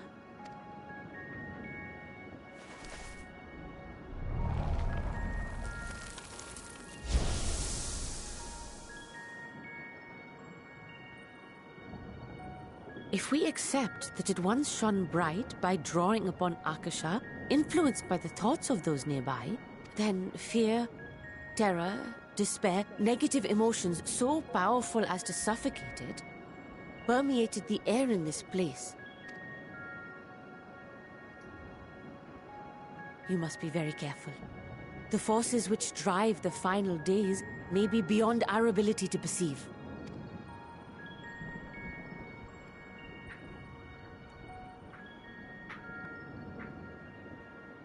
Sorry, I didn't mean to scare you like that.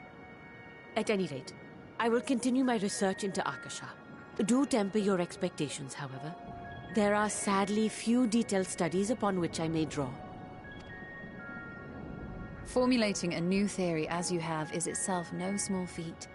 I wish you well in your endeavors, and pray you take care. Thank you. You stay safe as well, yes?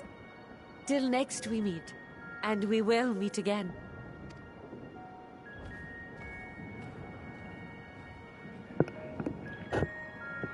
Sorry.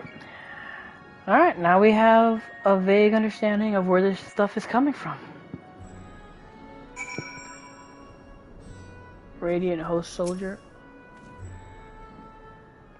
I've been entrusted with the message meant for you and your companions. When you are done speaking amongst yourselves, I would share it with you. Yes, of course. Thank you. Their solution sits ill with me, but if life has taught me anything, it's that there is little to be gained from arguing with Charlians. We must take it upon ourselves to find a better way. Even were Vitra to acquiesce to their proposal, just how do the Charlians intend to transport the nation's entire populace to the moon? We have no better, safer course of action to offer them than fleeing to the moon. I know this, and yet Vitra and his people love their home. There must be something we can do. That soldier of the Radiant there, if I'm not mistaken, he accompanied Ahiwan to Vanaspati. Could it be that he knew Vitra's identity all along? Under normal circumstances, the Forum's proposal would be regarded as sheer madness, but when the skies burn, even madness can sound appealing. Doubtless Vitra is loath to abandon his home, and yet, absent other options, he cannot dismiss the option out of hand. As far as we come, and after all the horrors we have seen, there is still so much we do not know about the final days. Could it be, as Nidhana said, that the cause of this phenomenon is beyond our comprehension? And if so, are we powerless to forestall it? No matter what my father and the Forum say, giving up and abandoning this place cannot be our only recourse. At World's End.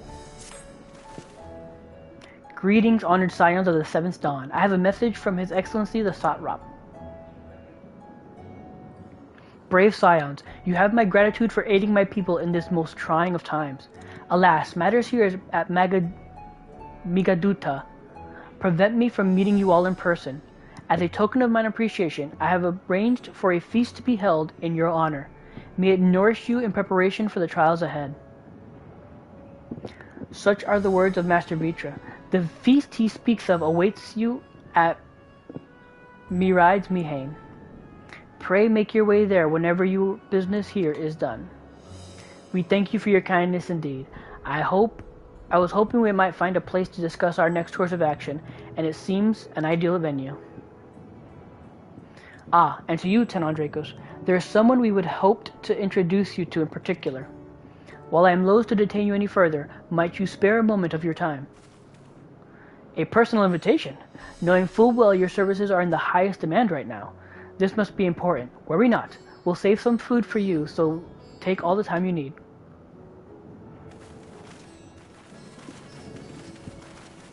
Thank you, friend. Whenever you are ready, please join me in the Aetheryte Plaza. I shall go on ahead.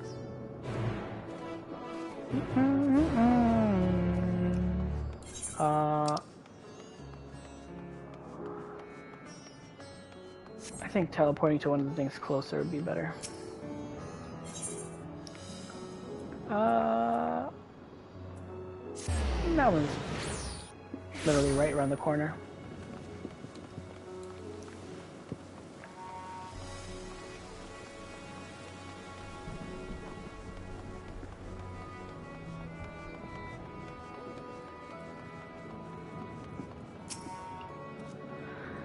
Access to the Aetheryte you see there has been restricted to a select few ever since the tower first appeared. We sincerely apologize for the inconvenience, but it was deemed too dangerous to permit the free movement of visitors at a time of emergency, a risk we could not take.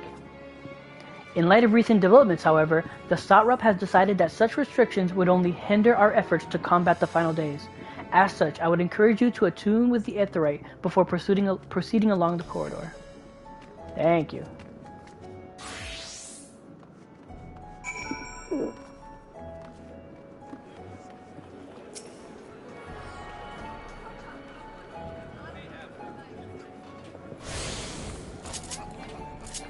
No, that's right. What am I doing? I can't.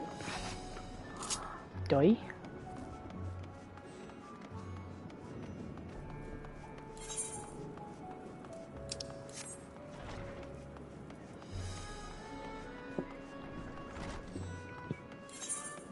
Oh, I could have just teleported there. Don't.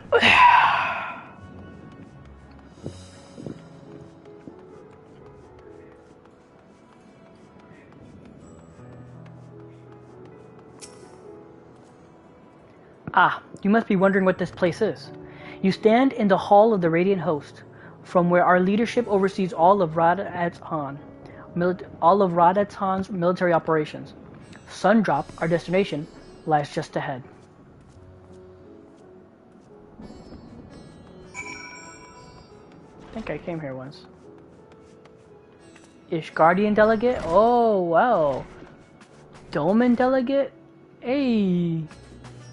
Alamegan, Evil Dawn, Gerdanian. Hey, guys. Lumininson. Hey.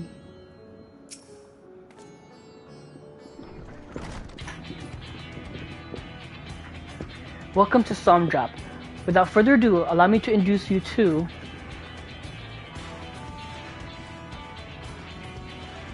Oh, so you're the famous Tenon Dracos. You're the famous Tenon Dracos, eh? I knew it the moment you stepped through the door. You've the look of one who walked through hell. Sherabat, please, you are speaking to the Satrap's honored guest and a savior of our people. Can you not show a modicum of respect? What disrespect is there in paying a fellow warrior a compliment? We're all friends here, or will be soon enough. More formally then, for the benefit of my countrymen, it is a pleasure to have you with us, O great champion of Eorzea, science of the Seventh Dawn, warrior of light, and all-around good egg, I'm sure.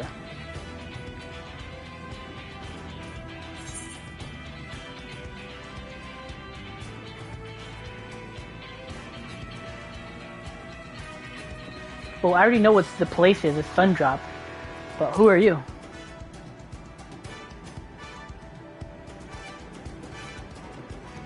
A fool with too many scars and knees that ache in the winter. The name's Sherabat, and I intend to business here. As for what sort of business, how can I put it? Radatzhan welcomes delegates from other lands to oversee trade and diplomatic dealings. Then there are military matters to discuss, which is why all these officers are stationed here in Sundrop. I imagine you're more familiar with each of the nations than they represent. I'm just skip. We've got representatives from Doma,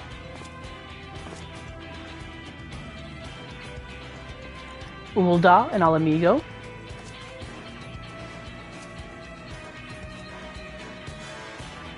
Limsa,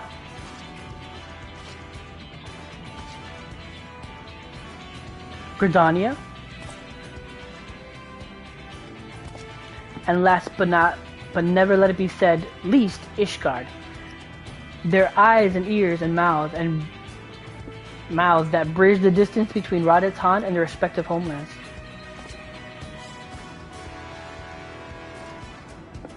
We've used this brief respite to share details of our plight with our overseas counterparts, and wouldn't you know it, all of their leaders requested a few words from you specifically. You're a man in high demand, eh? And so, would you mind regaling us with your account? Indulge us before you indulge yourself.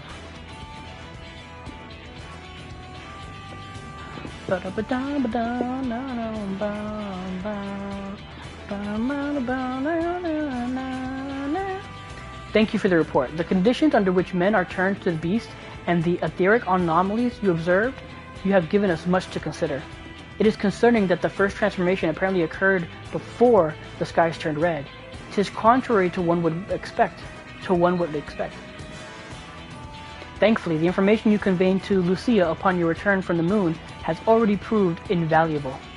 As soon as the reports of the calamity here in Thavnir reached the Grand Company of Eorzea and the Far Eastern Allies, our leaders knew at once that the final days were indeed upon us. They began taking steps to assess the extent of the phenomenon's spread. Our agents were able to confirm that for the time being the skies burn only over the Bounty, including this island and Corvos. Alas, that is of little comfort. Aye, all throughout the Allied lands there have been reports of people transforming into hideous beasts. From what little we've learned, these idiots are similar to in nature to that involving the merchant Kalzal. As was the case here, the victims underwent the change prior to the heavens being set ablaze.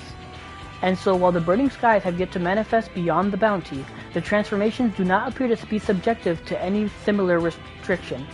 If anyone anywhere overcome by despair can turn, then nowhere is safe. That's about the size of it. Speaking of which, we ought to give these creatures a name, don't you think? Here in Raditz Han, we've taken to calling the first to change, which tend to be the biggest, blasphemies. As fitting name as any. To ensure clarity in future communications, we shall urge our comrades to adopt this terminology. Our leaders have taken measures to deal with the threat to the best of our abilities.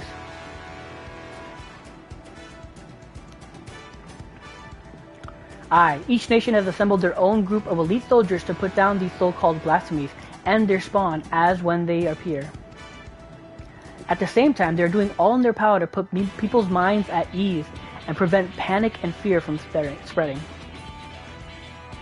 That said, brave souls with the strength and fortitude to fell these terrible fiends are not easily found. Just so, and it is for that very reason we turn to you. Pray, lend us your strength, and help us to slay the blasphemies that plague our homelands.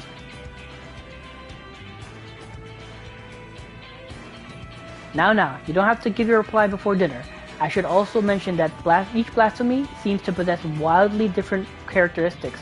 What works well against one may serve you poorly against another. So before you go rushing off to save everyone's day, have a word with the delegates. They'll tell you what to expect.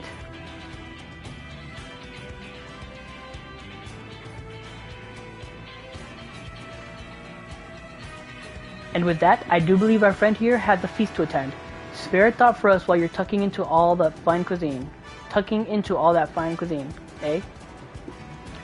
You have gained access to the role quest for Endwalker. A separate quest line and story is now available for tank, melee, range, physical DPS, physical range DPS, and healer roles. So I'm missing.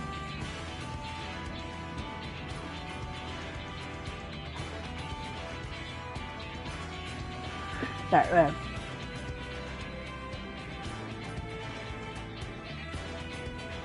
To undertake these quests, speak with any of the delegates in Sundrop.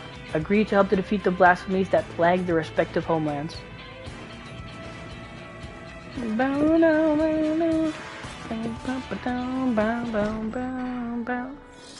Alrighty. What's the... Starts at 85. Okay. So physical DPS is Limsa Luminsa.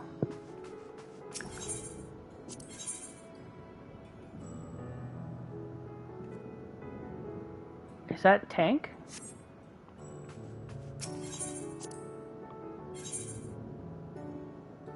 Oh, it's healer. It's right there. I'm an idiot. Where are you? Yeah, it's tank. Healer. I'm assuming Domin is magical, or this one's magical, and this one's physical. Okay. But I'm confused now because in the Crystarium, I only had one quest left. There. Pray forgive Shirabat her rudeness. She can be a bit boisterous at times, but it's simply her nature. Anyway, my apologies for keeping you from your hard-earned rest. You will be rejoining your companions, yes? Do you know the way to Mihan? I know it like the back of my hand. Glad to hear you're becoming familiar with our fair city. You'll be pleased to hear that all the drinks are on the house, so order whatever suits your fancy. And with that, I must return to my post. On behalf of all the Radiant hosts, I thank you and your friends once more for lending your strength and courage to Radat's Han in our time of need. We shall endeavor to fight the good fight to the end, but we might honor Ahihan's legacy and serve Master Vitra well. You have my word that your efforts will not be in vain. Okay, the question is, should I do these quests now or should I wait?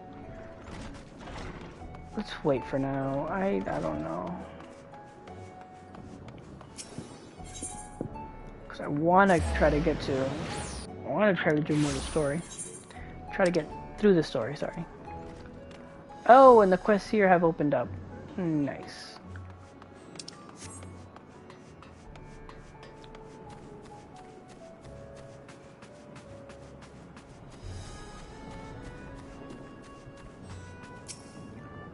Forgive me for not waiting to make a toast. My throat was utterly parched. I'm overdue for a good meal. The threat here has been quelled, but our jobs are only just begun. I know I must eat to regain my strength, but between you and me, I don't have much of an appetite. You could join us. Mahil over there will be happy to take your order. How was your meeting with the Radiant? I would love to hear more. It's all good. Welcome. When the Satrap asked us to entertain a party of honored guests, I was wondering who it might be. This is a lovely surprise, to say the least. By the way, I heard all about Khazal from your friend Gahatia. I understand there was nothing that could be done, but I was heartened to hear he meant us no harm. I cannot thank you enough for dispatching the beast. As the smallest token of our thanks, your food and drink tonight are Merad's treat. Speaking of which, what shall I start you off with? A piping hot mug of tea, a glass of your finest local spirits, water. Just water. Nah. Glass of your finest local spirits. As you wish, pray join your friends and I will bring you your drink. Yeah. Welcome back. Wherever did the Radiant want with you, pray tell? Our allies have sent military delegates. That's news to me. Mind sharing the details?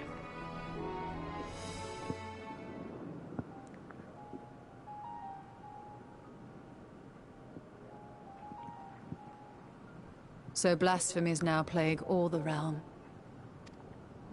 It will only get worse if what Father said is true. As it did in Amarot. If that's our model, then shouldn't we expect the effects to grow more severe as it feeds off its own spread? As if people transforming into those monstrosities wasn't bad enough. If the flora and fauna, if the land itself turned against us. No one would survive.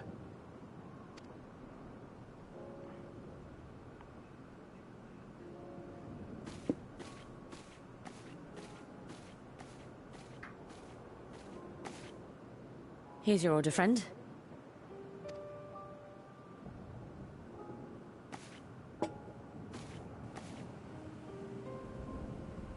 Maybe I should have gone with the chai May to make you it find comfort in these dark times.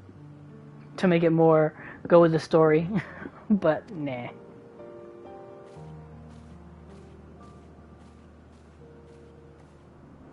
Where do we go from here? If there's one thing we've learned, fighting blindly and simply reacting to what comes will accomplish nothing. We must find a solution that addresses the fundamental cause. Before our strength is exhausted, before this crisis spirals out of control. Is there something, anything we've overlooked? If there is an answer, Hydaelyn herself will have it. 'Twas she who bound Zodiac and forestalled the final days. Alas, we have heard naught from her since the Tower of Babel. Whether she cannot or will not speak, I can only speculate. Even the flower she gave us is no more.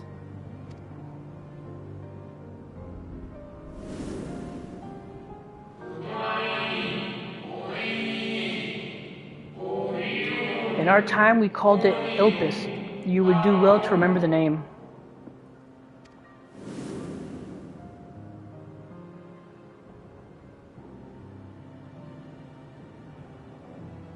So advised the Watcher. But what could be the significance of that name? It is entirely unfamiliar to me. To me as well. It meant something to the ancients, though. In our time. Most surely. Yet I do not recall a single mention of it in the records of Anida. Another dead end. And quite literally. It's not as if there are any ancients living we could go and ask. Oh? Not alive as such, but not quite dead.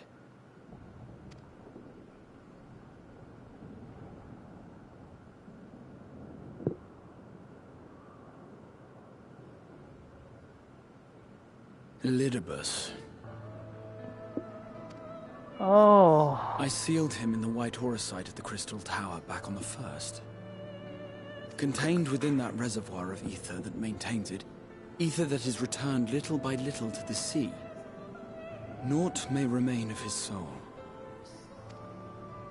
However, if part of it lingers, we might be able to speak with him there. I know we can no longer make that journey, but you, my friend, still can. Whoa, they're actually making us go back to the first.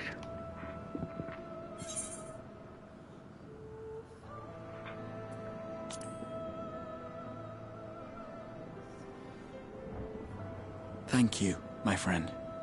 That would mean much to me. If nothing else, should we learn the first is safe, we'll have that much more reason to keep fighting the good fight. That said, the odds are not in our favor, to say the least. Which is why we're fortunate to have Urianger up there on the moon, working hard to make all the necessary preparations for our departure, should it come to it. And why we have nothing to lose by staying the course till the last instant. Indeed. To the last, let us all do what we can. I will consult with Master Matoya and see if she knows of a way to reach Hydaelyn from the ethereal sea. And I will visit the nation's leaders and attempt to ascertain how far the final days have progressed elsewhere. Keep me abreast of your findings. I can seek out and slay the worst of the immediate threats, if only to slow the spread. Unease, terror, despair. Try as we might to suppress them, these emotions will return to harry us time and time again. But when they do, remember this. Your friends and loved ones are out there somewhere, sharing in your struggle. You are not alone.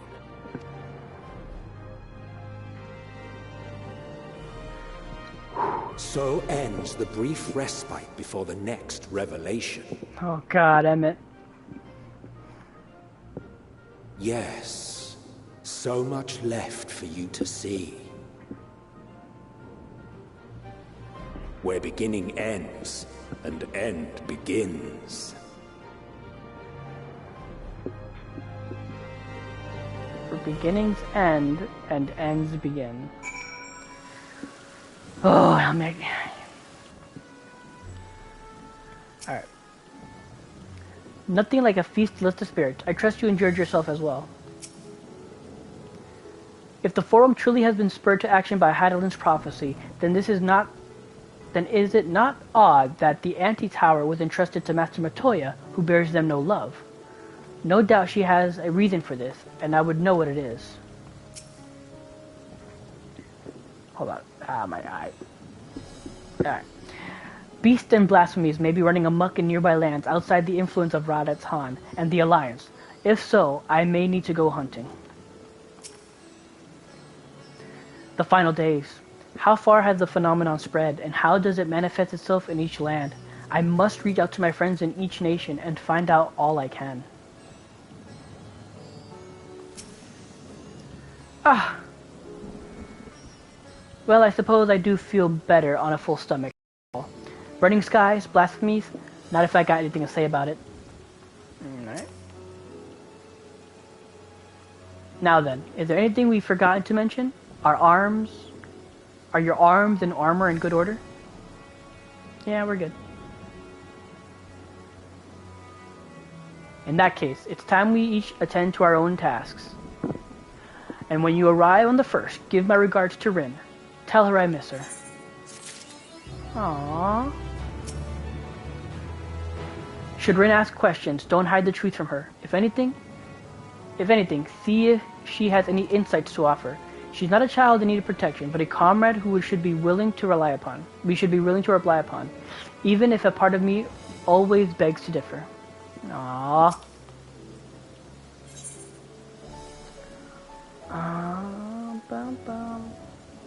539 gear. Oh, man.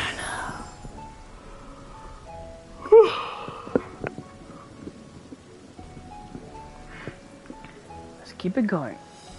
Because the dungeon gear is 536. So yeah, the chest stuff would be a lot better. This is all 530, except for this. This I bought, and I think it's 536 too. But the camera's in the way and you can't see, but that is what it is. Take this, Tenon, my spirit vessel.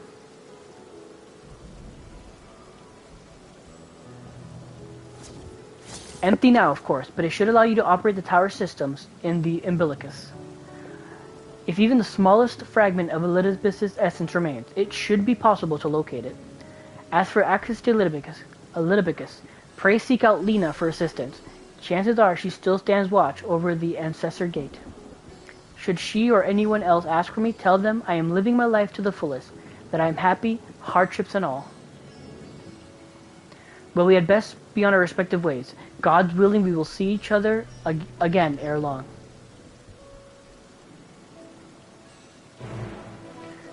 Alright.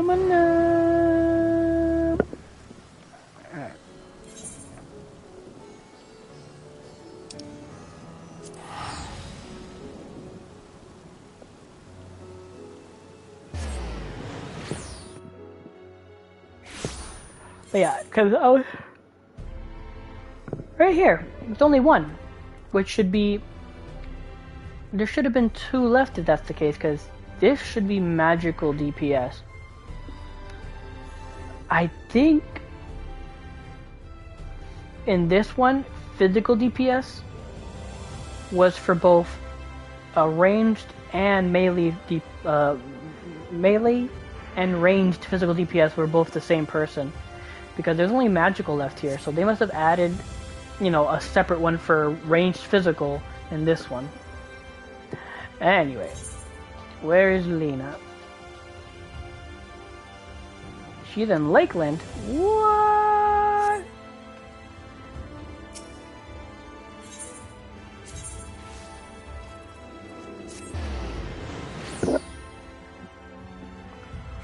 Well, thankfully we can just fly.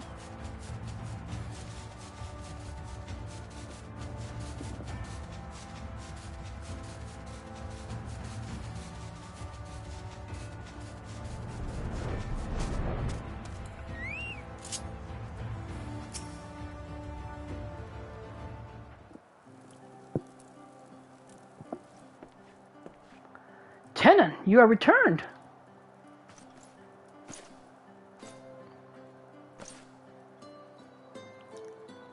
Have you been well? You and the others.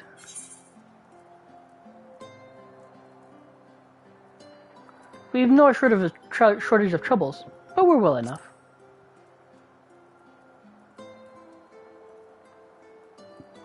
Then things are much the same for you as they were here. My lord is doubtless enjoying himself.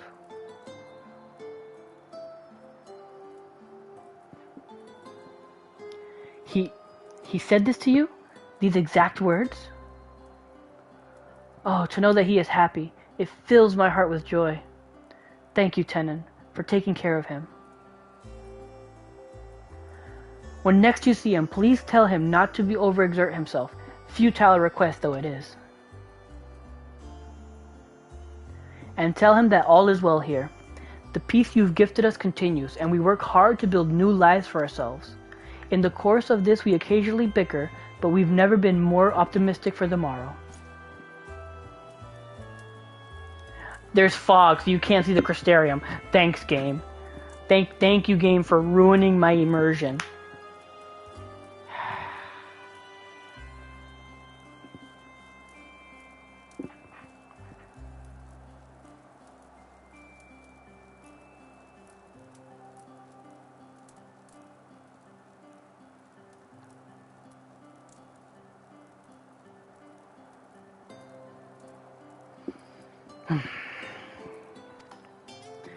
Oh god, I didn't read that. No, stop that. If I had to mention one dilemma, it would be the question of our governance. Even as we speak, debate rages on how we should run the...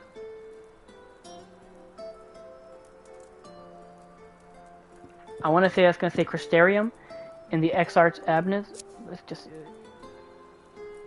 Oh, run the city in the Exarch's absence. No, stop that. No, hide that. Most are of the mind that the Settlement Council should continue to oversee the general running of the Crystarium, while representatives are elected to determine policy and handle diplomacy.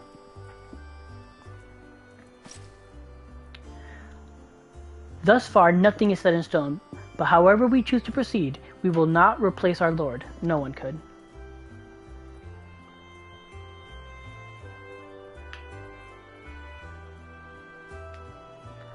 Have we recently observed any unusual phenomena?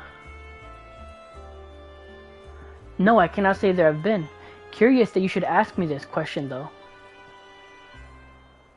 Some days ago, Rin came and asked the very same. She was rather unsettled, in stark contrast to how cheerful she has been of late. She and the other Crystarium youth just hosted a festival, you see. It proved so popular that there were already plans for another celebration, one much bigger than the first. Between her preparations for the festival and the restoration of the empty, she struck me as happy and full of life. So when I saw her in a state of such worry, I couldn't help but feel worried in turn, especially since she wouldn't tell me what troubled her. I dare say she'd be more willing to confide in you. May I ask you to broach the subject with her? Of course.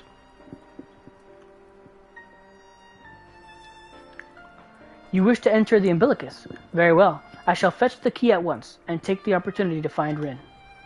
Please wait for me in the city, in the front of the Cabinet of Curiosity. Shall we say...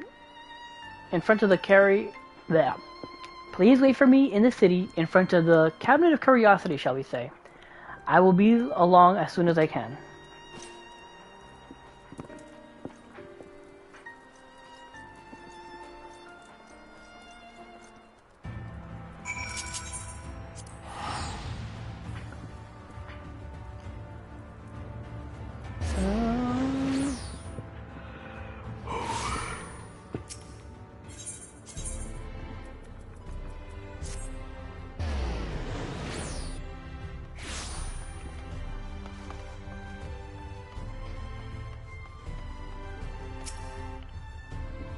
The following events cannot be skipped. You may wish to cancel any pending duty finder registrations. Okay. If that's the case, I want to remove the weapon, Just so that doesn't look ridiculous. Wait for Lena? You betcha.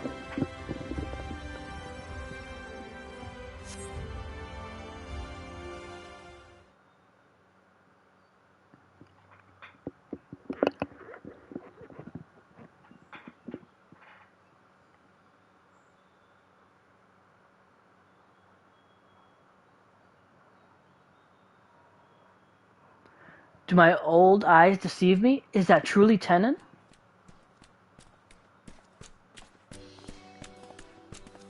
Hey! Ha! It is! Full glad am I to see you hale and whole, my friend. What a wonderful surprise to have you back with us, and at this most opportune time. In case you haven't heard, we are planning to produce a tome chronicling events from the Flood to the Knight's Return. For this project, we intend to draw upon records kept by the world's peoples. Historically and contemporary first-hand accounts will be the centerpiece of the tome, but yours would be the one to crown them all. I've been asked to contribute a chapter on the soul, a subject that is key to understanding much of your endeavors. In the course of developing the spirit vessel, I gained valuable insights into travel beyond the rift, knowledge that will allow me to attest to your existence and deeds. Cool. There is no end to the questions I would ask you, but if you could indulge me just one for now. In your quest to restore the night, you faced many a formidable foe. Among them, who offered you the greatest struggle?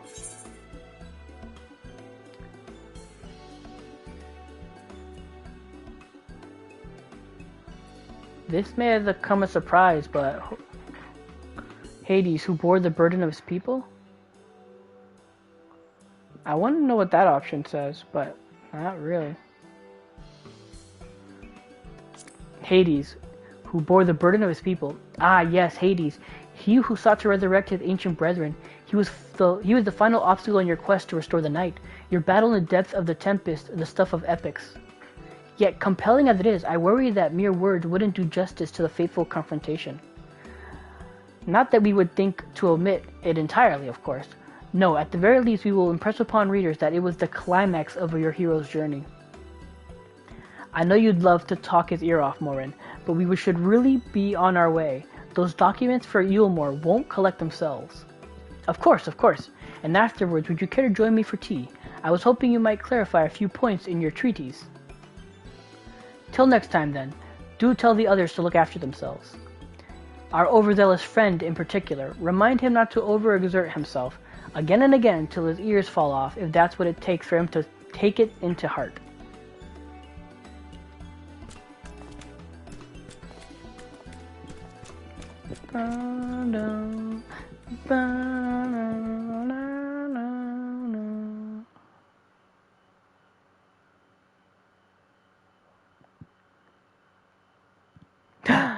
Is that the Warrior of Darkness? The little kids. It's him! It's really him! What are you doing here? If you're going to battle, I can give you some medicine. I made it myself. Best not, Riki. You'd only give him a stomachache. We come to see Morin, to get his advice.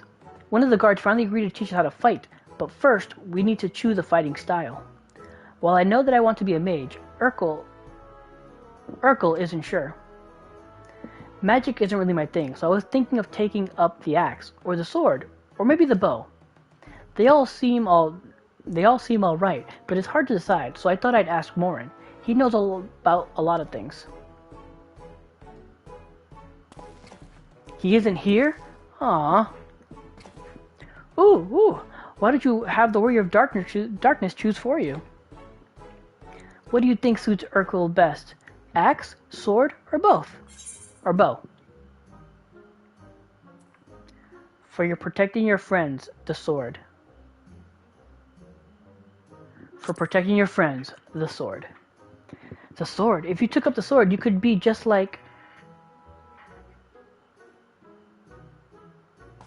Brandon, the Warrior of Light. I love that tale. Let's borrow the book today.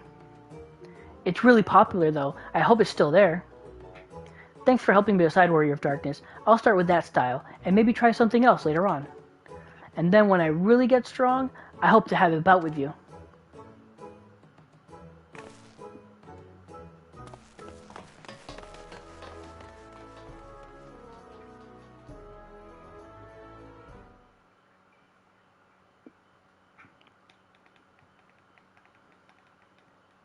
Who's next? Healer lady? Such fun he's been having, basking adoration of musty old bookworms and wide-eyed younglings. But does he spare a thought for me? Of course not. I waited and waited and waited, but he won't so much as acknowledge the presence of his beautiful branch, even though they're right here. Such a heartless thing our sampling is. Cold and cruel and heartless! Oh god, Fail. I love you, girl. Oh, damn. You got them words? Fail, I need you. No. Oh, faithful Fail, loveliest of branches. How I've missed you.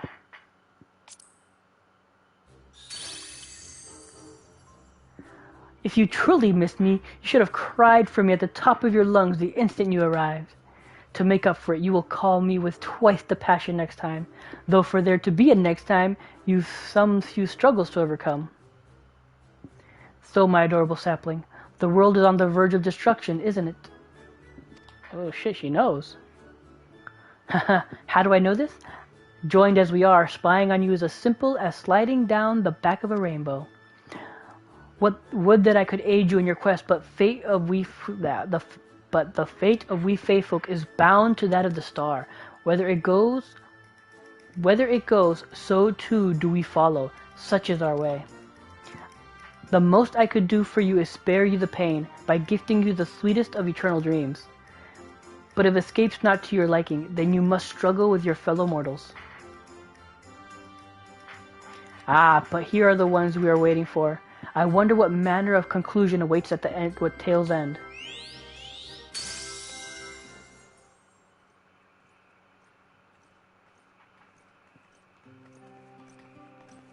I can't see, I'm blocking them, but there they are. Aww. My apologies for the delay. Tenon, it's so wonderful to see you again. You have doubtless much catching up to do, so I shall leave you to it. I've taken the liberty of unlocking the Umbilicus, and you may enter at your leisure.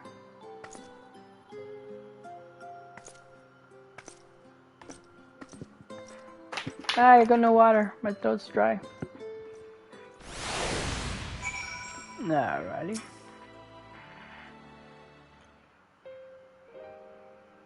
I'm relieved to hear that everyone is well. I've had this feeling like a pit in my stomach, and I was afraid that something might have happened. Maybe I'm overthinking things, but it's just that I'm the Oracle of Light, but I've never spoken with Heidelin, never once heard her call. Even so, I've always had this feeling deep inside me, a connection to something immense. These past few days, though, that connection has wavered, as if that immense something was distant, then close, then distant again. And then the other night, I was jolted awake by the feeling it had been completely severed. Wanting some fresh air, I went to open the window, and to my horror, the sky was ablaze, like during the star shower.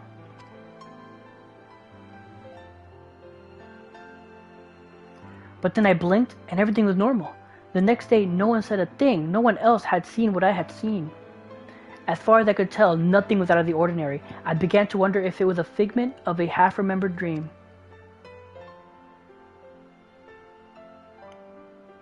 Tenon, what are you not telling me? I have to know, please. It doesn't matter how terrible it is. Oh, man.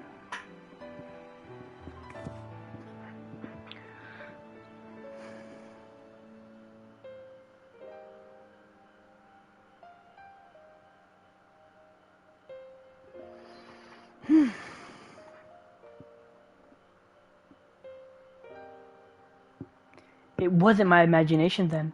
The doom we witnessed on Amrat has come again. I can't believe it.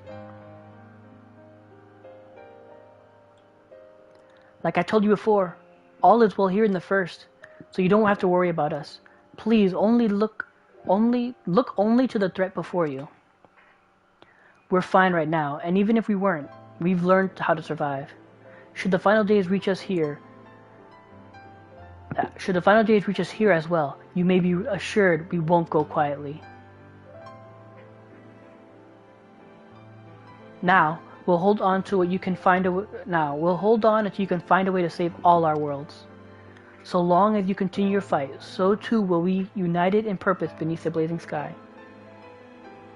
So too will we, united in purpose beneath the blazing sky.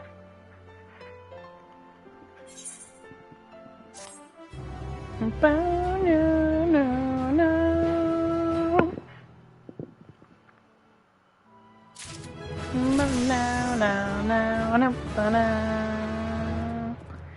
89. My first one's gonna hit 90 soon. It probably won't be this. It'll probably be Dark Knight, because off stream I do roulettes and stuff like that, usually as a tank, and yeah, my Dark Knight will hit 90 before my Dragoon does, I'm pretty sure. Alright. Hope upon a flower. Rin wears a look of steely resolve. You're headed to the Umbilicus to consult with Elidibus, right? I'll do some consulting of my own and speak with Lena. Decide how we might best prepare for the final days. So it's farewell for now, but we'll see each other again, I'm certain of it.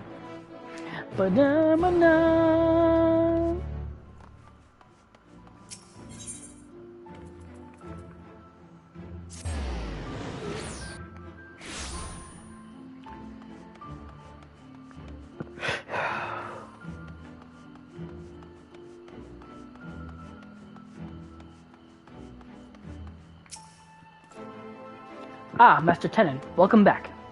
The captain has told me all. Give the word and I will show you to the ocular.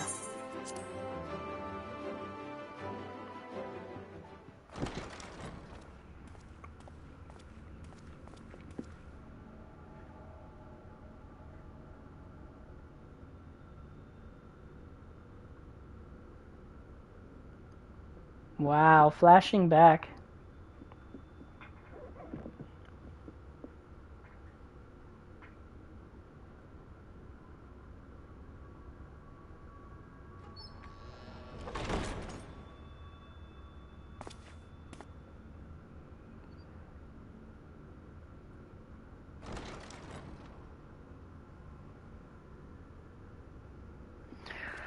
Oh man, it's a furnace in my room right now.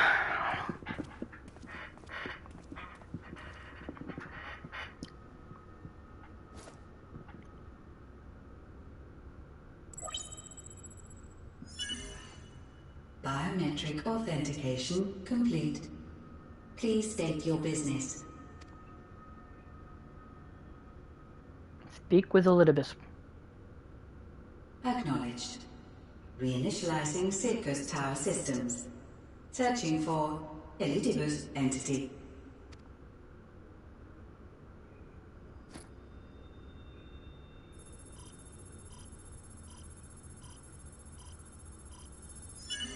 Target located in subterranean core power accumulator.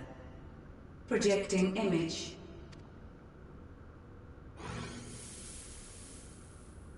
My home. My friends. No more than a dream.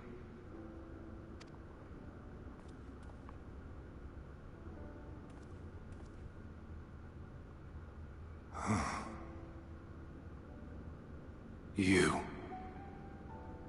Why have you awakened me? I no longer sense those places beyond, or Lord Zodiac. You must explain all.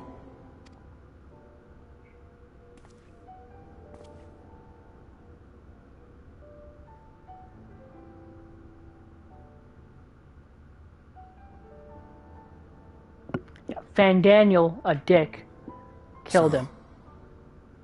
He is fallen, and my brethren's souls returned to the star.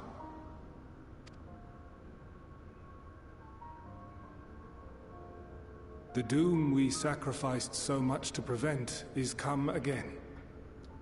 Old burdens now yours to bear. But if this is Fandaniel's design, then I, as Elidibus, have a duty to fulfill. Your unsolicited act has restored to me some few memories of the convocation. Such knowledge as I have, I will share.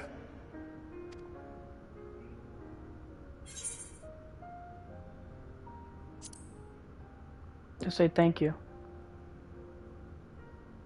I do this not for you. I merely perform my duty, as I have ever done. Where to begin? Ah, the end. Your understanding of what caused the final days is consistent with our own. The decay first took root where the currents were weakest. Yes, a conclusion drawn by him, Fandaniel. Not the him of here and now, but as I knew him, long, long ago. Having shed light upon the phenomenon, he dedicated himself to devising a countermeasure.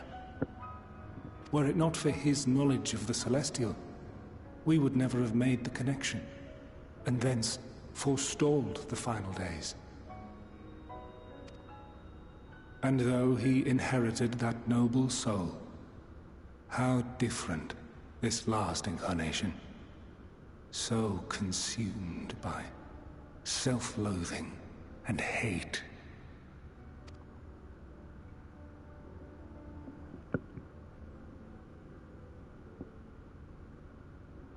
Elpis. Yes, the name is familiar to me. Yet I know it not as a flower, but a place. A testing facility for determining which of our creations were fit to be released into the world. Many worked there, and before joining the convocation and assuming the title of Fandaniel, he was their chief. Oh, shit. He was Hermes.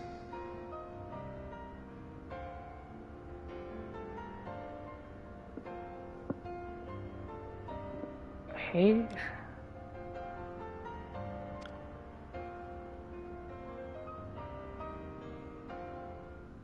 That is all I know. So wait, Fandaniel's real Ascian name was Hermes? Whoa. That makes me go wonder and think back on all the other Ascians. Do they have names of other Greek gods or like other gods like that? Because I know obviously Hades is one of them, but like, whoa. My mind is like trying to make connections to other things, but it's like I think I'm like stumbling over stuff that I think is just a coincidence, or maybe I think, hopefully, bah.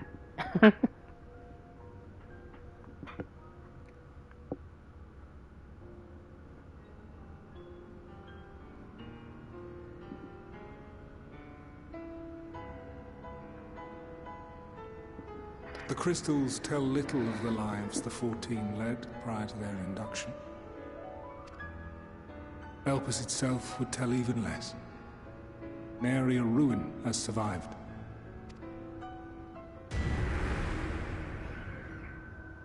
Wait. I saw you there. In Elpis. No. I did not. But I did. I did. A lingering trace of impossibility. And a truth that fills my heart.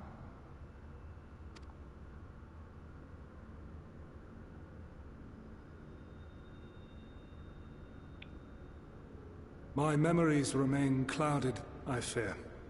However, they have revealed to me one possible course. You must travel to Elpis, to the time when Hermes served as its chief.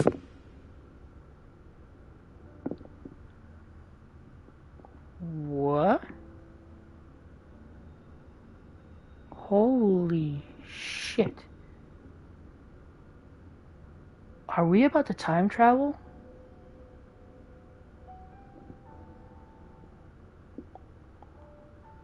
Whoa, what the? Oh my god. In glimpsing the Exarch's memories, not only did I make his summoning magic mine own, I also mastered the workings of this tower. Oh my god.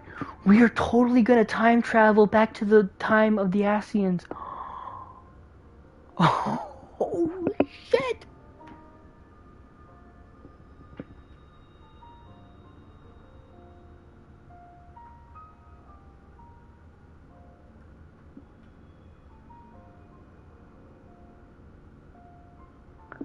Which, having absorbed my empowered essence, now harbors an abundance of energy.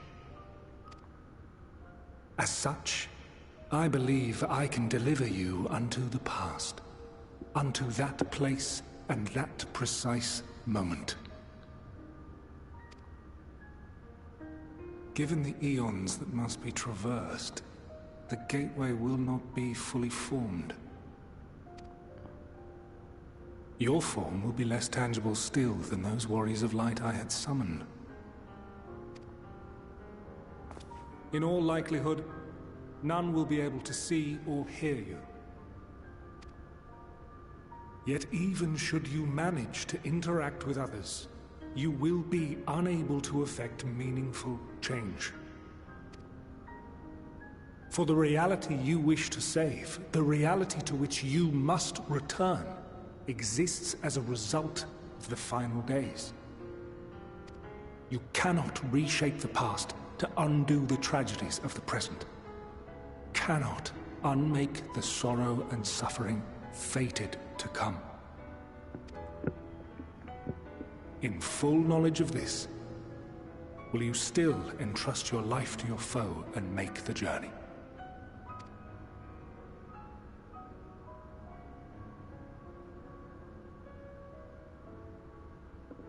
Very well. I shall cast you unto the river of time. Let this be my final act. You must input the commands. I no longer have the authority. First, you must reconfigure the systems, that the tower's ether may be channeled for the magic.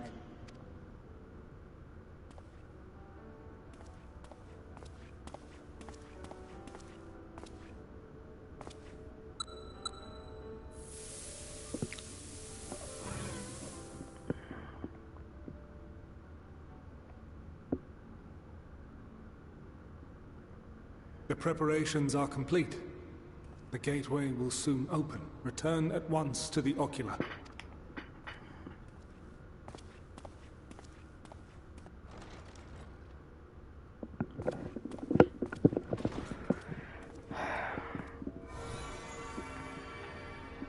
All appears to be in order. The ether flows unimpeded. The magic should consume every last mote of my essence. Why are you surprised? Did I not say that this will be my final act? Lord Zodiark is no more. There is nothing for me here. The ones I love and long to see again are waiting, in that promised land, beyond memory and dream.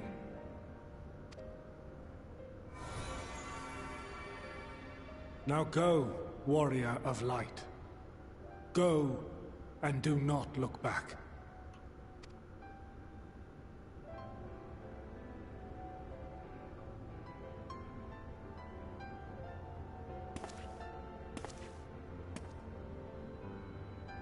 Well, Hydaelyn, I take my leave of you. Yours is the mantle of the last of us. Jesus! May you have the joy of it,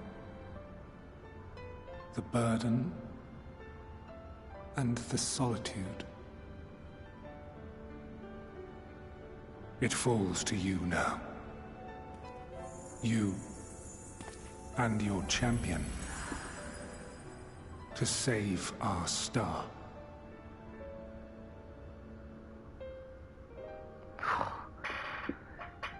Gee, oh my gosh.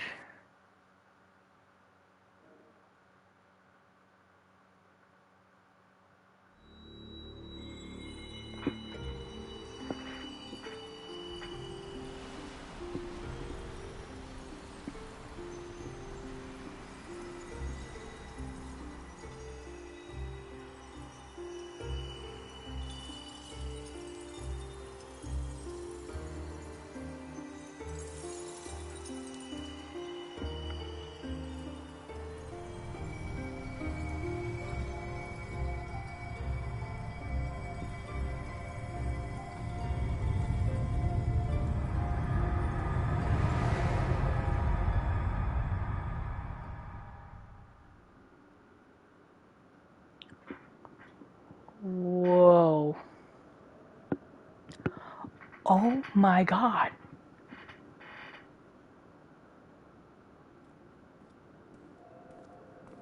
Are we gonna... Oh my god, they're huge. That was Fandaniel. At least I think it was. It looked like a similar mask.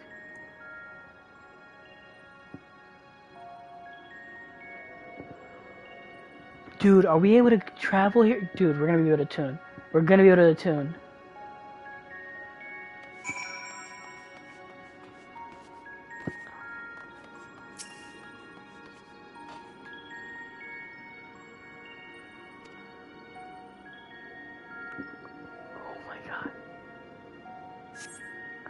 Despite attempting to channel the focus your energies, you fail to attune with the device. You can only assume it operates differently. No. I'm telling you, this is gonna...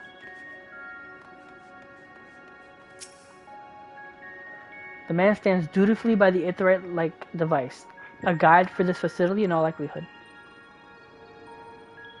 Can't hear you talk to you. You attempt to get the man's attention, but if he sees or hears you, he gives absolutely no indication. As Elidibus warned, it appears your form is intangible.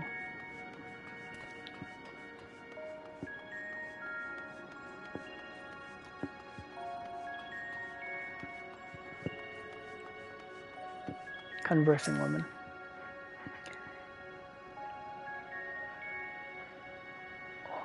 She has a face, she's not covered up. This is the right place, yes? Propylaeon. Judging by the woman's words, this facility is called Propylaeon. You attempt to gently prod the woman to attract her attention, but feel nothing. It seems neither does she. Hold on. Oh, I just want to see her face. Yeah. Holy shit, man. This is unbelievable.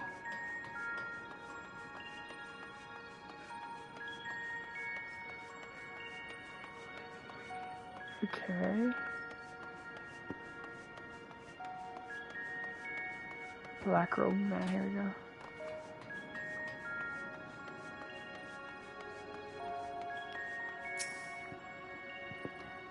The remarkably large man wears a black robe and a half mask, much like the phantoms you encountered in Mare Lamentorum and the recreated Amarat. It seems you have made it to your destination.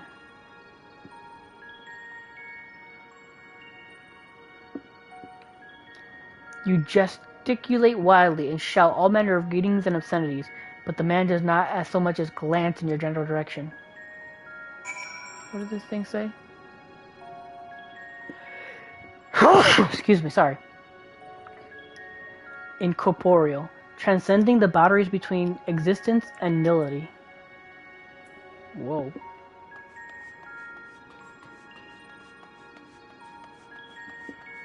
I can't even run. It's grayed out.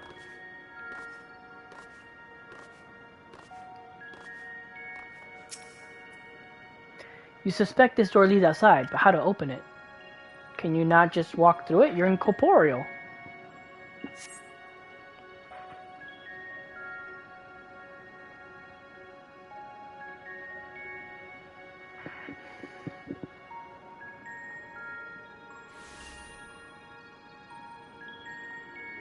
And here we are, Elpis. Well, well.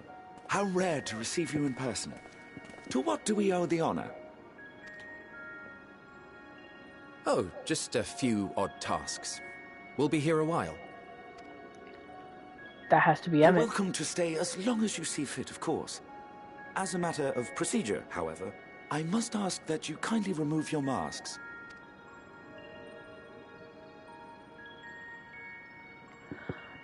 Come. I'm not taught. Is this truly necessary? Surely you can tell who we are. He had no voice. That's us. That's ourselves. The guy, he made the motion, we didn't talk. That's us. Oh my god. Oh my god. He's with us.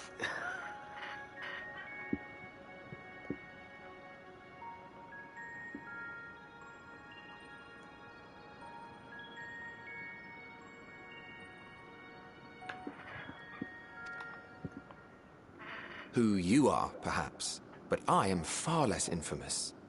Regardless, if we do not follow protocol, 'tis our hosts who would be held accountable.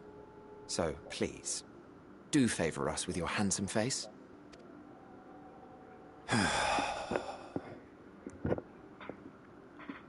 Okay, maybe I'm wrong.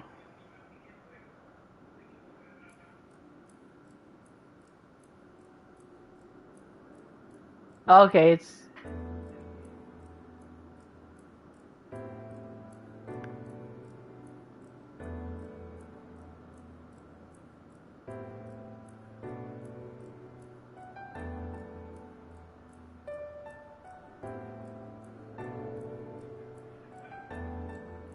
Satisfied?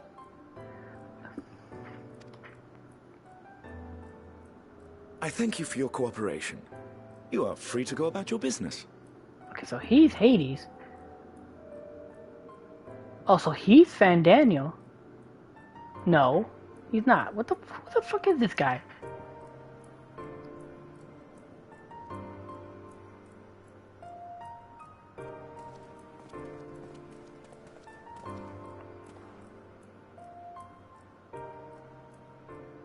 By the by, you see it too, yes?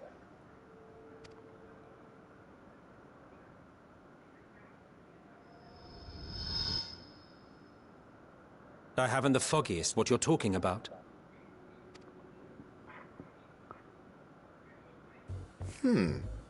That's odd.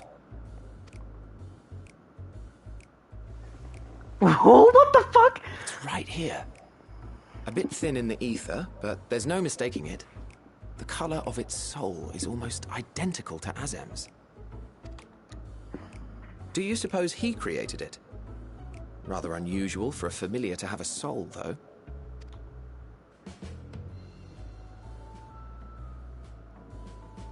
Don't ask me. All I know is that it's trouble. Doubly so if it's his spitting image. So let's leave it be. Come now.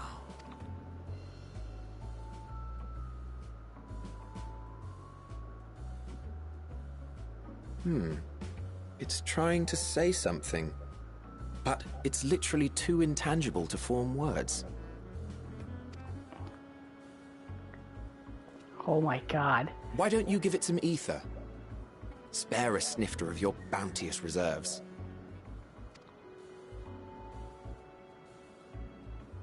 Who do you take me for? Oh my god, this shit is ridiculous! Why, a dear friend, of course. One who wouldn't let acts of kindness, such as My accompanying him on errands to far-flung outposts go unrewarded? This is insane.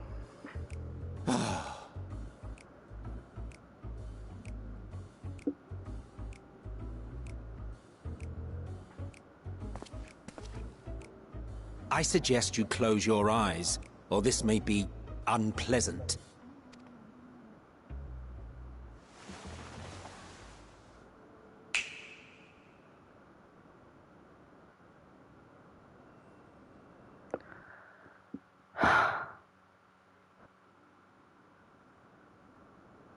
You may open your eyes.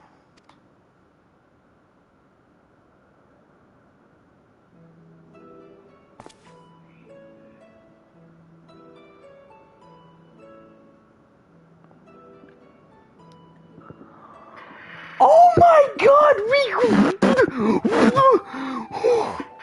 You even adjusted its size. The better to indulge your whim.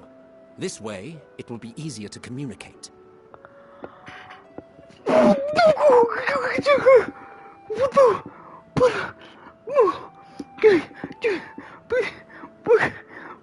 What is going on?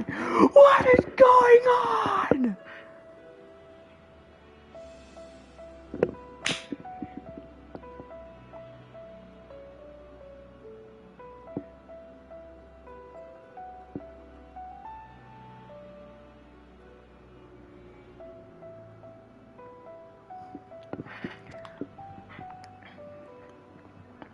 How very thoughtful of you. And may I applaud your artful reinforcement. Without further ado then. Greetings! I am Hythlodaeus, Chief of the Bureau of the Architect. Sulking beside me is the most honorable Emmett Selk of the Convocation of 14. And how might we address you, my new friend?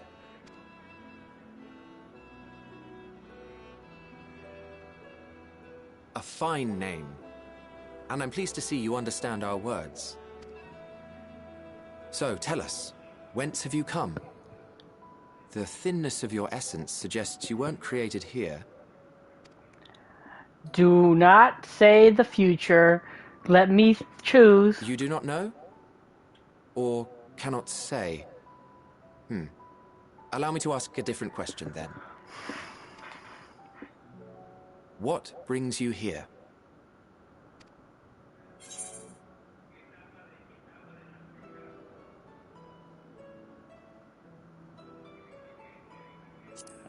I seek a man named Hermes.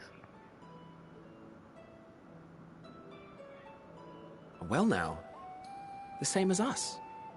Perhaps Azim wished to come too, but had to settle for a familiar. If he truly wished to be here, then he would be. Right you are. My apologies if we've given offense.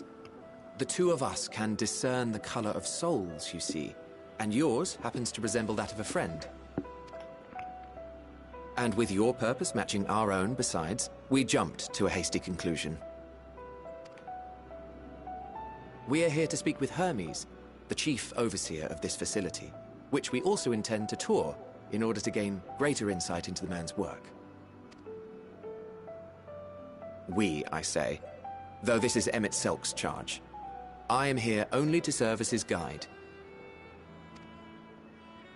And I should be happy to serve as yours as well, by way of an apology for the misunderstanding. Oh my god. Wait. Are you suggesting that we bring it along on official business? This thing we know next to nothing about? If you harbor suspicions, better to keep it close than leave it to its own devices. Wouldn't you agree?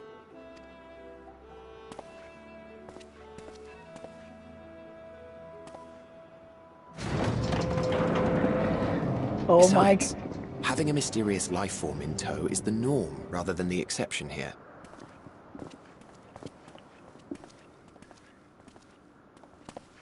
This is unbelievable.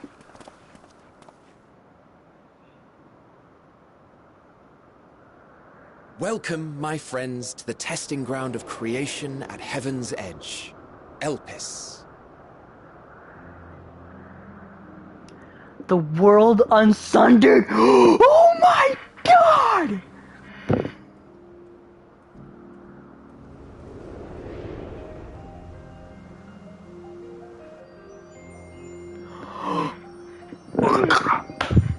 This presence. Oh!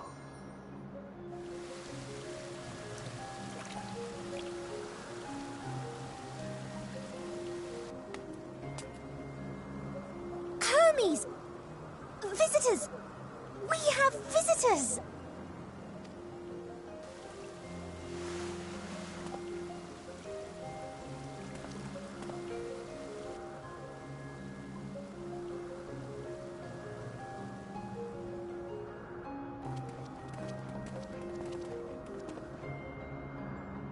What secrets are you hiding, I wonder? My mind is like struggling to process everything that's happening right now. Oh my god.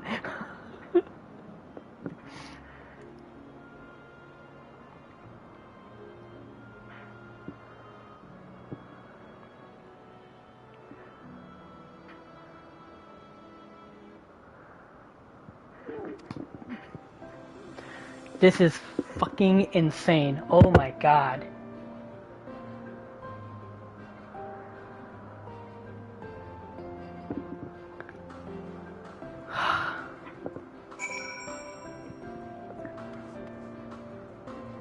Yo, can I go back in a tune? No, it's not in the... This is literally gonna be... Oh my god.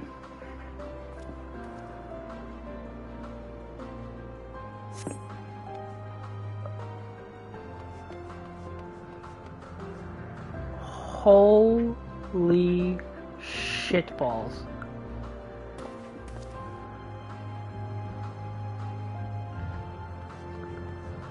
And this place seems rather big too. Oh my god. Holy shit. Oh my god. In case you didn't know, it's rude to stare. Stop. This is hardly my first time here, but the scenery never fails to take my breath away, while it feels as if you could reach out and touch the heavens.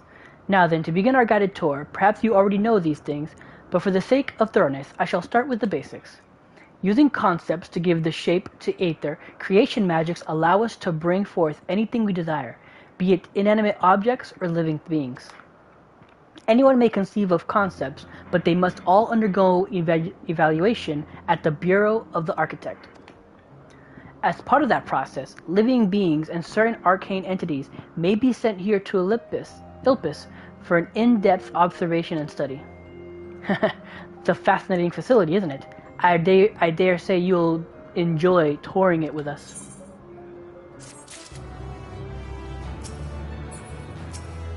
Anything? Okay, it's the same thing.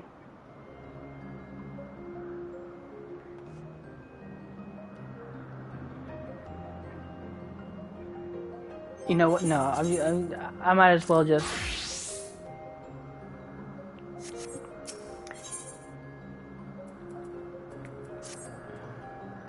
Now then, our friend Hermes, aside from overseeing the facility, he also conducts his own research. Chances are he will be at the main observation hub, so let us seek him out there first. This is unbelievable. Attired as you are, however, you stand out a little too much. Our dear Emmett Selk wishes to keep a low profile for this errand, so...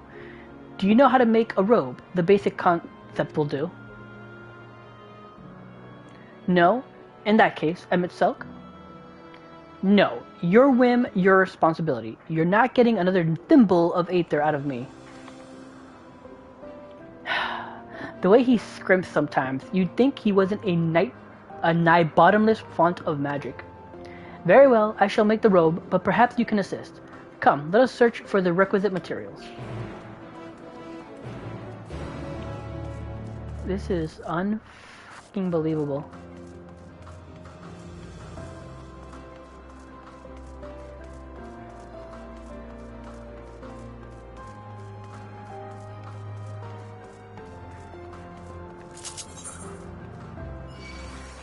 Hey, get away from me. I don't have time for you. I don't have time for you. Go away.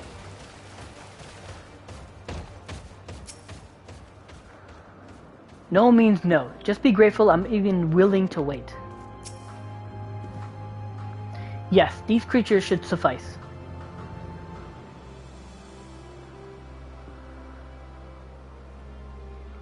An etheric rope. I want you to capture it. Shall we say 2 petalodi?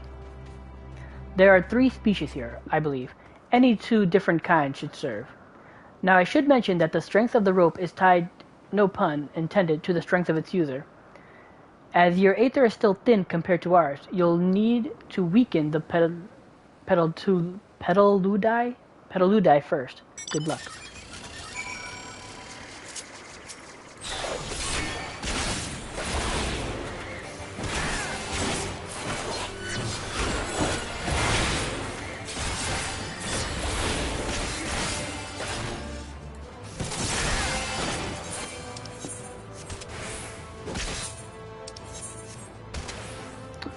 Come on.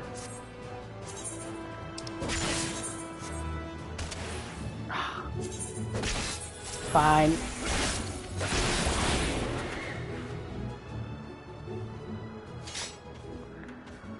I couldn't fucking cap. What the motherfucker?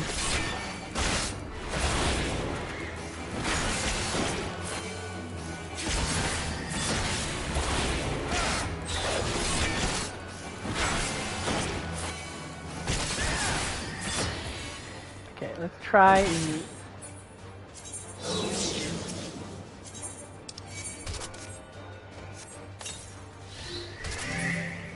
There we go. Jeez Louise.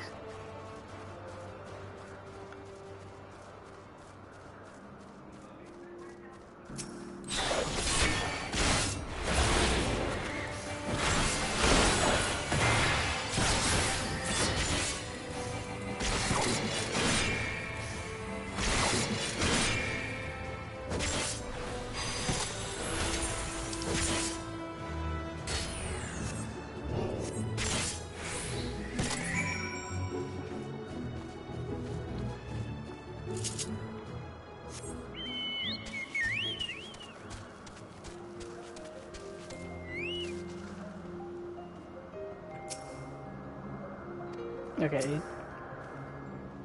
You caught the petalodi. Come, let's see.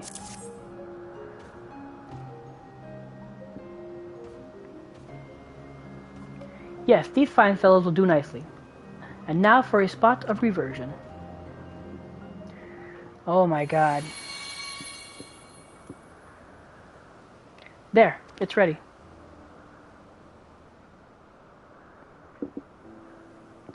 Nothing fancy, but then we're trying not to stand out. Try it on for size. Won't someone be angry for us for using those creatures?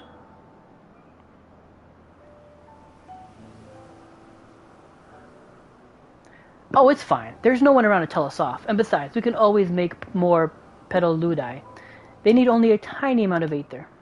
It may take some effort to get the form and composition right, but anyone familiar with the concept should be able to manage. Well and good to disguise and educate it, but it won't fool anyone who can see worth a damn.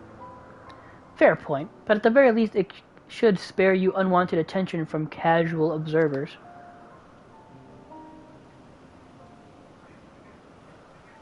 Emmett Silk speaks true.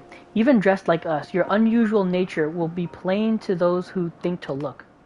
Should someone question your presence, don't make up excuses, much less try to explain what you actually are.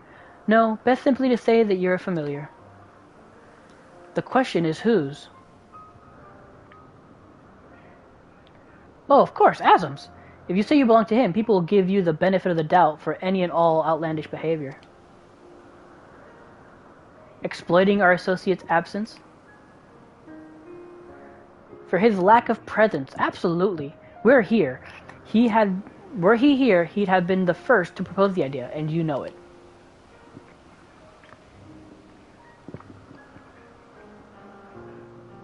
With that, your story is settled. Let us continue with our errand.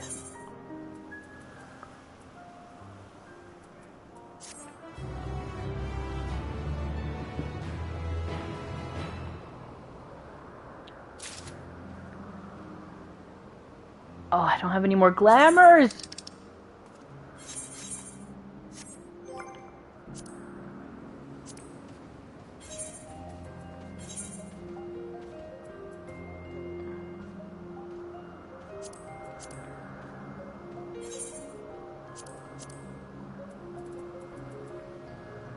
What did we get? We got what?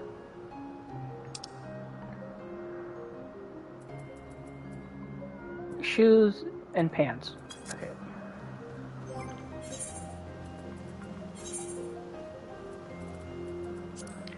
Till I get a chance to buy some glamours.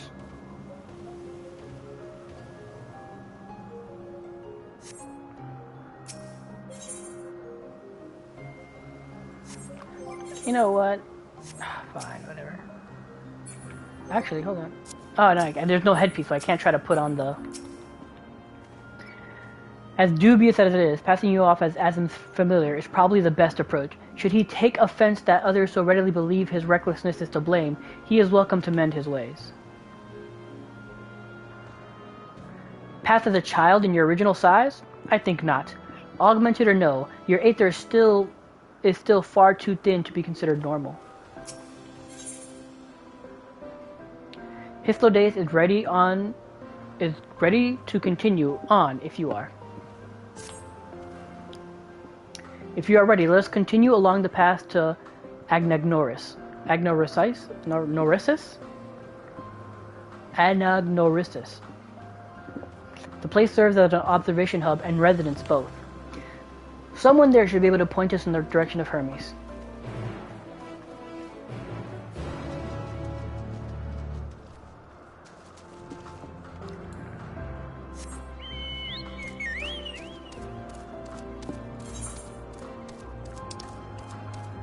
This is crazy.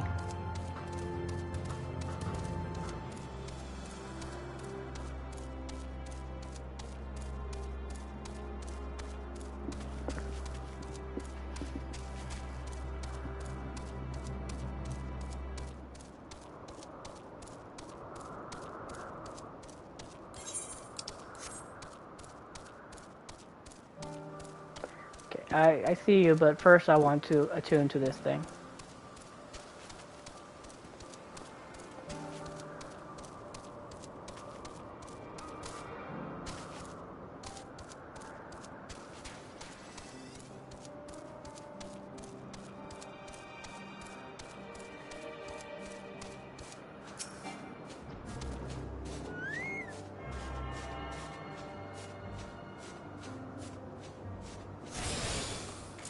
Yeah, we can attune all right.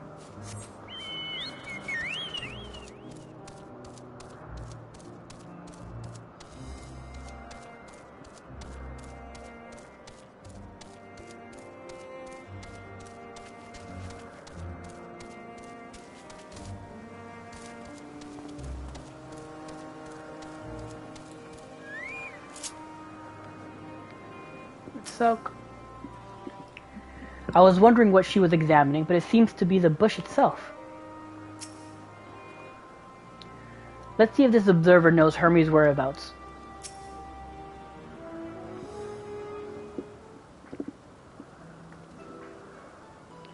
Yes, can I help you? We wish to speak with Chief Hermes. Do you know where we might find him?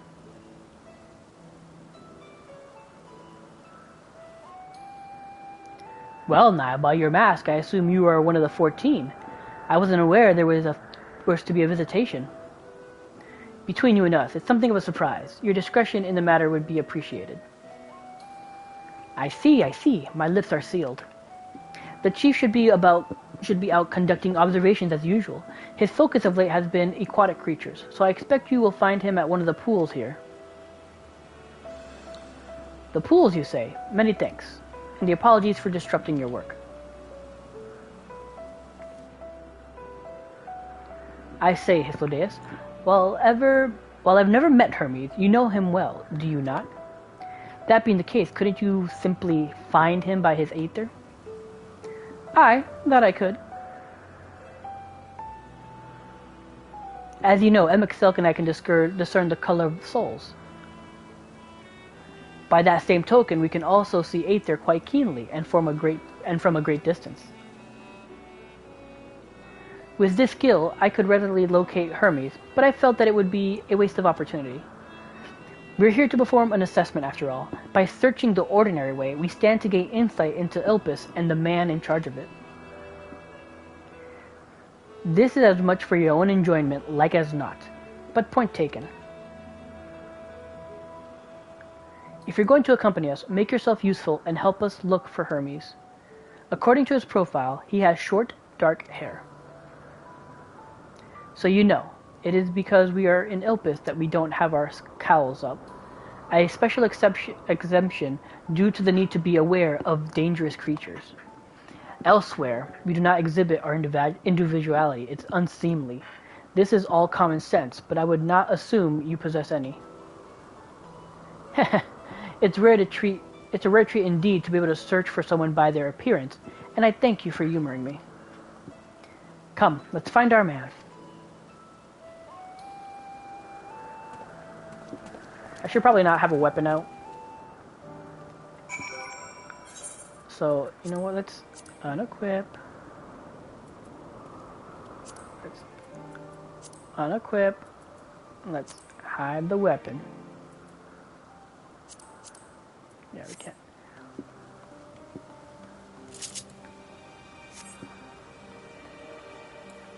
Come on now.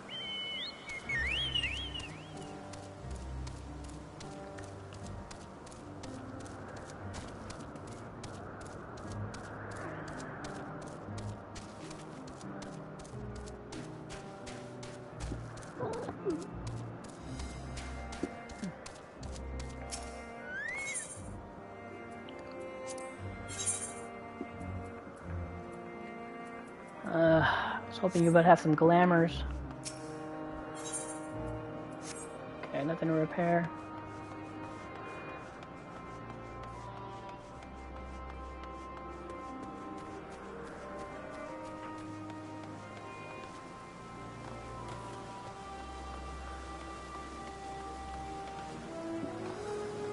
I wonder who this bewinged little girl is. Is it Garuda? Could this little girl be Garuda? I mean, she's blue and not green. They have such funny faces.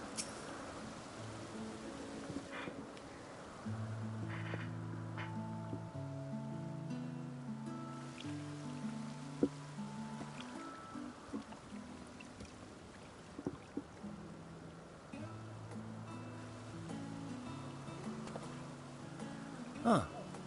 You are... Oh. Different. You're different too. You and me. We're alike. Friends. I want to be...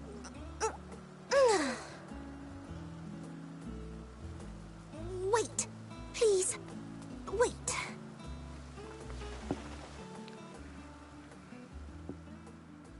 Greetings and salutations. Can you hear me? Do not be alarmed. I mean you no harm. I wish only to hear your words, share your feelings, and know your thoughts.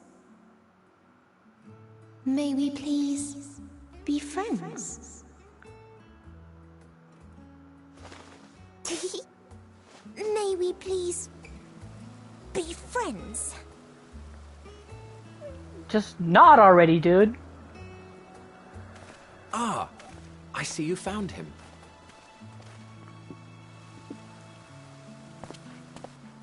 It's Ladeus. It's been a while.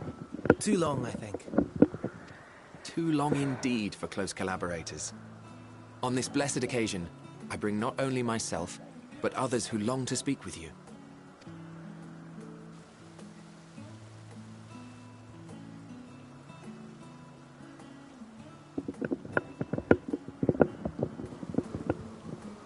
You were of the convocation?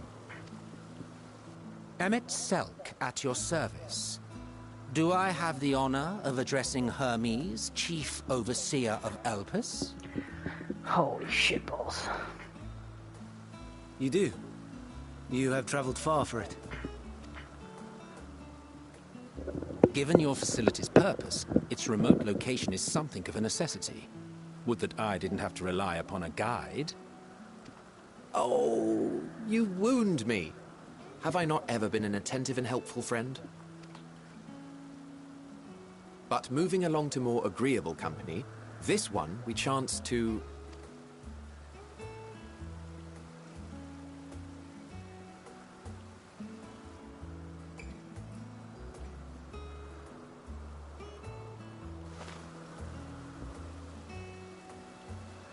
Well, you certainly have her attention. Is she one of yours, Hermes? Holy shitballs.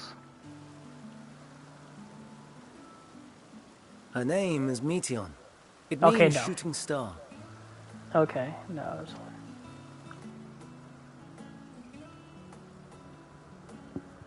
fine. If I may make an observation, her ether is terribly thin. I fear she might dissipate at any moment. Nor do I believe you've made a submission to the Bureau. I would remember such a concept if you had. I haven't, as you say. I judged it too early. She's a pet project of mine, still undergoing preliminary testing. But rest assured that I will attend in person ere long. Very well. Being an authority on flying life forms, I appreciate that you are exacting in your work. I shall look forward to your submission. This is insane.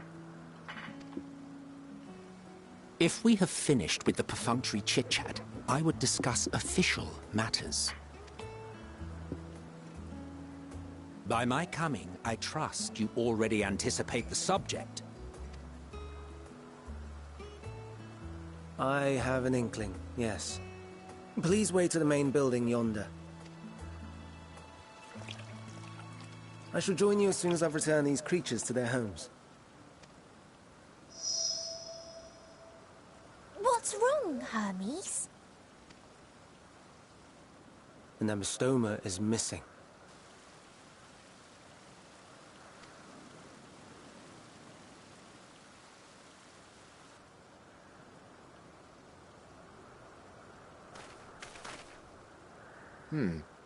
I may have found it. A creature with the self-same ether as those there, nestled in the boughs of a tree outside the grounds.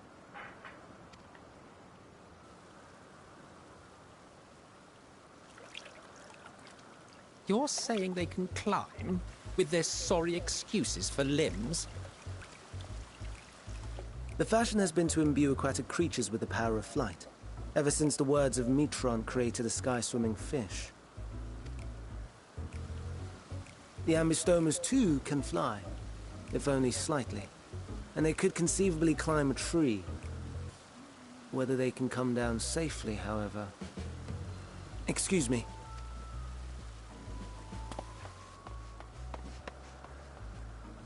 I'll help, too!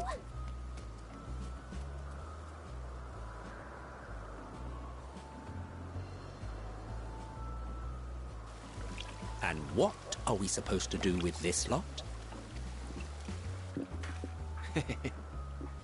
May I suggest we split up? If you would be so good as to assist Hermes, Emmett Selk and I shall keep an eye on these adorable creations in the meantime.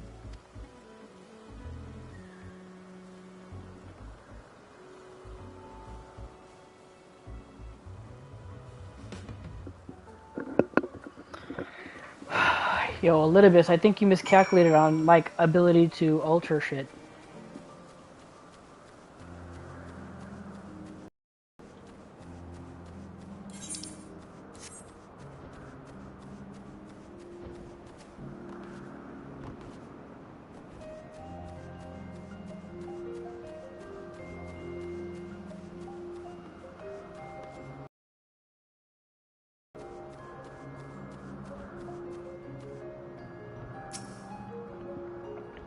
Hermes, are you alright? Oh god, I didn't even realize he was up there. I can't talk to him. It seems Hermes and Metian have found their quarry, a creature known this age as Absymotoma. Yet, though it has been safely extricated from the tree, Hermes appears to have found himself in quite the predicament. The Absymotoma, Hermes saw it high up in the tree. He climbed up to get it, but it jumped on him and he slipped. Do you need a hand? Ugh, no, I'm fine, if a little embarrassed. Now, for your own safety, please stand back.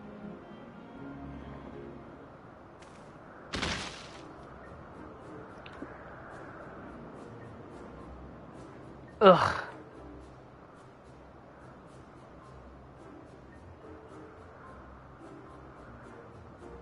Hermes, are you alright? Quite alright, yes. My apologies for making you worry, Median. Both you and,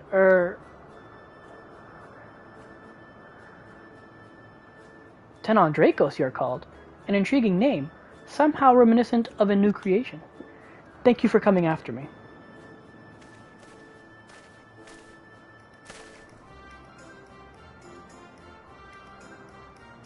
As for you, little one, you must be more careful.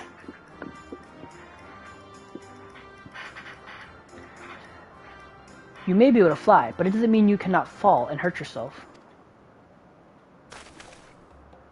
Oh no! I'd forgotten all about its fellows!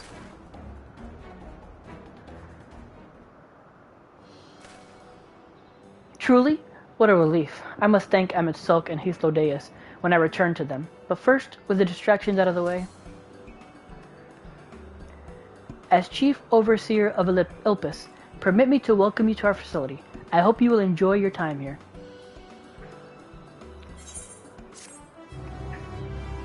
No. Okay. I'm glad they're safe, Hermes and the Absymotoma. The Absymotoma stared at you unflinchingly, as if regarding something novel. Regarding it in turn, you notice that it appears to be floating, if ever so slightly.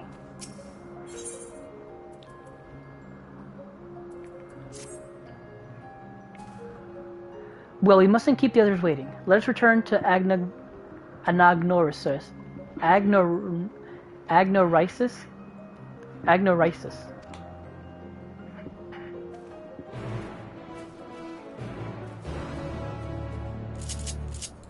Okay, guys, we weren't that far away.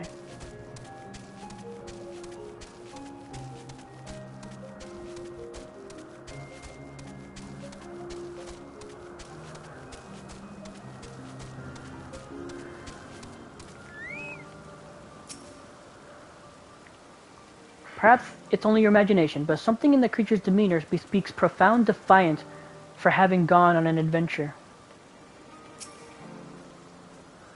Some creations stay outside, others stay at Kitsis, like the Amastosis. No more errant creations to distract us from matters of actual import, I trust. 'Twas blissfully uneventful in your absence. The little ones were on their best behavior. My apologies for the trouble. Owing to your kind assistance, all the Absymatomas are safe as well. I will presently send them back to their space. If you would go on ahead to the main building. Upon entering, you will see a table and chairs, a meeting area. We may speak there. Very well. Take care not to let the creatures slip away again.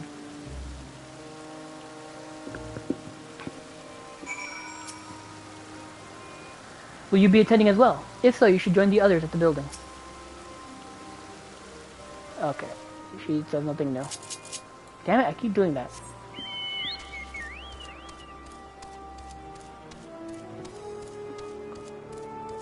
Did I attune to you? Right?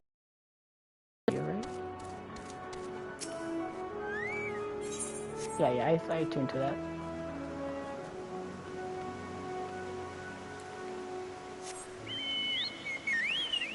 Oh, that's gotta be the Zodiark barding that I want to try to make. Oh man, I want that.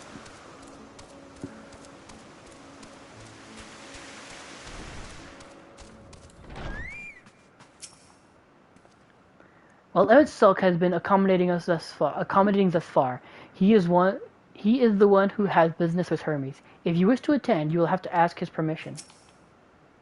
Of course he's not going to let me.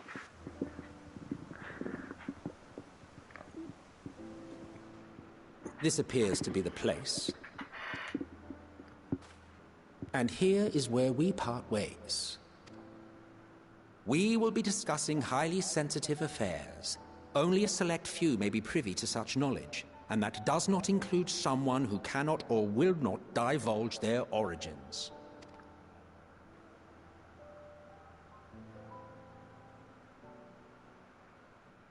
What? Will I have to remove you by force?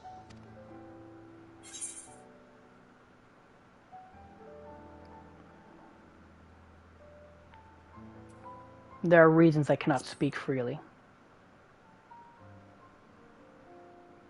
Let's hear them then, these reasons of yours. Who knows? If I deem your mysterious cause worthy, I may even be inclined to offer my assistance. I do not object to his attendance.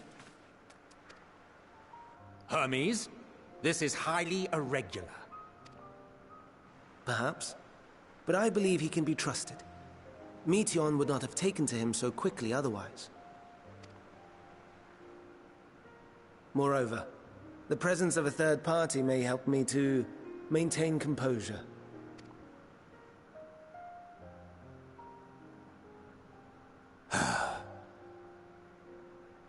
As you wish, then.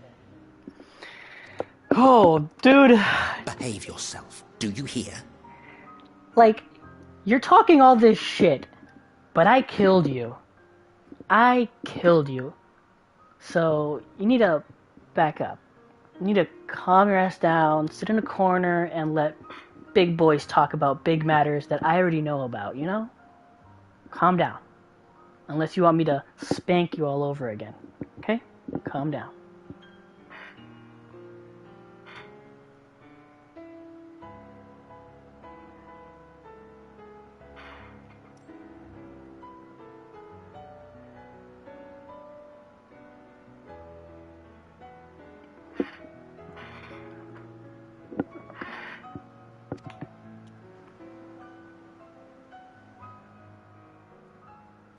I don't like to nod. I would have just done the little, like that. Give me that option.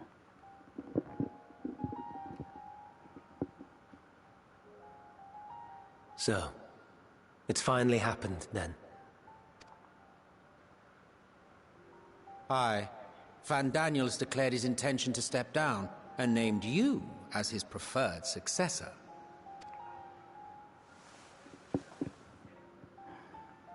In recognition of your knowledge and your works, the Convocation is giving the recommendation due consideration.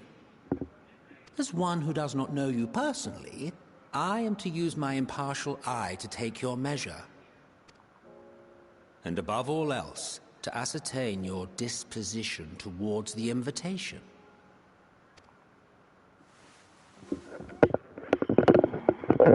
I understand that you and Van Daniel are close. He himself was once chief overseer of Elpis after all. I should not be surprised if you knew before anyone else that he wished to relinquish his office. I did. He told me that when he fulfilled his purpose, he wished to pass the torch to me. A torch you seem none too pleased to accept. Are you so averse to serving on the Convocation? No, it's not that. For a humble researcher like myself to even be considered is an honor beyond words. No. What troubles me, what I struggle to come to terms with, is the very fact that Van Daniel is stepping down. Does this not mean that he will return to the Star?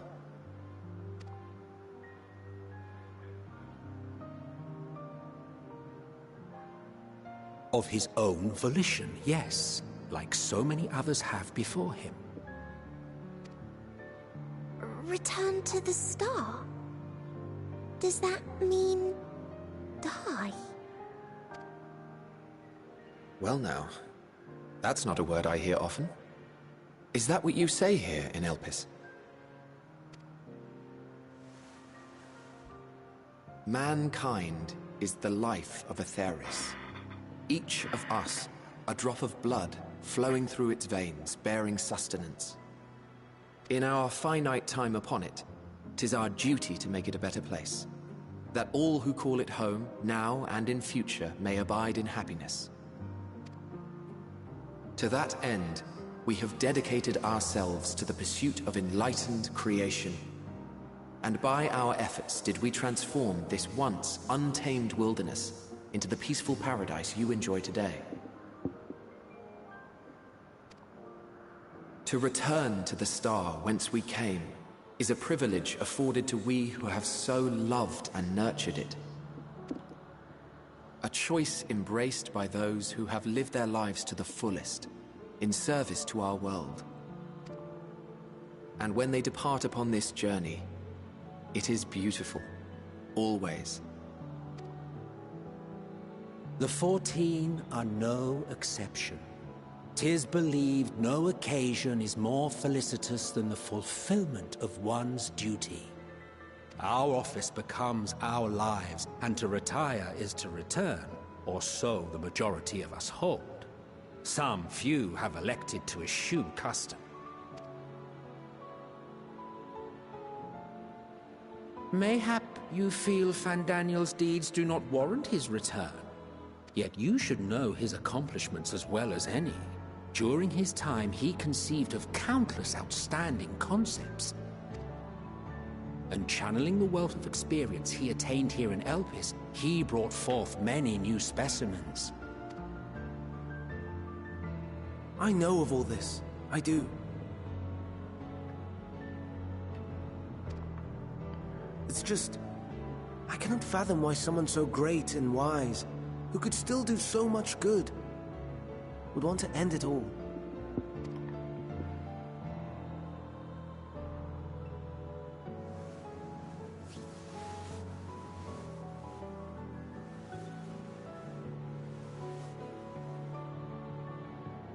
Oh no.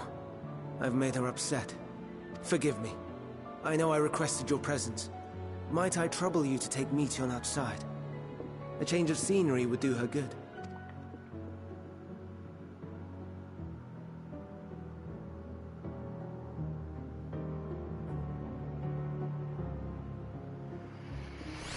Oh, God.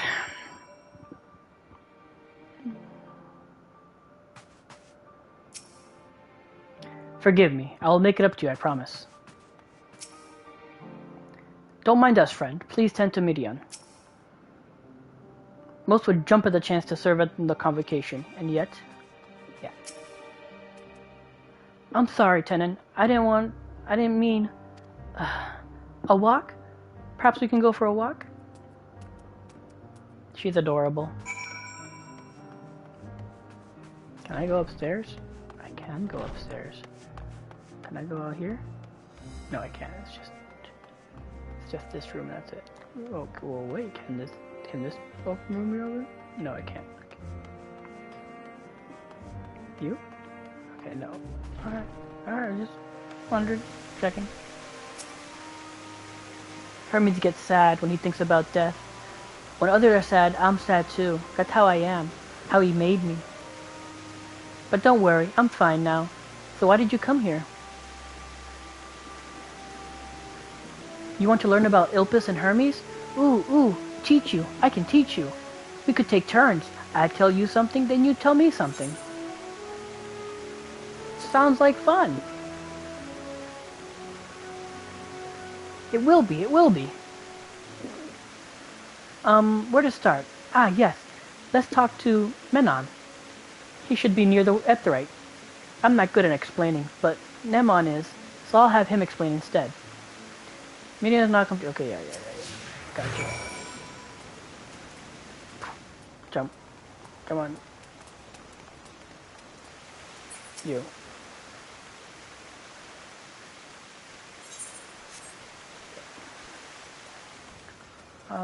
Are there any other blue circles, just in case? Ah, the aetheryte. Anyone can use it to teleport anywhere.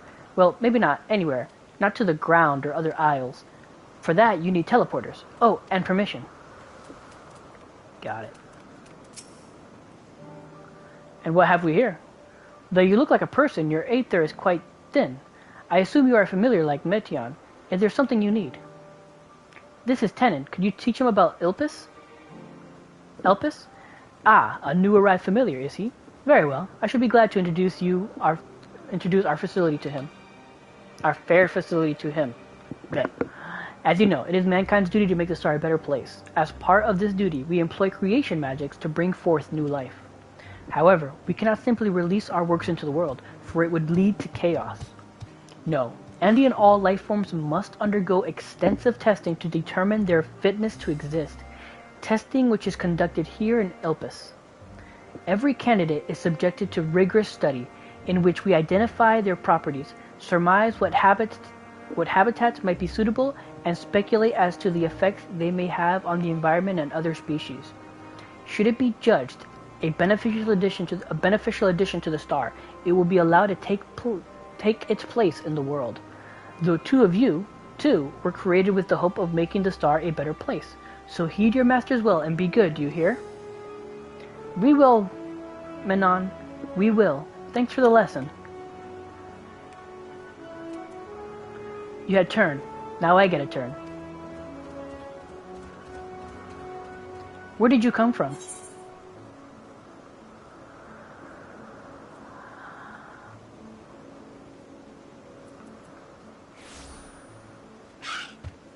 From the Castarium, I guess?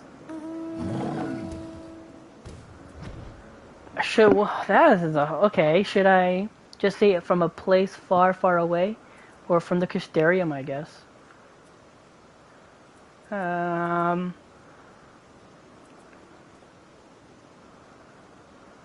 the Crystarium, I guess.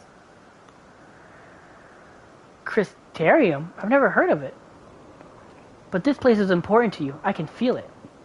Oh, my power. I haven't told you about it. A creation. Let me find a creation. What? One not being watched. Then I'll explain my power.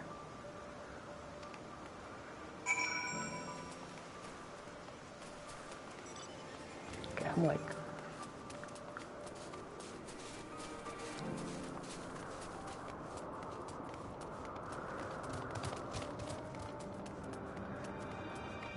Wait, I want to see what she says. Spriggans? What are Spriggans? What are they called here? Oh, we called them Orii. If there's many, if it's just one, we would say Orias. Though they're cute, they can be naughty. Sometimes they run off with concept crystals, and Hermes has to run after them.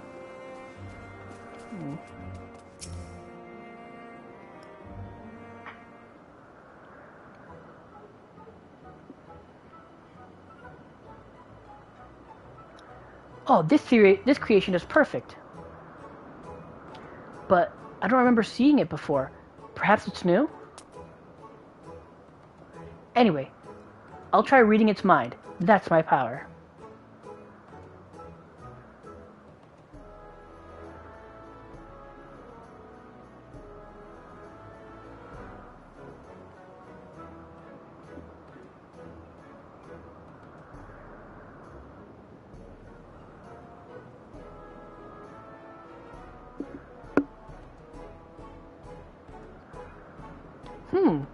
I can't read it. Or maybe there's nothing to read. Wait, please wait. I'll try again. With you this time.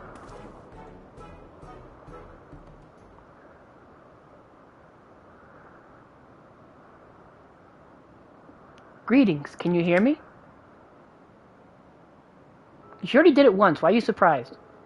This is my power. I can read the emotions of those around me and project my emotions to others in return.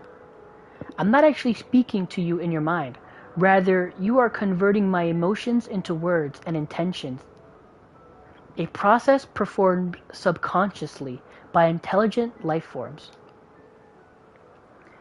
This ability is vital to my mission, for it allows me to interact with intelligent beings even should they communicate via unknown languages or other nonverbal means.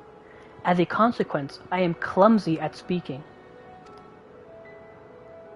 Yet though I struggle to express myself in this fashion, Hermes wants me to speak as much as possible, for everyone has thoughts and feelings that they may wish to hide. I harbor an affection for you, one that is difficult to define. Aside from the fact that you share common traits with us, your thoughts are complex, prismatic. They draw me in and leave me wanting to know more. Out of respect for your privacy, I'll refrain from using my power when speaking with you. Nevertheless, I want you to know that I wish to be your friend.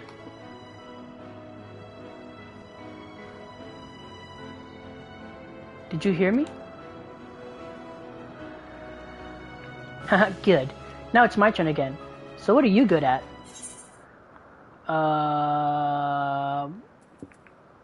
Playing. Playing? I'm still not sure what that means. Hermes says, let's play, but then he goes for a walk, or looks at his creations. It's fun, but no different from work.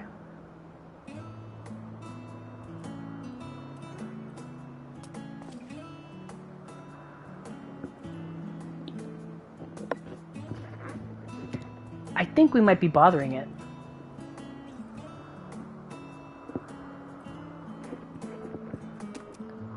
Let's keep going. We'll go and see... Yuanth? Eonth? I don't know how to say it. Next. She's usually in a small building on the west row.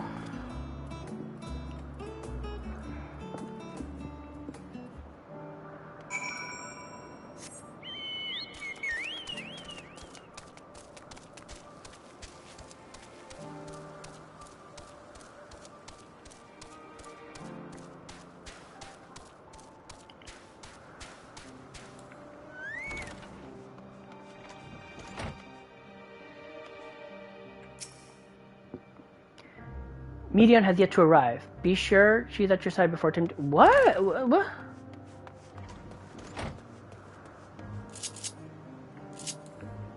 Where did you go, girl?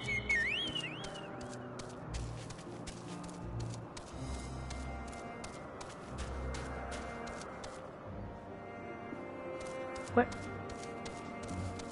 Did you? Where did she... What?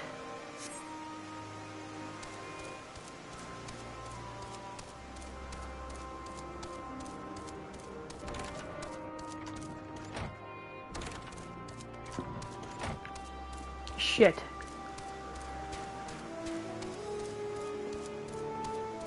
I got on my chocobo like an idiot. Yeah. I forgot, I can't get on my chocobo.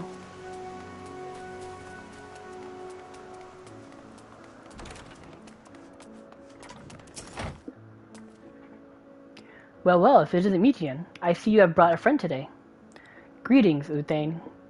I'm just gonna say Uthane, because I've or Eonth. An apple. Could you make me an apple? The kind Hermes likes, covered in syrup. I want to share it with Tenon. A candied apple? Hermes is certainly partial to them, but you know you can't eat, Midian. You aren't made to do so. But I like it too. It may seem that way, but it's due to your ability to share others' feelings. You've taken Hermes' likes for your own. In any case, I can't prepare an apple right now. I'll bring one for Hermes soon, I promise. I'm sorry, Tenon. I wanted to show you my favorite thing, then I could ask about yours, but I failed. Tell her what you like. Oh, that's what you like? Yes, I can feel it. Your joy and happiness. Okay, just say something, okay. It makes me happy too. Thanks for sharing it with me, Tenon. Well, we've walked and talked a lot. Maybe Hermes has finished talking too. Shall we go and see? She is super important because she can feel the emotions, so she can grasp them. That she can basically see what we can't see. The Aksa.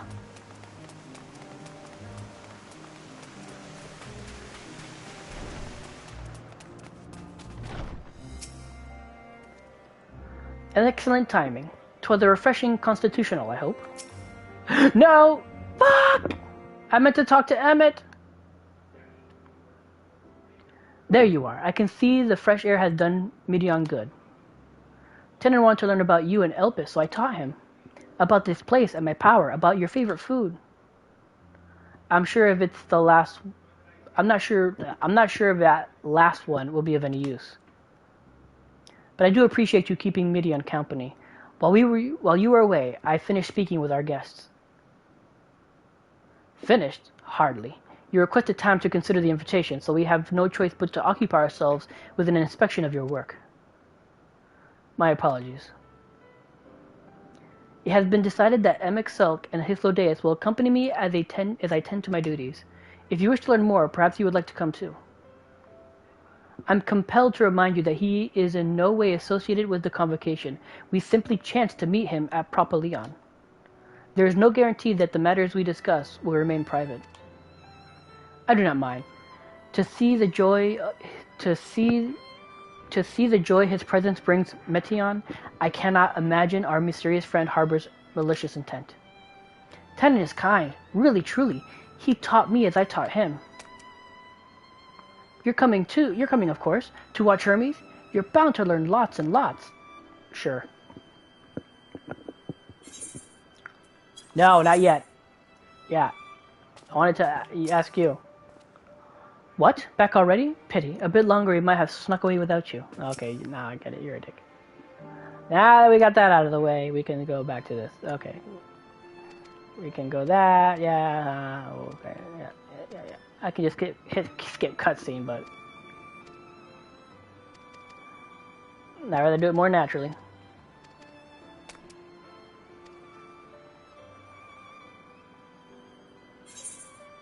There we go.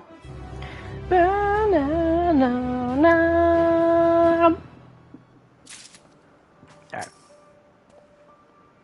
Though I see new creations on a daily basis, here they look at them with a different eye. It will be interesting to observe Hermes at work. It is held that all civil organizations should conduct their affairs with total transparency, and the convocation is no exception. But that doesn't mean we're obligated to show our work to unknown entities such as you. Consider yourself privileged and behave accordingly. God, dude, shut up. This time, we all get to go for a walk. Isn't it exciting? Lives apart. Composure regained, Hermes is ready to return to his duties. If everyone here is ready, there are a few creations I need to check on. First, we shall return to the spot where we found our wayward Absitoma. Have care when you step outside a hub, for there may be more unruly creatures about.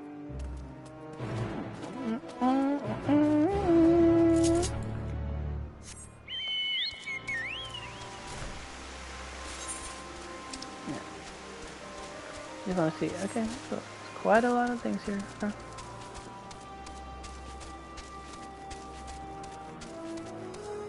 I can now literally travel back in time. This is shit. This is insane.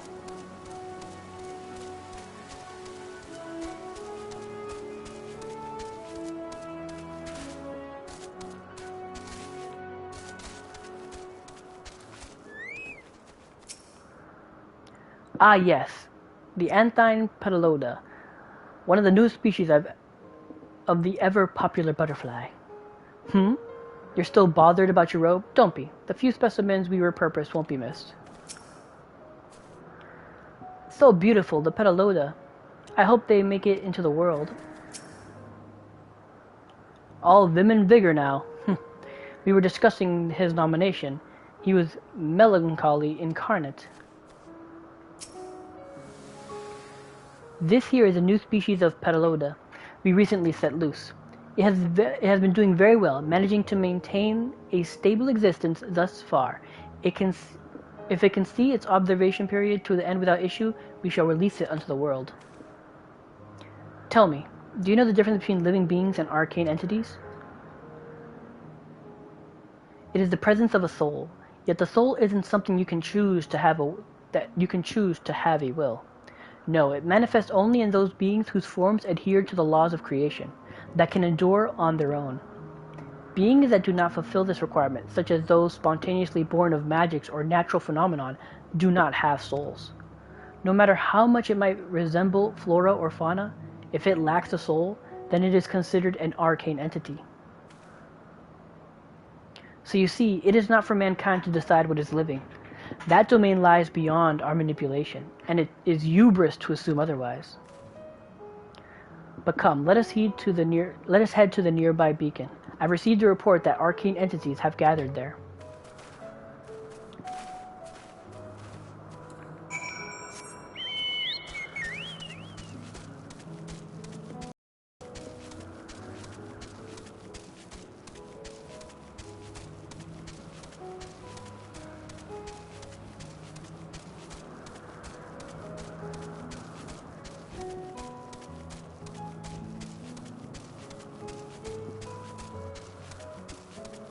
Oh man, it's almost time for the maintenance to start.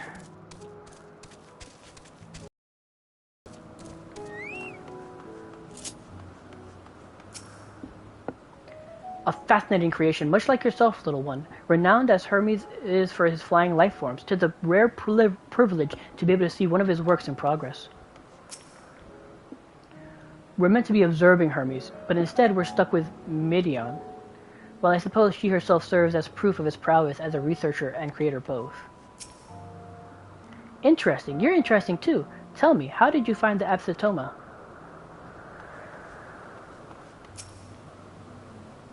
Ah yes, the lightning pneuma, just as the report said.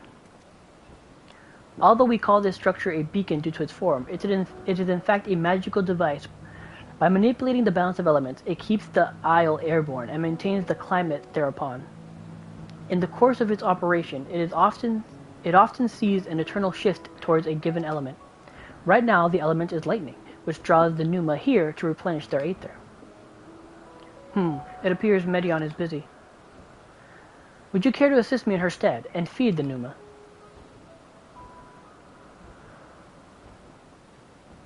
By using this lightning converger, you can harness ambient lightning and focus it into a ball, a veritable feast for our dazzling friends. Go on, give it a try.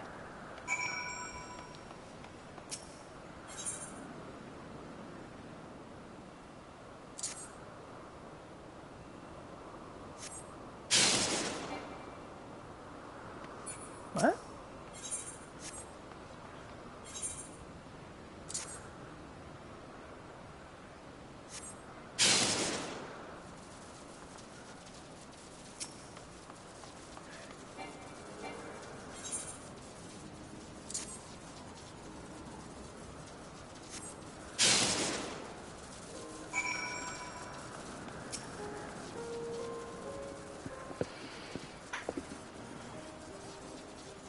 Perfectly done, Tenon. Look.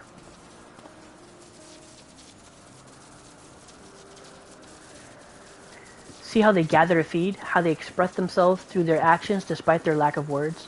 Speech is not the sole defining characteristic of a thinking, feeling creature, nor is silence an indication that they do not possess these qualities. Be it a soulless arcane entity such as the pneuma, or an ephemeral life form such as the Petaluda, all seek to perpetuate their existence, to survive.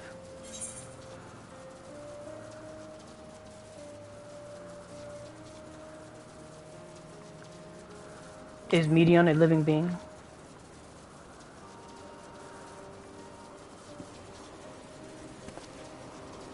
A good question. I can answer it from a theoretical standpoint, but it ultimately falls to the Bureau of the Architect to pass judgment. Those with exceptional vision, such as Hythlodaeus, may be able to ascertain her true nature. But to me, it doesn't matter. She is herself, and that is all I need to know.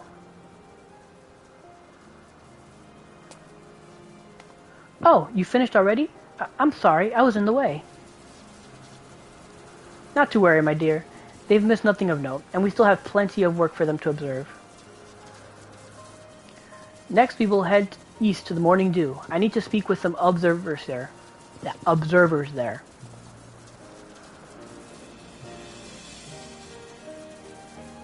Okay, I need to check. Does this place have aether currents? Nope. Oh yeah, this place has aether currents. But that is for, yeah, that's going in the wrong direction, so let's just... Let's not worry about that for now.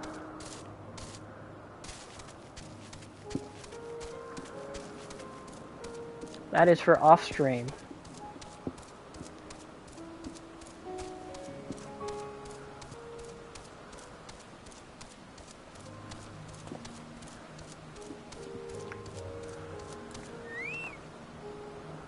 What about here? Is there one here?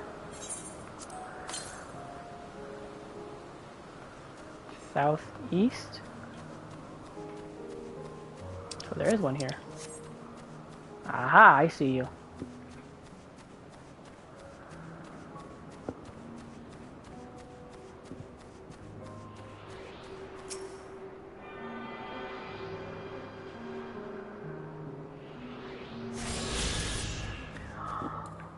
Oh boy. Come on.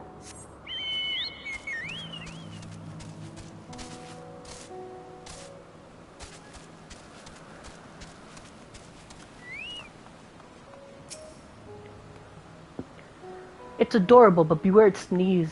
Hermes went flying once.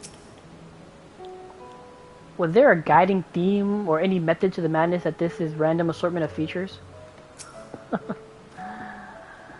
This fellow has been the talk of the Bureau, the combination of a carefree aspect and endless rows of fangs. It is strangely charming.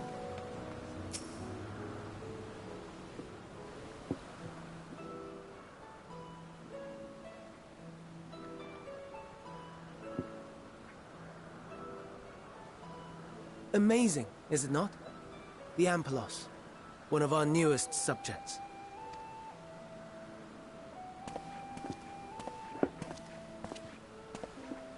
So, how are we coming along?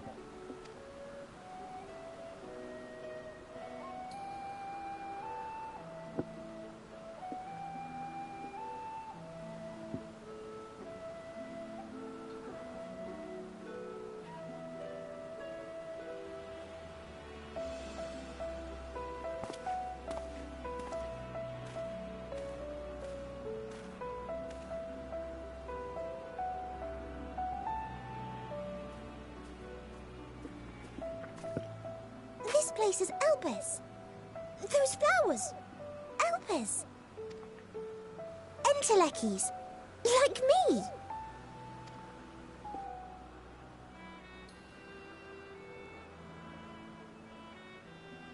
They are a product of Elpis, and so named for their birthplace. A happy accident, born of the hands of a former researcher who loved beautiful blossoms. Unique for how they change color, to reflect the emotional state of those nearby. Though be it here or elsewhere, they are seldom seen in any hue save purest white. Reflect the emotional state, you say? By what means do they achieve this? In creation, there exists an energy wholly apart from ether, one driven by emotions. In like manner to how we manipulate ether, this flower is subject to the influence of said energy. Here we go. Well, it has no will of its own. It is sensitive to the prevailing emotion in the vicinity, and reacts by altering its color and vibrancy.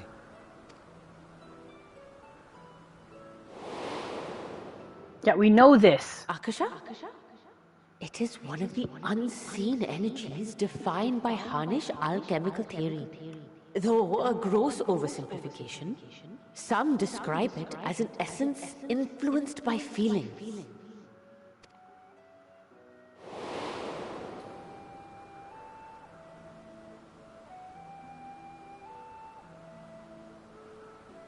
Akasha. Though I'm not familiar with the term, your description suggests it is the self-same energy. Dynamis, we call it.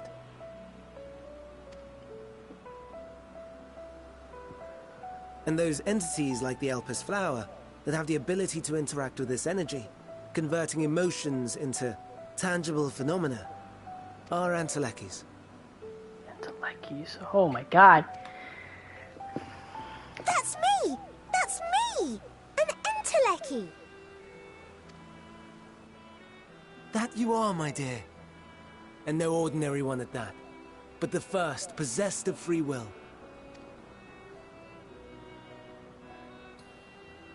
Wait. A form of energy other than ether? Dynamis? I've never heard of such a thing. Hardly surprising. Dynamis cannot be seen, much less felt. And though its existence has long been theorized, we had no proof until the flower's serendipitous creation. What's more, Dynamis is far weaker than ether. Under normal circumstances, its effects are drowned out by the latter. On account of which, beings comprised of and reliant upon the ether, like you and I, are unable to make practical use of Dynamis. 'Tis a truly esoteric thing, known to but a select few scholars. So maybe Entelekis can? Intriguing. Then, given the limitations you described, why create Meteon?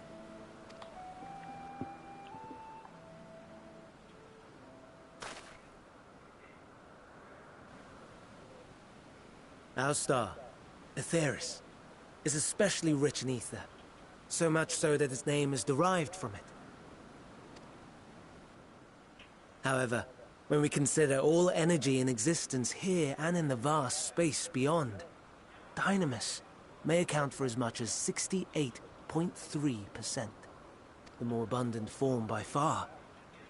Were we able to control it, we could open the door to limitless possibilities. 'Tis not unlike a gently flowing stream, unable to break through the dam of ether barring its path. But if we could imbue the stream with the vigor of a raging river... Oh no, that's what causes the final days. Not that I have such grand ambitions. Nay. I merely wish to create a being that could traverse the great expanse.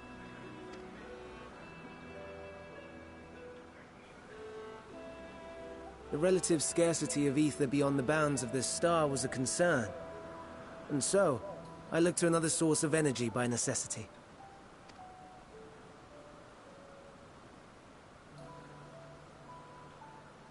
That being Dynamis. No wonder her ether is so thin. Precisely. Yours is thin too. Like an Enteleki. Like me. Mine's thin for different weighting. Are we the same? Entelekis.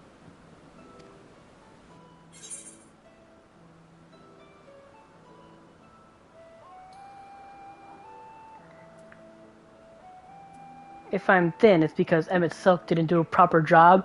Oh my god, I want to be able to... Well, I have been known to transcend my limits with nothing but determination. I want to say that, but I kind of want to say this. If I'm thin, it's because Emmett Silk didn't do a proper job. So let's just go with that. Well, I have been known. That sounds more akin to the desperate flailings of a wild beast when facing imminent death. Oh, he had to be a dick about it. A deficit of ether alone does not an Enteleki make. It would, however, make it easier for you to interact with Dynamis. And limited though its influence may be, this quality could prove the difference between victory and defeat. You do well not to underestimate it.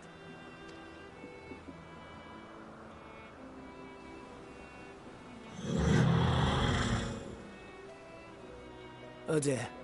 I'd forgotten about the poor fella. You must excuse me a moment while I go and verify a few more things. Oh man.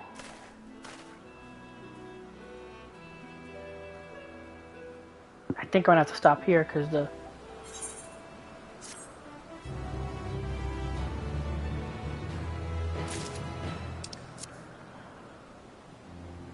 And my controller's dying. Oh shit, where's... Yeah. Okay, maintenance will be performed in the world. Please log out before maintenance begins. Okay, we got literally 20 minutes. Never before had I heard of Dynamis or Intellectus. I can only assume that Olympus Flower was submitted to the Bureau before I joined.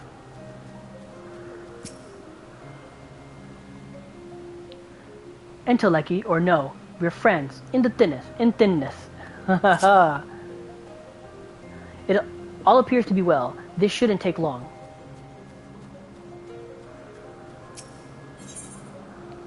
Their greatest contribution. Emmett Silk appears to be deep in thought.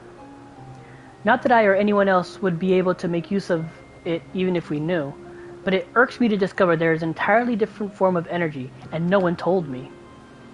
That personal annoyance aside, Hermes' knowledge is undeniably impressive. Given that there are none among the 14 who specialize in the Celestial, he would be a welcome addition. Assuming he can be persuaded to join, that is. I still can't understand his hesitation. What do you specialize in? Oh, you wish to know why Emmick Silk was chosen for the convocation? I should be glad to share the tale. It all began when... Not another word. Lest you've forgotten, we're to learn about Hermes, not me. My misspent youth is not your concern. What now? I want to learn about the convocation. If you would accompany us, I suppose you should at least know that much. The Convocation of 14 is a governing body that determines a myriad of policies. Our goal is to ensure that it is all right in creation, and that our star may know a brighter future. As the name suggests, the Council is comprised of 14 offices, each which is held by an individual chosen for their surpassing abilities. Depending on the office, one is required to either be an authority in a certain field or possess skills that would facilitate the performance of their stipulated duties. The former category includes Metron, a specialist in aquatic life, Logriff, a specialist in terrestrial life and husbandry, Helmarot, specialist in fungal and plant life, Emeroloth, specialist in medicine and healing, La Habrea, specialist in creation magics who has brought forth phantom beings of high complexity.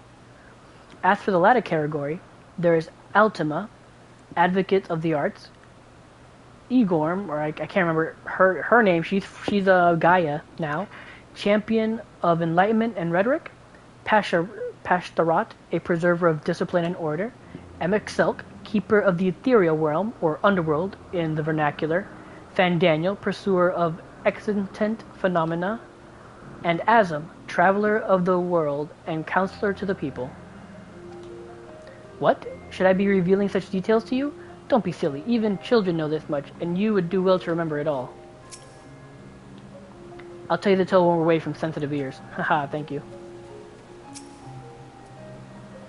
Intellect or no, we are friends in the thinness. Okay. My apologies for the wait. I've inspected the Ampelos to my satisfaction. All is well with the creature, and I dare say it won't be long ere it is released into the world. Another creation, however, reportedly isn't faring so well, the Charybdis. That is what we shall tend to next. If you would follow me, my friends, we shall return to the main isle and head north.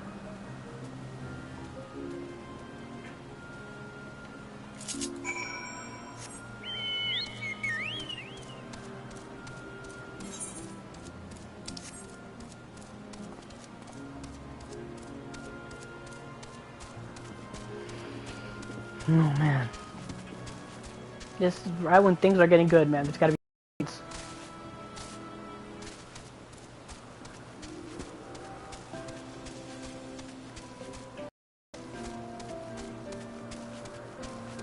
oh.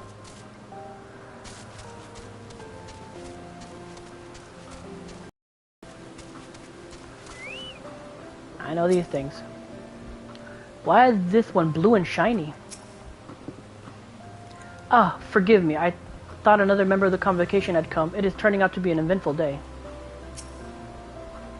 A serpentine bird or a winged snake. There's a slight difference in etheric balance between this These and the Carabidices. But it may be assumed they aren't the original creations, but their offspring.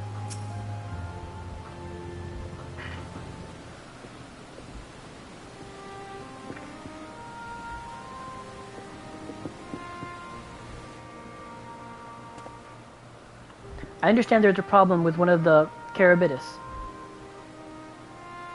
Yes, that's right. As you know, the Charybdis is based on a sea creature. Owing to its adjustments to enhance its affinity to wind, it's capable of flight. The specimens created from the concept could all fly without issue, but a problem arose in subsequent generations. This third generation creature was born with an etheric balance leaning strongly towards water, its aquatic origins reasserting itself.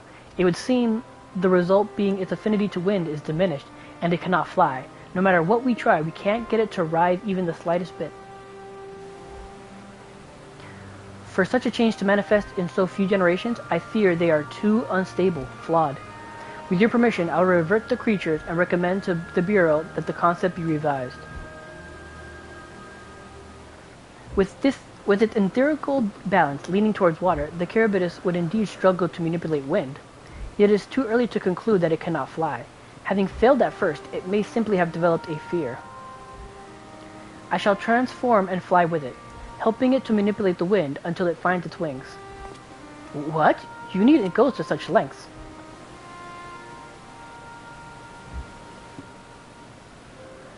You don't know? But of course not.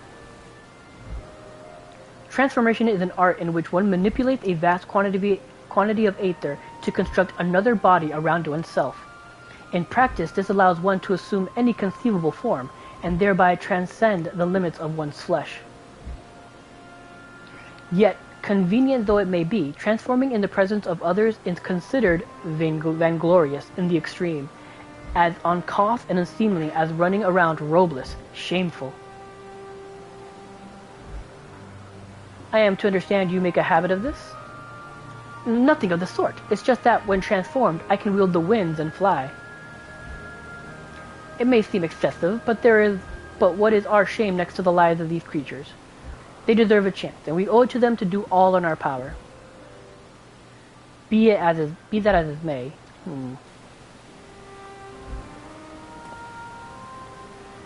Yes, I believe I have a solution. MSQ, may I trouble you to move that Charybdis away from its fellows, somewhere out of sight?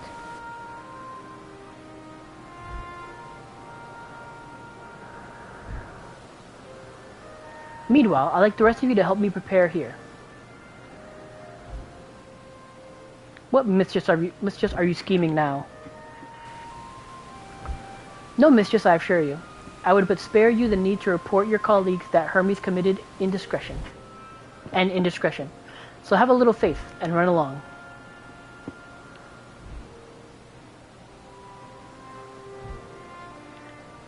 I trust you don't mind.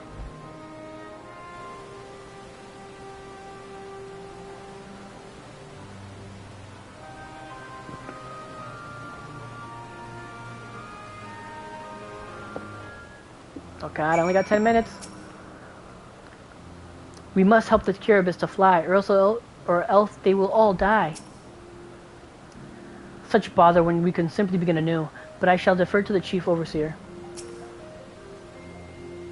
His slow days is a man of ideas. I wonder what he thought up this time. Emmett's out of sight yet? Good. Let us speak of the plan. It's a stroke of genius, really. We have MSQ train the Charybdis. Aside from being able to fly untransformed, he can readily see aether currents, and with his adept spellcraft, he can also employ suitable wind magics to guide the creature along. While he is indeed capable of what you described, it is not his duty. I am loath to trouble him with it. Don't be. As I mentioned, it would also be for his own sake. With that settled, let us begin at once. Tenant, I want you to go to MSQ. Tell him that you have a favor to ask. He will be disinclined to cooperate at first, but you mustn't be discouraged. With our friend, the trick is to be unflaggeringly persistent. Off you go now, and good luck. In the chat, I have a favor to ask.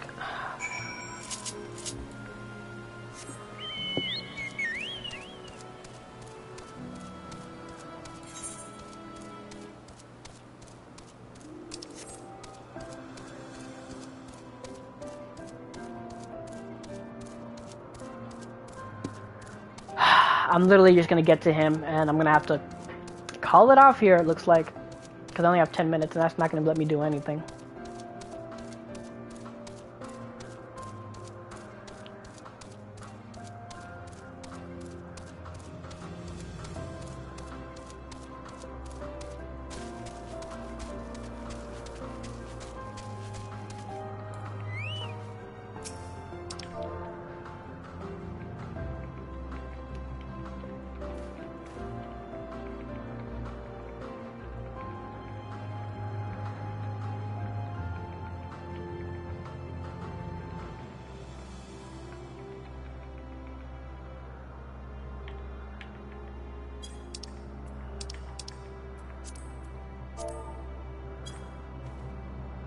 Oh, no you don't. I'm not lifting a finger. I don't know what Hyslodase is up to, but I will not be made to know.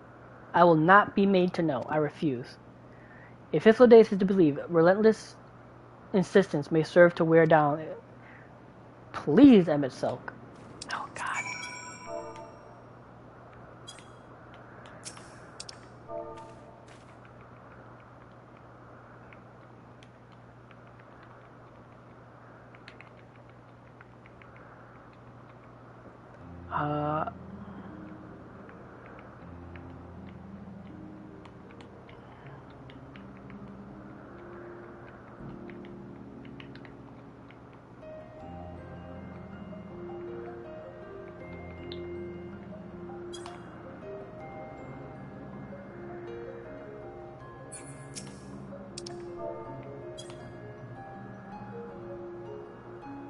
Oh my God, I really fucking...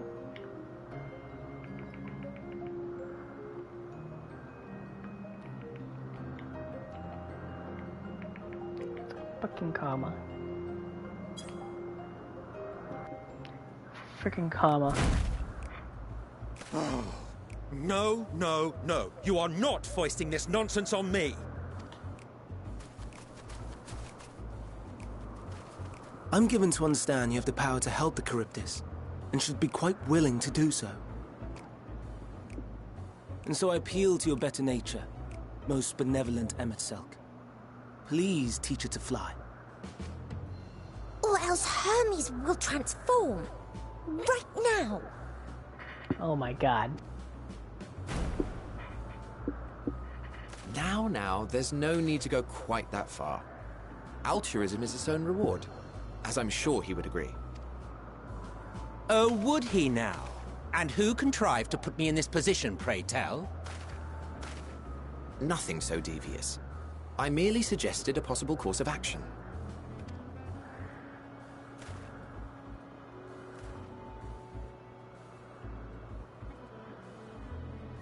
Please, Emmett Selk. Please. Oh.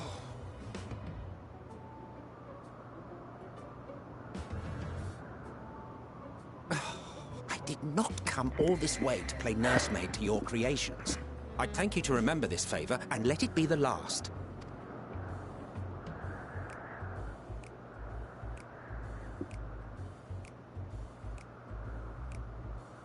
Okay, oh God. I'm running out of time.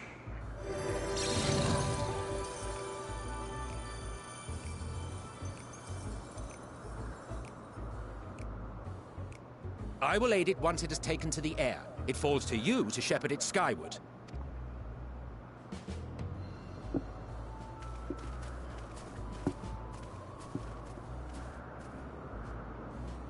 Well, let's relax and enjoy the spectacle, shall we?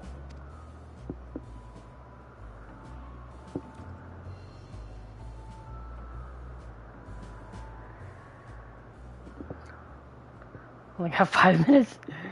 Is it a cinematic? You were wondering why Emmett Selk joined the convocation. Truth be told, he wasn't the first choice for the office. I was. On the strength of my ability to see ether. Whoa. But I declined the offer. For though my vision is exceptional, I am pedestrian in all other aspects. Worse even, quite abysmal when it comes to manipulating ether, for example. Couldn't transform even if I had a mind to do so.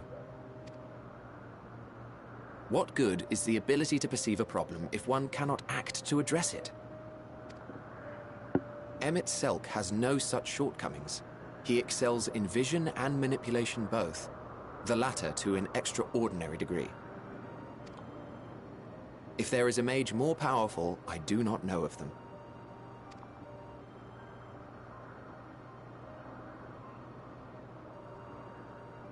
Thus did I recommend him for the office in my stead. And I wasn't the only one. Far from it. Countless others vouched for his skill and character.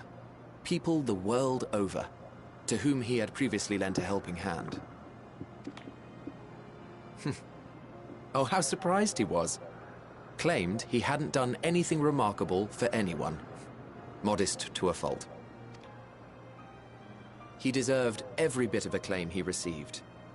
Yet he may well have gone unappreciated were it not for a mutual friend. A singular soul who can't help but involve himself in the business of others. Where he walks, excitement is certain to follow. His antics irritate Emmett Selk to no end. But much of his grumbling stems from genuine concern. When our friend calls, 3 minutes. He never fails to answer and lend his talents. And in the course of doing so, he himself came to be recognized and respected by those around him. They are truly remarkable individuals, and I'm proud to call them friends.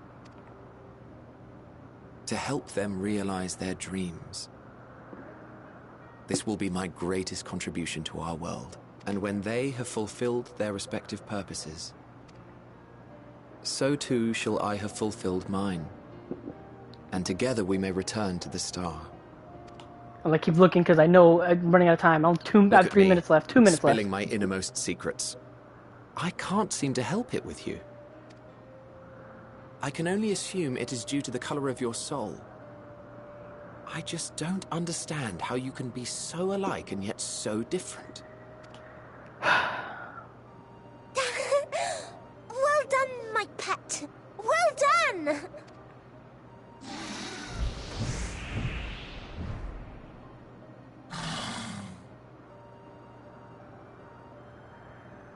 Ah, yes. I dare say the Charybdis will be fine here on. This is so great. If I do cut off, Why don't you though... go and signal to Emmett Selk? Let him know that his arduous task is at an end.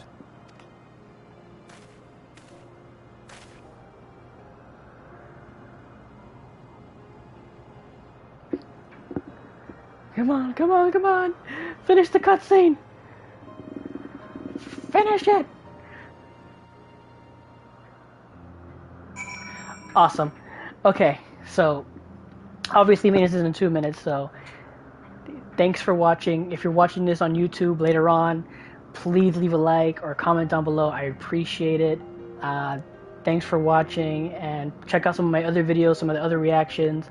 I'd love for you guys to join me on other streams. Good night and good game. Take care.